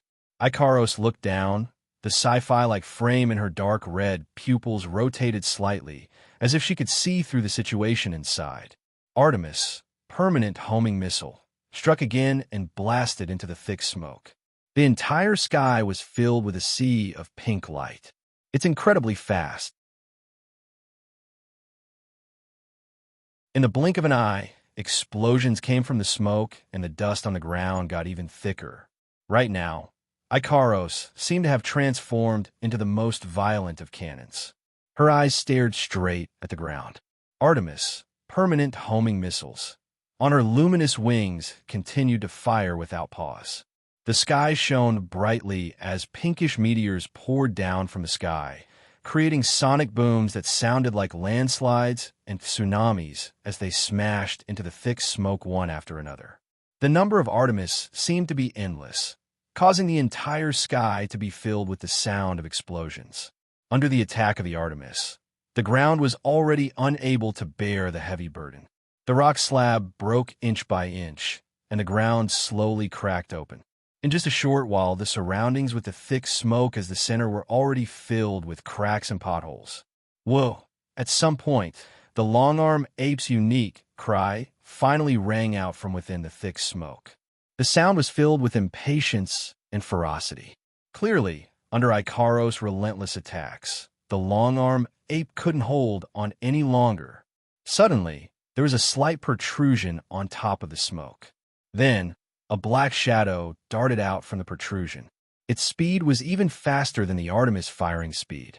It nimbly evaded the projectiles and arrived in front of Ikaros in an instant. Whoa! The long-arm ape let out a long cry. It raised its giant arms and clasped them together.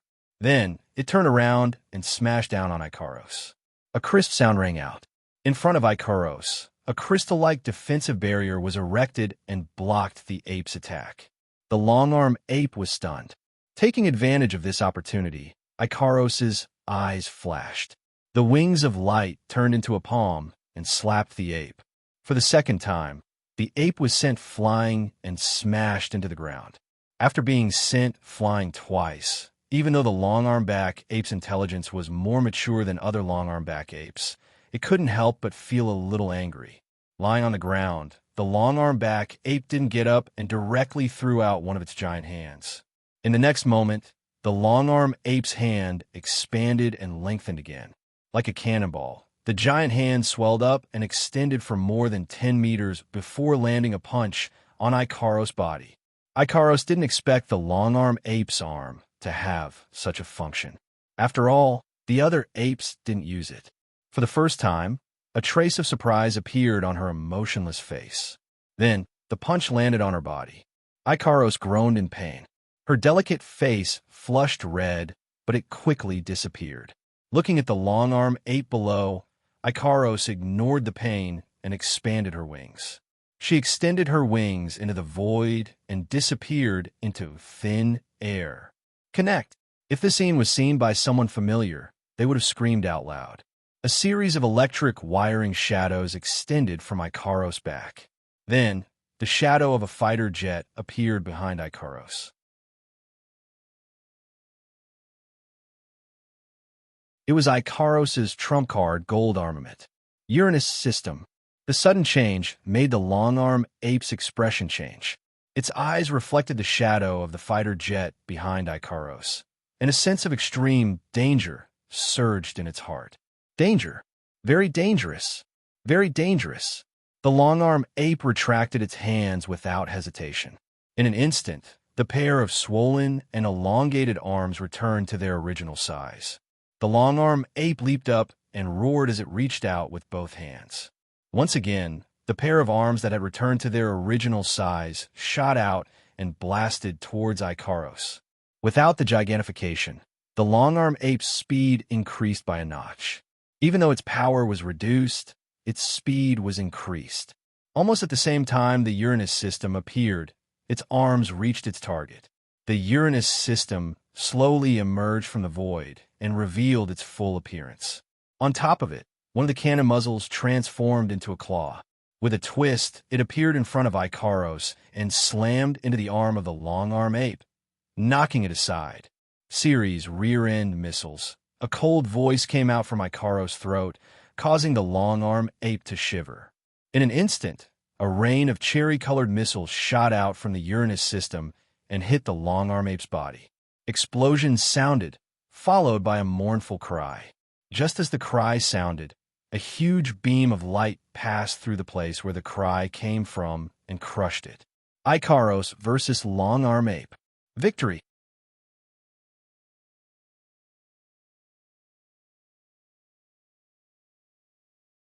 Chapter 561. On the other side, Chuju, Shokuho Misaki, Kinuhita Sai, Frenda, and Takitsubu Riku are facing off against the level 70 rank 8 long-arm ape. Shokuho Misaki and Takitsubu Riku are standing at the back, looking at the long-arm ape. Frenda is standing in front of Shokuho Misaki and Takitsubu Riku with her hands under her skirt. Chuju and Kinuhita Sai are standing in front of the long-arm ape in a straight line. The LV-74 long-back ape didn't seem to have much patience. Seeing that the LV-70 long-back ape was being targeted and was stuck in a stalemate, the LV-70 long-back ape moved its feet and was about to launch an attack. However, before it could move, a heavy sense of pressure and danger descended upon it without any warning, causing it to freeze in place. The level 74 long-arm ape gently turned its head and looked at the source of the pressure and danger. Then the long-arm ape saw it. Wu Yin is holding Flandrechan's hand, standing there silently. His wine-red eyes are emotionless as he stared at the long-arm ape. He didn't do anything else, but his calm demeanor made the level 74 long-arm ape freeze in place. The long-arm ape can faintly see a gigantic beast standing in the middle of the sea of blood staring at it. The beast's ferocious mouth is facing it. It's as if the gigantic beast will devour it in the next moment. The level 74 long-arm ape's golden fur stood on end. Its intellect may not be as high as a human's, but its instincts are very strong. Its instincts are telling it that if it dares to charge at the girls, it will receive a fatal blow. The level 74 long-arm ape froze in place. Seeing that, Wu Yin didn't move either. He looked at it calmly, guarding against the possibility of it harming Chuju and the others. His mind drifted towards the girls, observing their battle. Wu Yan's side is in a stalemate with a level 74 long-arm ape.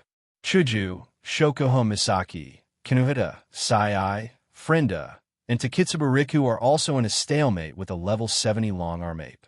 However, unlike Wu Yin, who wants to keep an eye on Flandrechan, the girls here really want to fight. That's why the stalemate didn't last long. Finally, Kinuhita Sai couldn't hold on any longer. She raised her hand and clenched it into a fist. Instantly, everyone's attention was drawn to her fist. When Kinuhita Sai opened her eyes, a powerful air current and a sharp aura surrounded her fist and turned into an invisible air ring. Kinuhita Sai punched the air, and the air ring flew towards the level 70 long-arm ape. The long-arm ape that has been observing the 5 girls also moved. It was like a venomous snake, silent and fast as lightning. The stalemate was broken in an instant by Kinuhita Sai and the long-arm ape. The long-arm back ape struck forward with one of its long arms, dispersing Kinuhita Sai's attack in the most violent way possible. Following that, it launched its counterattack against her. Seeing the long-arm ape pouncing towards her, Takitsubu Riku quickly reacted. Her eyes trembled, and she used her cheat-like ability on her companion. Kinuhita Sai seemed to have sensed something, and her lips curled up. Facing the long-arm ape's attack, Kinuhita Sai chose to retreat. She took a step forward, and a circle of aura appeared around her feet and brought her a few meters away. At the same time, Chuju, who was standing beside Kinuhita Sai, was like a flash of pink lightning. She held her crystal sword and pierced towards the long-arm ape. The long-arm ape let out a cry of surprise, and with a grin, it changed its attack without hesitation. Its hands turned into a blur and collided with Hinajiku's white cherry. Clang! When the tip of the sword clashed with the shadow of the long-arm ape, the sound of weapons clashing could be heard. Chuju could only feel a terrifying force passing from White Cherry to her hand. Her hand went numb, and her body was pushed back. Her face was filled with shock. She didn't expect the long-arm ape's physical strength to be so strong. It used its body to clash with a sharp weapon and was unharmed. It even forced her to retreat. No wonder it couldn't use magic despite being a magical beast. Its ability to use emotional magic has developed into its body. However, even though Inajiku was surprised by Long-Arm Ape's physical strength, and her plan to fight head-on was ruined, she didn't panic.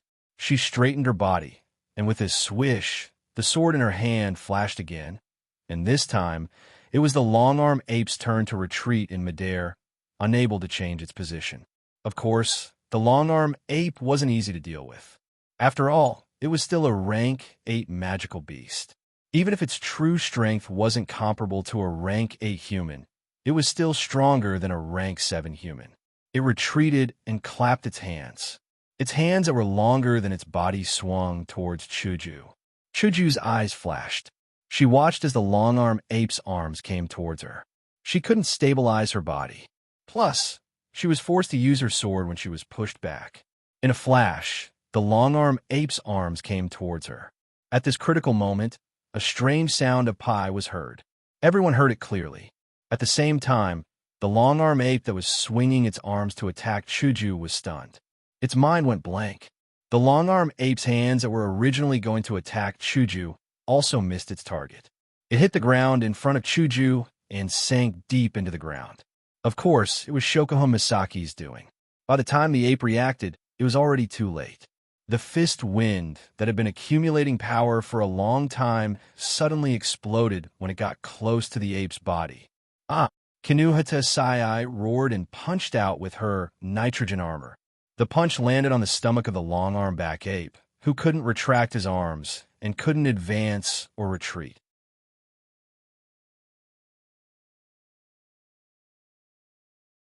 The long-arm back ape howled miserably as blood spurted out from its mouth. However, it had successfully pulled its arms out of the ground. But at this time, Hinajiku also steadied her body.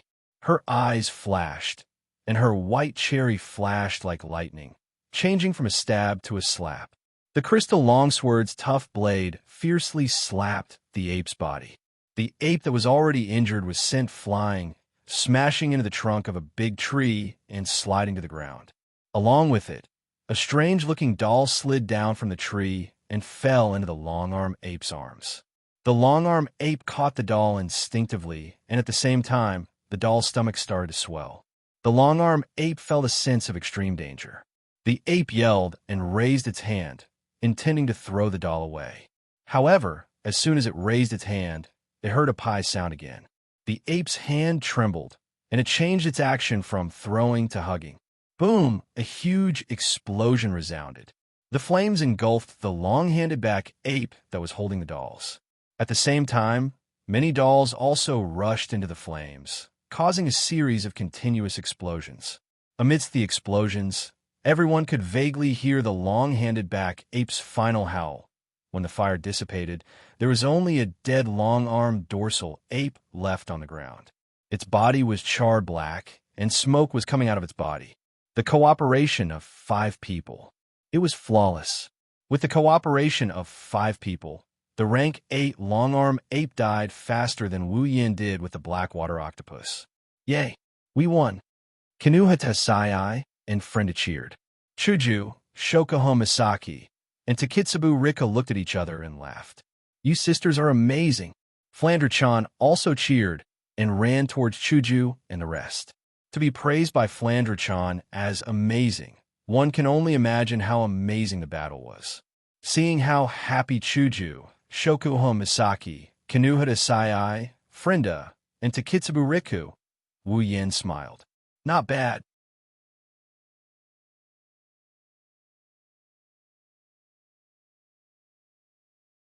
Chapter 562.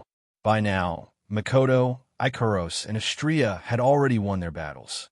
With the addition of Chuju, Shokuho Misaki, Kinuhata Sai, Frenda, and Takitsubu Riku, other than Sylph, the rest of the Tier 8 combatants have finished their battles.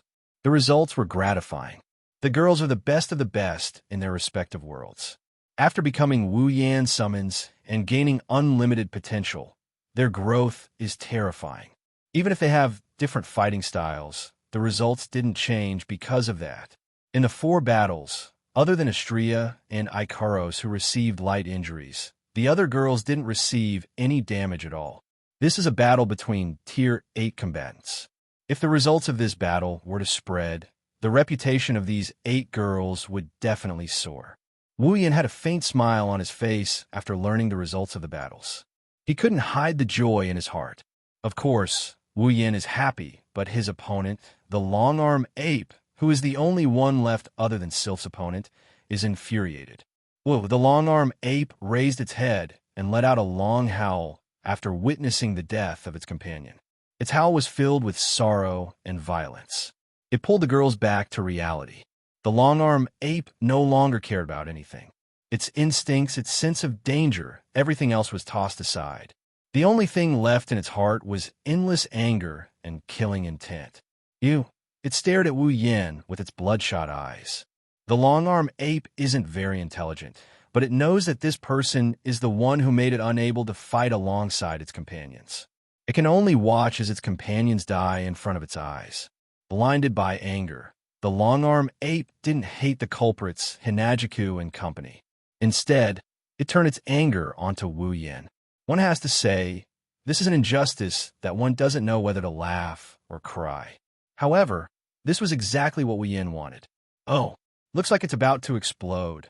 Wu Yan raised an eyebrow and smirked. Good, it's about time for me to end this as well. The long-arm ape didn't understand the meaning behind Wu Yan's words. However, it could hear the disdain and contempt in his words. It let out an angry howl that reverberated throughout the battlefield. Chuju and the others frowned. So noisy. Wu Yan's eyes flashed coldly. He pointed at the long-arm ape, and a bluish-white electric current shot out. The long-arm ape's howl stopped abruptly like a strangled duck. With a leap, the long-arm ape dodged the electric current and flew into the air. At the same time, it used its special attack method. Its long hands swung through the air, creating 2 whistling sounds. The long-arm ape let out a cry and tightened its hands. A metallic luster appeared on its hands, making them look like 2 steel rods. When the long-arm ape was 5 meters away from Wu Yan, it struck out with its pair of steel hands. The long-arm ape's hands are less than 2 meters long.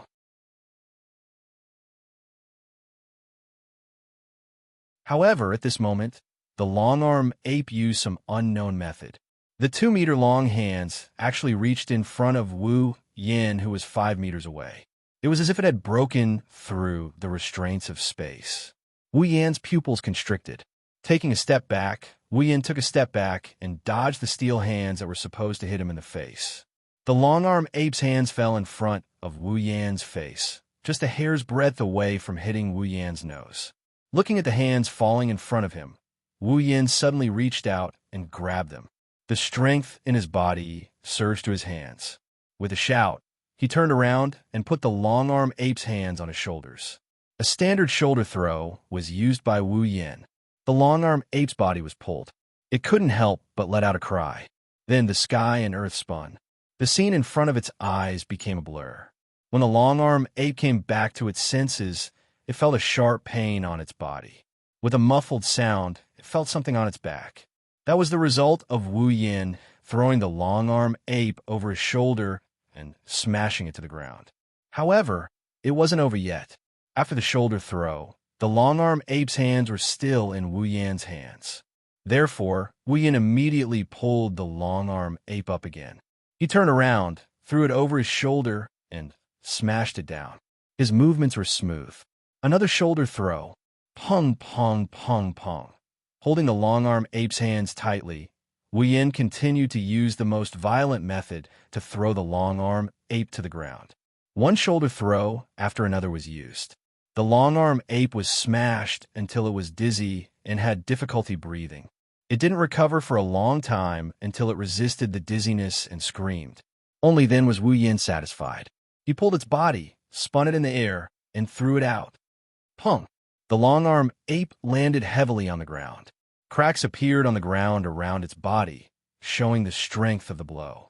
Looking at the long-arm ape struggling to get up, Chuju and Shokuho Misaki looked at each other and smiled bitterly. This method of fighting is too violent. Is that long-arm ape really a rank 8 monster? Is there a mistake?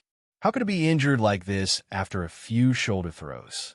Sometimes, the simplest method is the most effective. This is the best example. However, the long-arm ape still managed to stand up. This surprised Wu Yan. Shoulder throw may be simple and violent, but it was done with the help of his true ancestor body. Even a rank 8 monster would have injuries all over its body. Yet, the long-arm ape still managed to stand up. Its injuries don't seem to be that serious.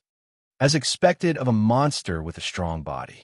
It doesn't even know magic. It's a monster that specializes in physical training. Wu Yan sighed and smiled. That's fine. Let me try out the effect of this ability. Rubbing his chest, Wu Yan slowly closed his eyes. He sank his consciousness into his body and started moving towards his chest. Underneath his clothes, on his chest, there are 3 red Magatama engravings. They don't give off the slightest hint of strangeness. They look like ordinary tattoos, plain and unremarkable. However, when Wu Yan's consciousness touched one of the engravings, it suddenly lit up. First red jade. Activate. Under his clothes, there were 3 neatly arranged jade hooks. The leftmost jade hooks rotated slightly. Streaks of blood red light shone from it. The jade hooks that looked like a tattoo a moment ago came to life at this moment. Red jade mode. Activate. Suddenly, the jade engravings that came to life flashed and slowly sank into Wu Yan's body. At the same time, an indescribable power came out of the jade engravings and merged with Wu Yan's body. Under the watchful eyes of the crowd, red runes appeared on Wu Yan's black clothes. The red runes spread on his black clothes, and in just a few moments, Wu Yan's clothes turned into a black and red trench coat. Feeling that he has entered the red jade mode, Wu Yan gently opened his eyes. A red light flashed in his wine-red pupils. Then, Wu Yan's left eye fluctuated and turned golden. There's a clock inside. This left eye is exactly the same as Tokisaki Kurumi's golden eye clock. Needless to say, the red jade mode of the first red jade was undoubtedly Tokisaki Kurumi. At this time, Wu Yan has become a level 75 existence with the power of the Time Fairy.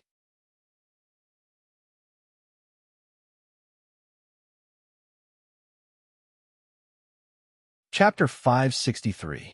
His black clothes transformed into a black and blood-red trench coat with red patterns. His left eye transformed into a golden color with a clock in it. He looked extremely demonic.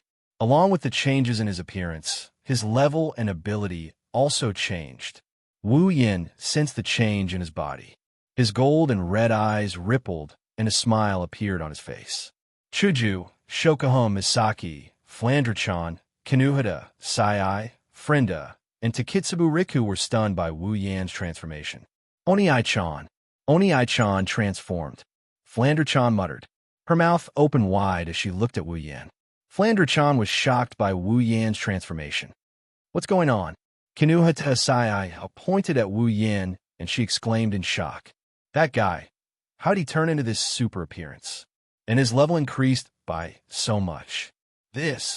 Shokuho Misaki furrowed her brows for a moment before relaxing.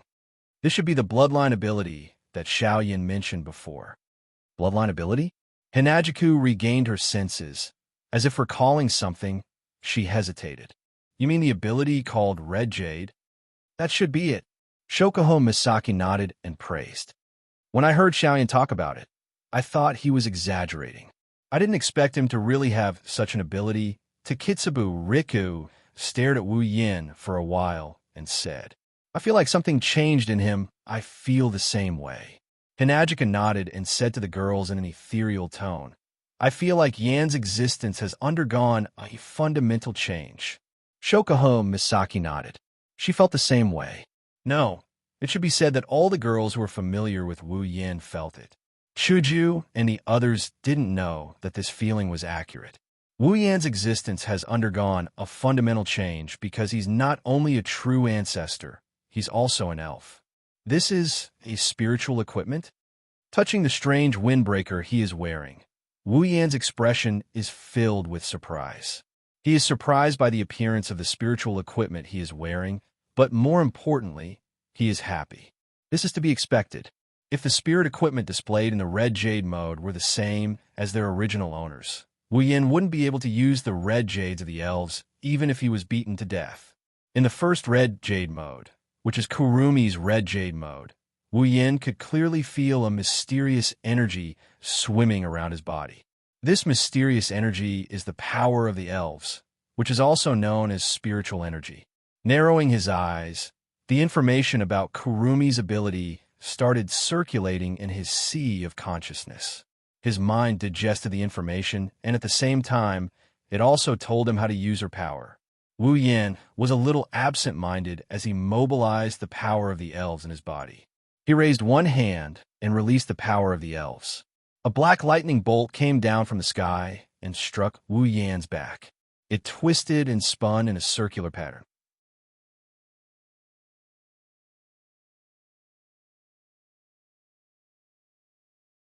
Feeling a cold sensation on its head, the long-armed back ape's eyes immediately lost focus.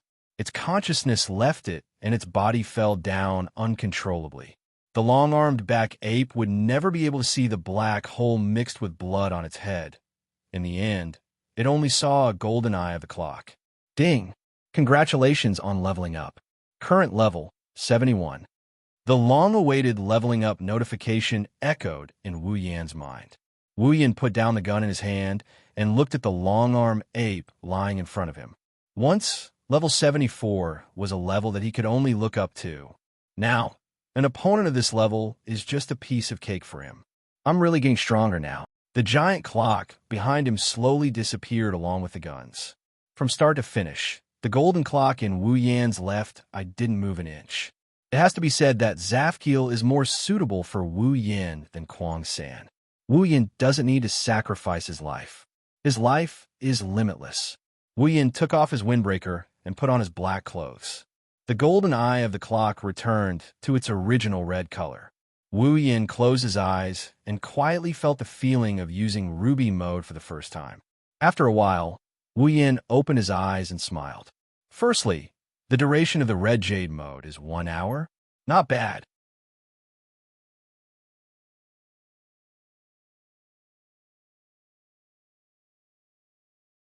Chapter 564. The duration of the red jade mode was related to the level difference between the user and the red jade owner. The closer the user's level was to the red jade owner's level, the longer the duration of the red jade mode would be. On the other hand, the higher the level difference between the two, the shorter the duration of the red jade mode would be. Wu Yan was currently level 71, while the owner of the red jade mode, Kurumi, was level 75.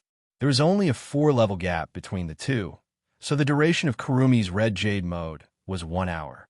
That was a good result. After exiting the red jade mode, Wu Yan received another message. If he exited the red jade mode before the duration of the red jade mode was up, Wu Yan could continue to use the red jade mode for the rest of the day until the duration was up. Wu Yan was pleasantly surprised by this information. There are a lot of restrictions when using the 3 red jade modes. Not only is there a time limit, but after using it, you can't use it a second time within 24 hours. But now, as long as Wu Yan didn't use up the duration of the red jade mode, he could continue to use the red jade mode for the rest of the day until the duration was up. For example, if Kurumi's red jade mode lasted for an hour, and Wu Yan only used it for 10 minutes, then Wu Yan could continue to use the red jade mode for the rest of the day until the remaining 50 minutes were up. Only then would he have to wait for 24 hours to use it again. Of course, if Wu Yan only used the red jade mode for 10 minutes within 24 hours, then the remaining 50 minutes would return to the original duration of the red jade mode. After 24 hours, Wu Yan's eyebrows twitched when he received this message. Why does it feel like I'm playing a game where I have to wait for my skills to return to full cooldown? Shaking his head, Wu Yan looked at the long-arm ape on the ground and the one that was killed by Chuju's group. He waved his hand, and the two long-arm apes were given to the system in exchange for some item points and ability points before he turned around. As soon as he turned around, he saw Hanajiku, Shokuha Misaki, Kinuhida, Sai, Frenda, and Takitsuriku all glaring at him angrily. Even Flanderchan was the same, which gave him quite a shock. "What are you doing?" Wooyin took a step back and looked at them. He didn't offend them, did he? Why they all look so angry? What? Chuju's lips curled into an angry grin. "You still have the nerve to say what? Do you know that we were almost scared to death by you?" Scared to death? Wooyin couldn't help but roll his eyes. "I'm the one who should be scared to death, right? Why didn't you guys make a sound when you walked? By the way, when did you guys get here? I didn't even notice you guys. Am I a fake tier 8 or something?" Wooyin ridiculed. To be honest, this is one of his questions. Shokuha Misaki sneered. Her tone was laced with anger.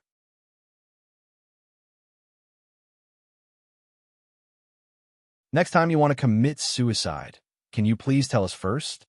Wooyin flinched for a second before he came to a realization. So it's because he shot himself in the head that caused this commotion. Chuju and the others didn't know about Kurumi's ability.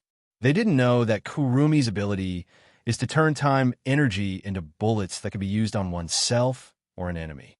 He used Aleph to shoot himself, and they thought he was committing suicide. Wooyin couldn't help but laugh. He looked at the girls mockingly, as if he's laughing at them. Only he knows how he's feeling right now. "Master!" From midair, a soft voice rang in everyone's ears, attracting the attention of the angry girls. Looking up, a pink feather floated down from the sky. Ikaros flew over and landed in front of everyone. "Ikaros!" Wooyin scanned Ikaros's body with his red eyes. He didn't find any injuries. He sighed in relief. "Are you done on your side?" "Yes, master." Ikaros lowered her head and slowly walked behind Wooyin. She didn't say anything, but her pair of indigo eyes stared at Wooyin. Ikaros isn't the type of girl who's good at expressing herself. This way of sticking to Wooyin is the embodiment of her love for Wooyin. It's also the reason why Wooyin loves Ikaros so much. "Master!" Astria also came back. She retracted her wings and landed in front of Wooyin. Her delicate face had a hint of joy. Everyone was confused. "Astria, have you dealt with it too?" Wooyin was confused by Astria's cheerful expression, but he didn't ask. Retarded children are the happiest. It's obvious when it comes to Astria. "Yes, master. Master." Astria giggled and waved her little fists in the air. "I cut that idiot in half." T.H. Wooyin's mouth twitched. He averted his gaze and patted Astria's head. "Well done." Astria showed a satisfied expression. She rubbed her head against Wooyin's hand like a kitten. Wooyin laughed. Ikaros, who was behind Wooyin, had a hint of envy and yearning in her eyes. "I really want Master to pat my head too." Ikaros didn't get a chance to express her wish because Mikoto's appearance interrupted her mercilessly. "Oh, why am I the last one?" Mikoto stomped her feet in dissatisfaction. Unlike Astria, Mikoto was frustrated. After all, she was almost scared to death by that long-arm ape. Wooyin was speechless. Isn't there still Sylph to deal with? Right after he said that, an icy blue figure appeared in front of everyone. Everyone knew it was Sylph when they saw her.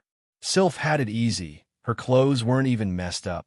Glancing at everyone who returned, Wooyin slapped his cheeks and grumbled in a resentful tone.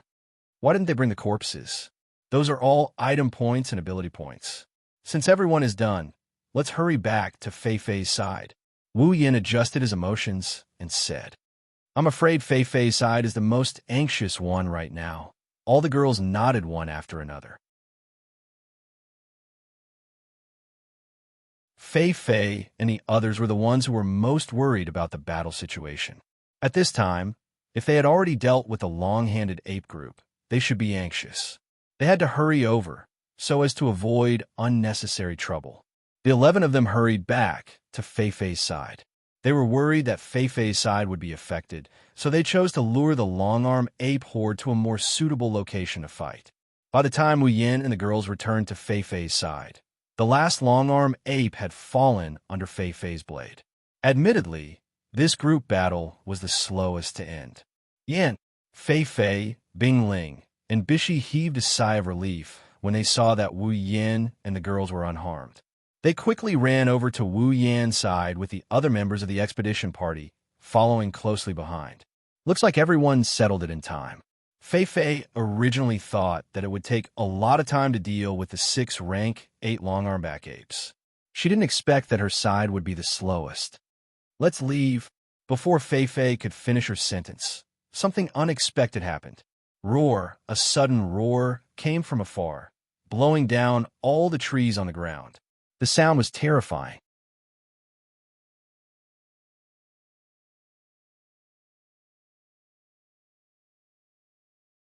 Chapter 565. A roar filled with madness and fury resounded from the far end of the forest. The formless sound waves rippled violently and expanded at lightning speed. The calm sea of trees seemed to have been hit by a bomb. Huge trees that were 7 to 8 meters tall were blown up and collapsed with a loud bang due to the sound waves. The leaves and sound waves enveloped the entire forest. Like an angry thunderclap exploding from the dark clouds, the sound waves rolled and swept over. All the sounds in the world were covered by this tiger-like roar. Wherever the sound waves passed, all the magical beasts within a 10-kilometer radius, regardless of whether they were at the peak of the 7th or 8th level, all fell limp to the ground. Even some of the stronger magical beasts that were about to advance to the 9th level trembled because of this angry roar. Some of the weaker magical beasts that were slightly closer were directly knocked unconscious by this angry thunderclap, like sound waves. Everyone who was originally planning to leave was stunned on the spot by this violent roar that seemed to have directly exploded in their minds. They could no longer move, and their faces were as white as paper. Their hearts and minds had been blasted to the point where they lost consciousness in an instant by this violent roar. Wu Yan's group and Sylph's group stared blankly at the fallen trees in front of them. They tried their best to hold on under the thunderous roar, but they couldn't move their bodies. As for the expedition members, some of them were so scared that they fell to the ground. With just a roar, he was able to intimidate everyone present to such an extent. With such a frightening aura, one did not even need to think to know just what level the owner of the voice had reached. Ikaros's eyes turned crimson uncontrollably. The illusory frame in her eyes kept spinning, and red alarms kept flashing. Ikaros knew how dangerous the situation was. There's a very powerful life form approaching. There's a high possibility that it will endanger Master's life. It's very dangerous. Ikaros's soft voice rose to an unimaginable level. The seriousness and anxiety in her tone woke Wu Yan and Ko up from their stupor from that intimidating roar. "Big brother." Flanderchan grabbed Wu Yan's shirt. Her red eyes lost their usual liveliness and became serious. It's not hard to imagine what kind of attitude Flanderchan has towards the owner of this roar. "Quick, get out of here," Bing Ling and Bishi roared. Their faces were as pale as paper. It's obvious that they've guessed the owner of this roar. They're already scared out of their wits. "No, it's too late," Fei Fei said without turning her head. Her voice was trembling. In the distance, a faintly discernible figure flashed over with a dazzling speed. Everywhere it passed, traces of ripples actually arose in space. It wasn't because of its speed, but because of the terrifying aura that surged out from its body, and it caused space to tremble. In the blink of an eye, the silhouette passed by and landed in front of everyone. It was a 2-meter-tall ape with golden fur all over its body. Its hands were so long that they reached down to its heels. It had a pair of blood-red eyes that appeared in the air. It looked particularly fierce. At the corner of its eyes, there was a scar that extended all the way to its cheek. It told people what kind of cruel life it had gone through. Longarm Ape King, level 83, inch level 83. Shuju felt her throat dry up. Even the words coming out of her mouth were dry. Her face was drained of blood. Shokohama Misaki, Kinuhata Sai, Frenda, Takitsuba Riku, Fei Fei, Bing Ling, and Bishi reacted the same way. As one of the top powerhouses among the 7th Order, their performance was already so bad when facing a 9th Order magical beast. The elite expedition team was even worse off. Only Wu Yin, Mikoto, Ikaros, Astria, and Sylph managed to pull it off. They're all Tier 8 fighters after all. It's impossible for them to be intimidated by a Tier 9 demonic beast. However, the difference between Tier 9 and Tier 8 is like the difference between heaven and earth. Even if the long-arm Ape King can intimidate Wu Yin and the others, it's enough to intimidate them. Wu Yan's group of 5 tensed up. All of their attention was focused on the long-arm Ape King. Wu Yin and the others shuddered when they sensed the long-arm Ape King's aura. The long-arm Ape King gave them a feeling of power. It's too strong. Even Ikaros, who doesn't care about anything other than Wu Yin, didn't dare to make a move. She kept her eyes on the long-arm Ape King to prevent it from going berserk and injuring Wu Yin. The Tier 7 demonic beast is intimidated. The Tier 8 demonic beast is intimidated. None of them had the heart to pay attention to anything else. They didn't notice Flandre-chan, who looked like a normal child. She's the calmest of them all. No, it shouldn't be calmness.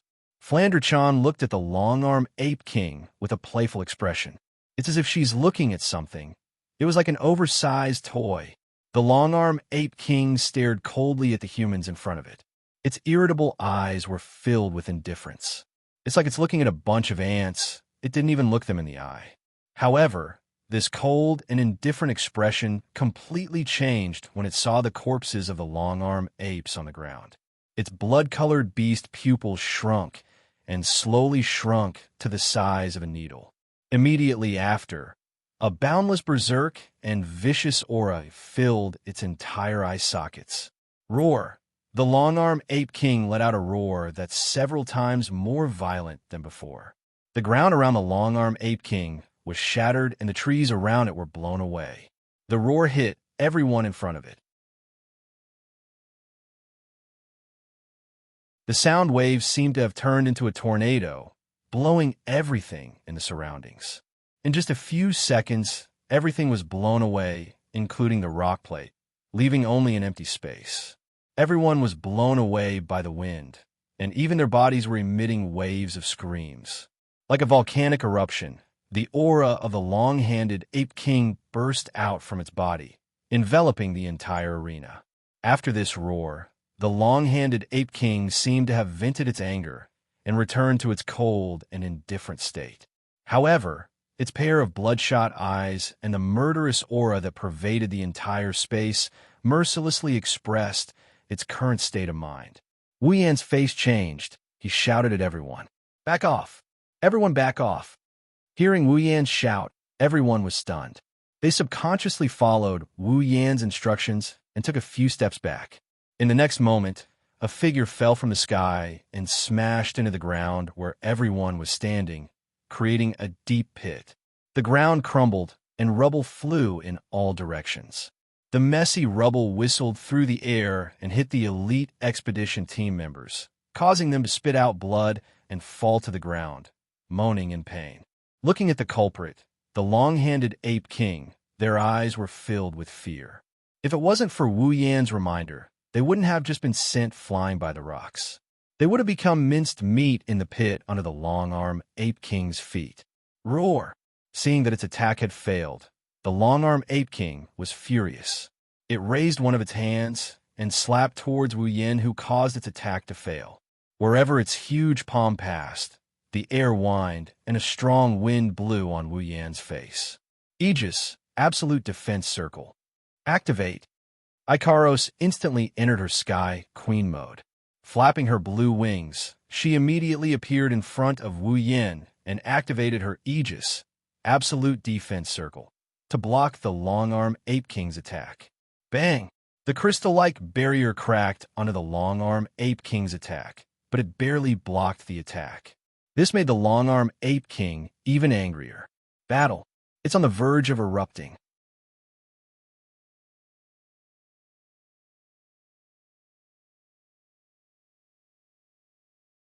Chapter 566. Roar! The long-arm Ape King fiercely slapped its chest with its huge and sharp claws. Then, it opened its bloody mouth and let out an ear-piercing roar that could shatter a huge rock. Wu Yan, Chidu, Mikoto, Shokuho Misaki, Ikaros, Flandra-chan, Astria, Kinuhita, Sai, Frenda, Takitsubu Riku, Sylph, Fei-Fei, Bingling, Bishi, and the others who weren't affected by the Long-Arm Ape King's roar were stunned. The Long-Arm Ape King made its move. The Long-Arm Ape King stomped on the ground, causing the ground to tremble. The Long-Arm Ape King propelled itself forward like a cannonball. It appeared in front of Wu Yin in the blink of an eye. Despite its size, its speed was insanely fast. The Long-Arm Ape King clenched its claws, and the muscles on its body started to wriggle. It expanded several times until it was as big as a table. The Long-Arm Ape King swung its claws at Wu Yan's heart. The Long-Arm Ape King was determined to kill. Wu Yan was shocked by the speed and agility he displayed. He calmed down and hugged Flandra-chan, who was the closest to him. Then, he retreated in a flash. Ikaros hugged Shokuho Misaki, and Astria hugged Takitsubu Riku. Both of them flew into the air. Chuju, Mikoto, Kinuhita Sai, and Frenda dodged the Long-Arm Ape King's attack. Sylph and the other three wisely chose to retreat as well. The crowd in front of the Long-Arm Ape King dispersed. Wu Yan appeared behind the Long-Arm Ape King. Ikaros, Astria, Shokuho Misaki, and Takitsubu Riku also arrived. The girls gathered around the Long-Arm Ape King. "You guys stay here." Wu Yan looked at the Long-Arm Ape King and said to Shokuho Misaki and the others. He passed Flandra-chan to her. "Take care of Flandra-chan." Wu Yan's wine-red eyes turned golden as he charged forward. Ikaros, Astria, and Mikoto followed behind him as they charged at the Ape King. Yan. Chuju grabbed White Cherry and was about to charge forward when Shokuho Misaki stopped her. Shokuho Misaki looked at Wu Yan and the others and said, "The opponent this time isn't something we can interfere with." Startled, Hinajiku lowered her head with a look of unwillingness. But in the end, she returned to her original spot and crouched down to hug Flandra-chan tightly. Seeing this, Shokuho Misaki sighed. How could she be willing to accept this? She believed that Kinuhita, Sai, Frenda, and the others were just as unwilling as she was. They couldn't fight alongside him. Of course, the girls didn't keep their unwillingness for long. They knew their situation, and they believed that one day they would be able to fight alongside Wu Yan on the front lines. However, just because Chuju and the others understood, Fei-Fei and the others didn't. Yan. Fei-Fei shouted when she saw Wu Yan, Mikoto, Ikaros, and Astria charging at the Long-Arm Ape King. She thought her eyes were playing tricks on her. Come back. Fei-Fei's heart was about to jump out. That was a magical beast of the 9th rank. Where did they get the courage to challenge a magical beast of the 9th rank? Don't they know that the higher the tier, the greater the gap between them? If the gap between Tier 7 and Tier 8 is separated by a stream, then the gap between Tier 8 and Tier 9 is separated by a yellow river. Fei-Fei wouldn't believe that Wu Yan can challenge a tier above him again. The situation this time is completely different from the last time. Back then, Wu Yan was level 69, the peak of Tier 7. Jaffer was only level 70, the gap between them wasn't that big. But this time, even if the Long-Arm Ape King just reached Tier 9, Wu Yan just reached Tier 8. Even with Ikaros, Astria, and Mikoto's help, he won't be a match for the Long-Arm Ape King. That's why Tier 9 demonic beasts are so rare. In Fei-Fei's eyes, Wu Yan is going to die. That's why she's going crazy. Bingling and Bishi aren't close to Wu Yan, but they're his companions. Sylph is the only one who's staring ahead. Her icy blue eyes are fluctuating. No one knows what she's thinking. Regardless, Wu Yan and the others are already in front of the Long-Arm Ape King. A battle is inevitable. Crimson spatial ripples appeared behind him as Niitono no Shana slowly appeared. Wu Yan held it tightly in his hand. He didn't feel any fear just because his opponent is a Tier 9. In fact, his golden eyes showed a hint of eagerness. Wu Yan knows how strong a Tier 9 demonic beast is. The memory of Flandra-chan blowing him up twice was still fresh in his mind. That's why Wu Yan wants to test his strength. He has Flandra-chan's support, so he won't die. What's the harm in giving it a try? Flashing through the air, Wu Yin, Mikoto, Ikaros, and Astrea landed in the four directions of the Ape King. They surrounded the Ape King in the center and sealed off its escape route. The lightsaber in Astrea's hand vibrated as she levitated into the air. Due to entering combat mode, Astrea's hair swelled up a little. Her innocent face gained a hint of majesty. She looked down at the long-arm Ape King with a serious expression. She channeled energy into her lightsaber and started vibrating violently. The blade of the lightsaber started vibrating rapidly. Even the long-arm Ape King wouldn't be able to escape unscathed if it was hit by the lightsaber. The long-arm Ape King seemed to have sensed something brewing in the air. Its hair stood on end. It roared with a ferocious expression. It stomped on the ground, and its gigantic body soared into the sky. It appeared in front of Astrea in an instant. Its blood-red eyes were filled with murderous intent. It swiped its sharp claws at Astrea's head. Even if Astrea was an angel, she would at least be stained with blood if she gets hit. Astrea flapped her wings and shot out. She flapped her wings again and dodged the long-arm Ape King's attack. She rose a little higher. The lightsaber in her hand vibrated violently. The lightsaber let out a crisp sound of abrasion. "Huh!" Astrea shouted coldly. Everyone felt the wind in the forest solidifying. Then, a strong gust of wind gathered in the air. It tore through the air. The sharp sound of wind breaking echoed in everyone's ears. Astrea brought out her full strength. The lightsaber arrived in front of the long-arm Ape King. Unlike Astrea, the long-arm Ape King didn't have the ability to fly. It could only use its palm to block the lightsaber. The light sword and the palm violently collided. The sky rumbled, and the long-handed Ape King immediately fell. The moment it landed, the long-handed Ape King adjusted its body. Just like at the beginning, it stomped on the ground like a cannonball, creating a huge hole. Numerous arm-thick cracks spread out in all directions and finally extended into the forest. In mid-air, Astrea was sent flying by the collision with the long-arm Ape King. She managed to stabilize herself, but her delicate face was pale. It was a stark contrast to the lively long-arm Ape King on the ground. It was obvious that Astrea was at a disadvantage even though she used all of her strength in that clash. Astrea was still in the air while the long-arm Ape King was flying. The long-arm Ape King's attack was weakened. If it wasn't for that, Astrea would have suffered greater damage.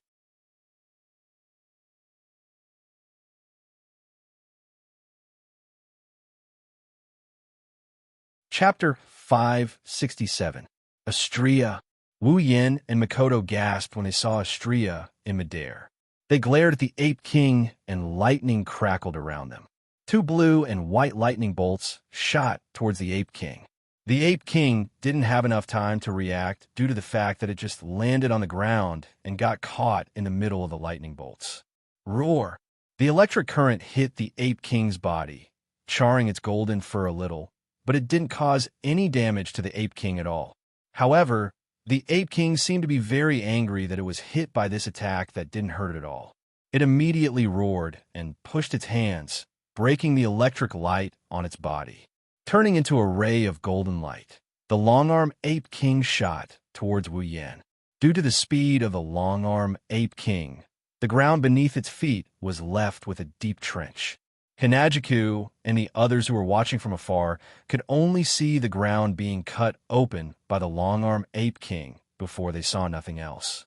Wu Yin clenched his fist as he watched the Ape King charge at him. Red lotus flames ignited on his blade and enveloped Wu Yin in an instant. Wu Yin turned into a man of fire. The long-arm Ape King raised its claw. It was waiting for Wu Yin to reach him so it can attack him with all its might.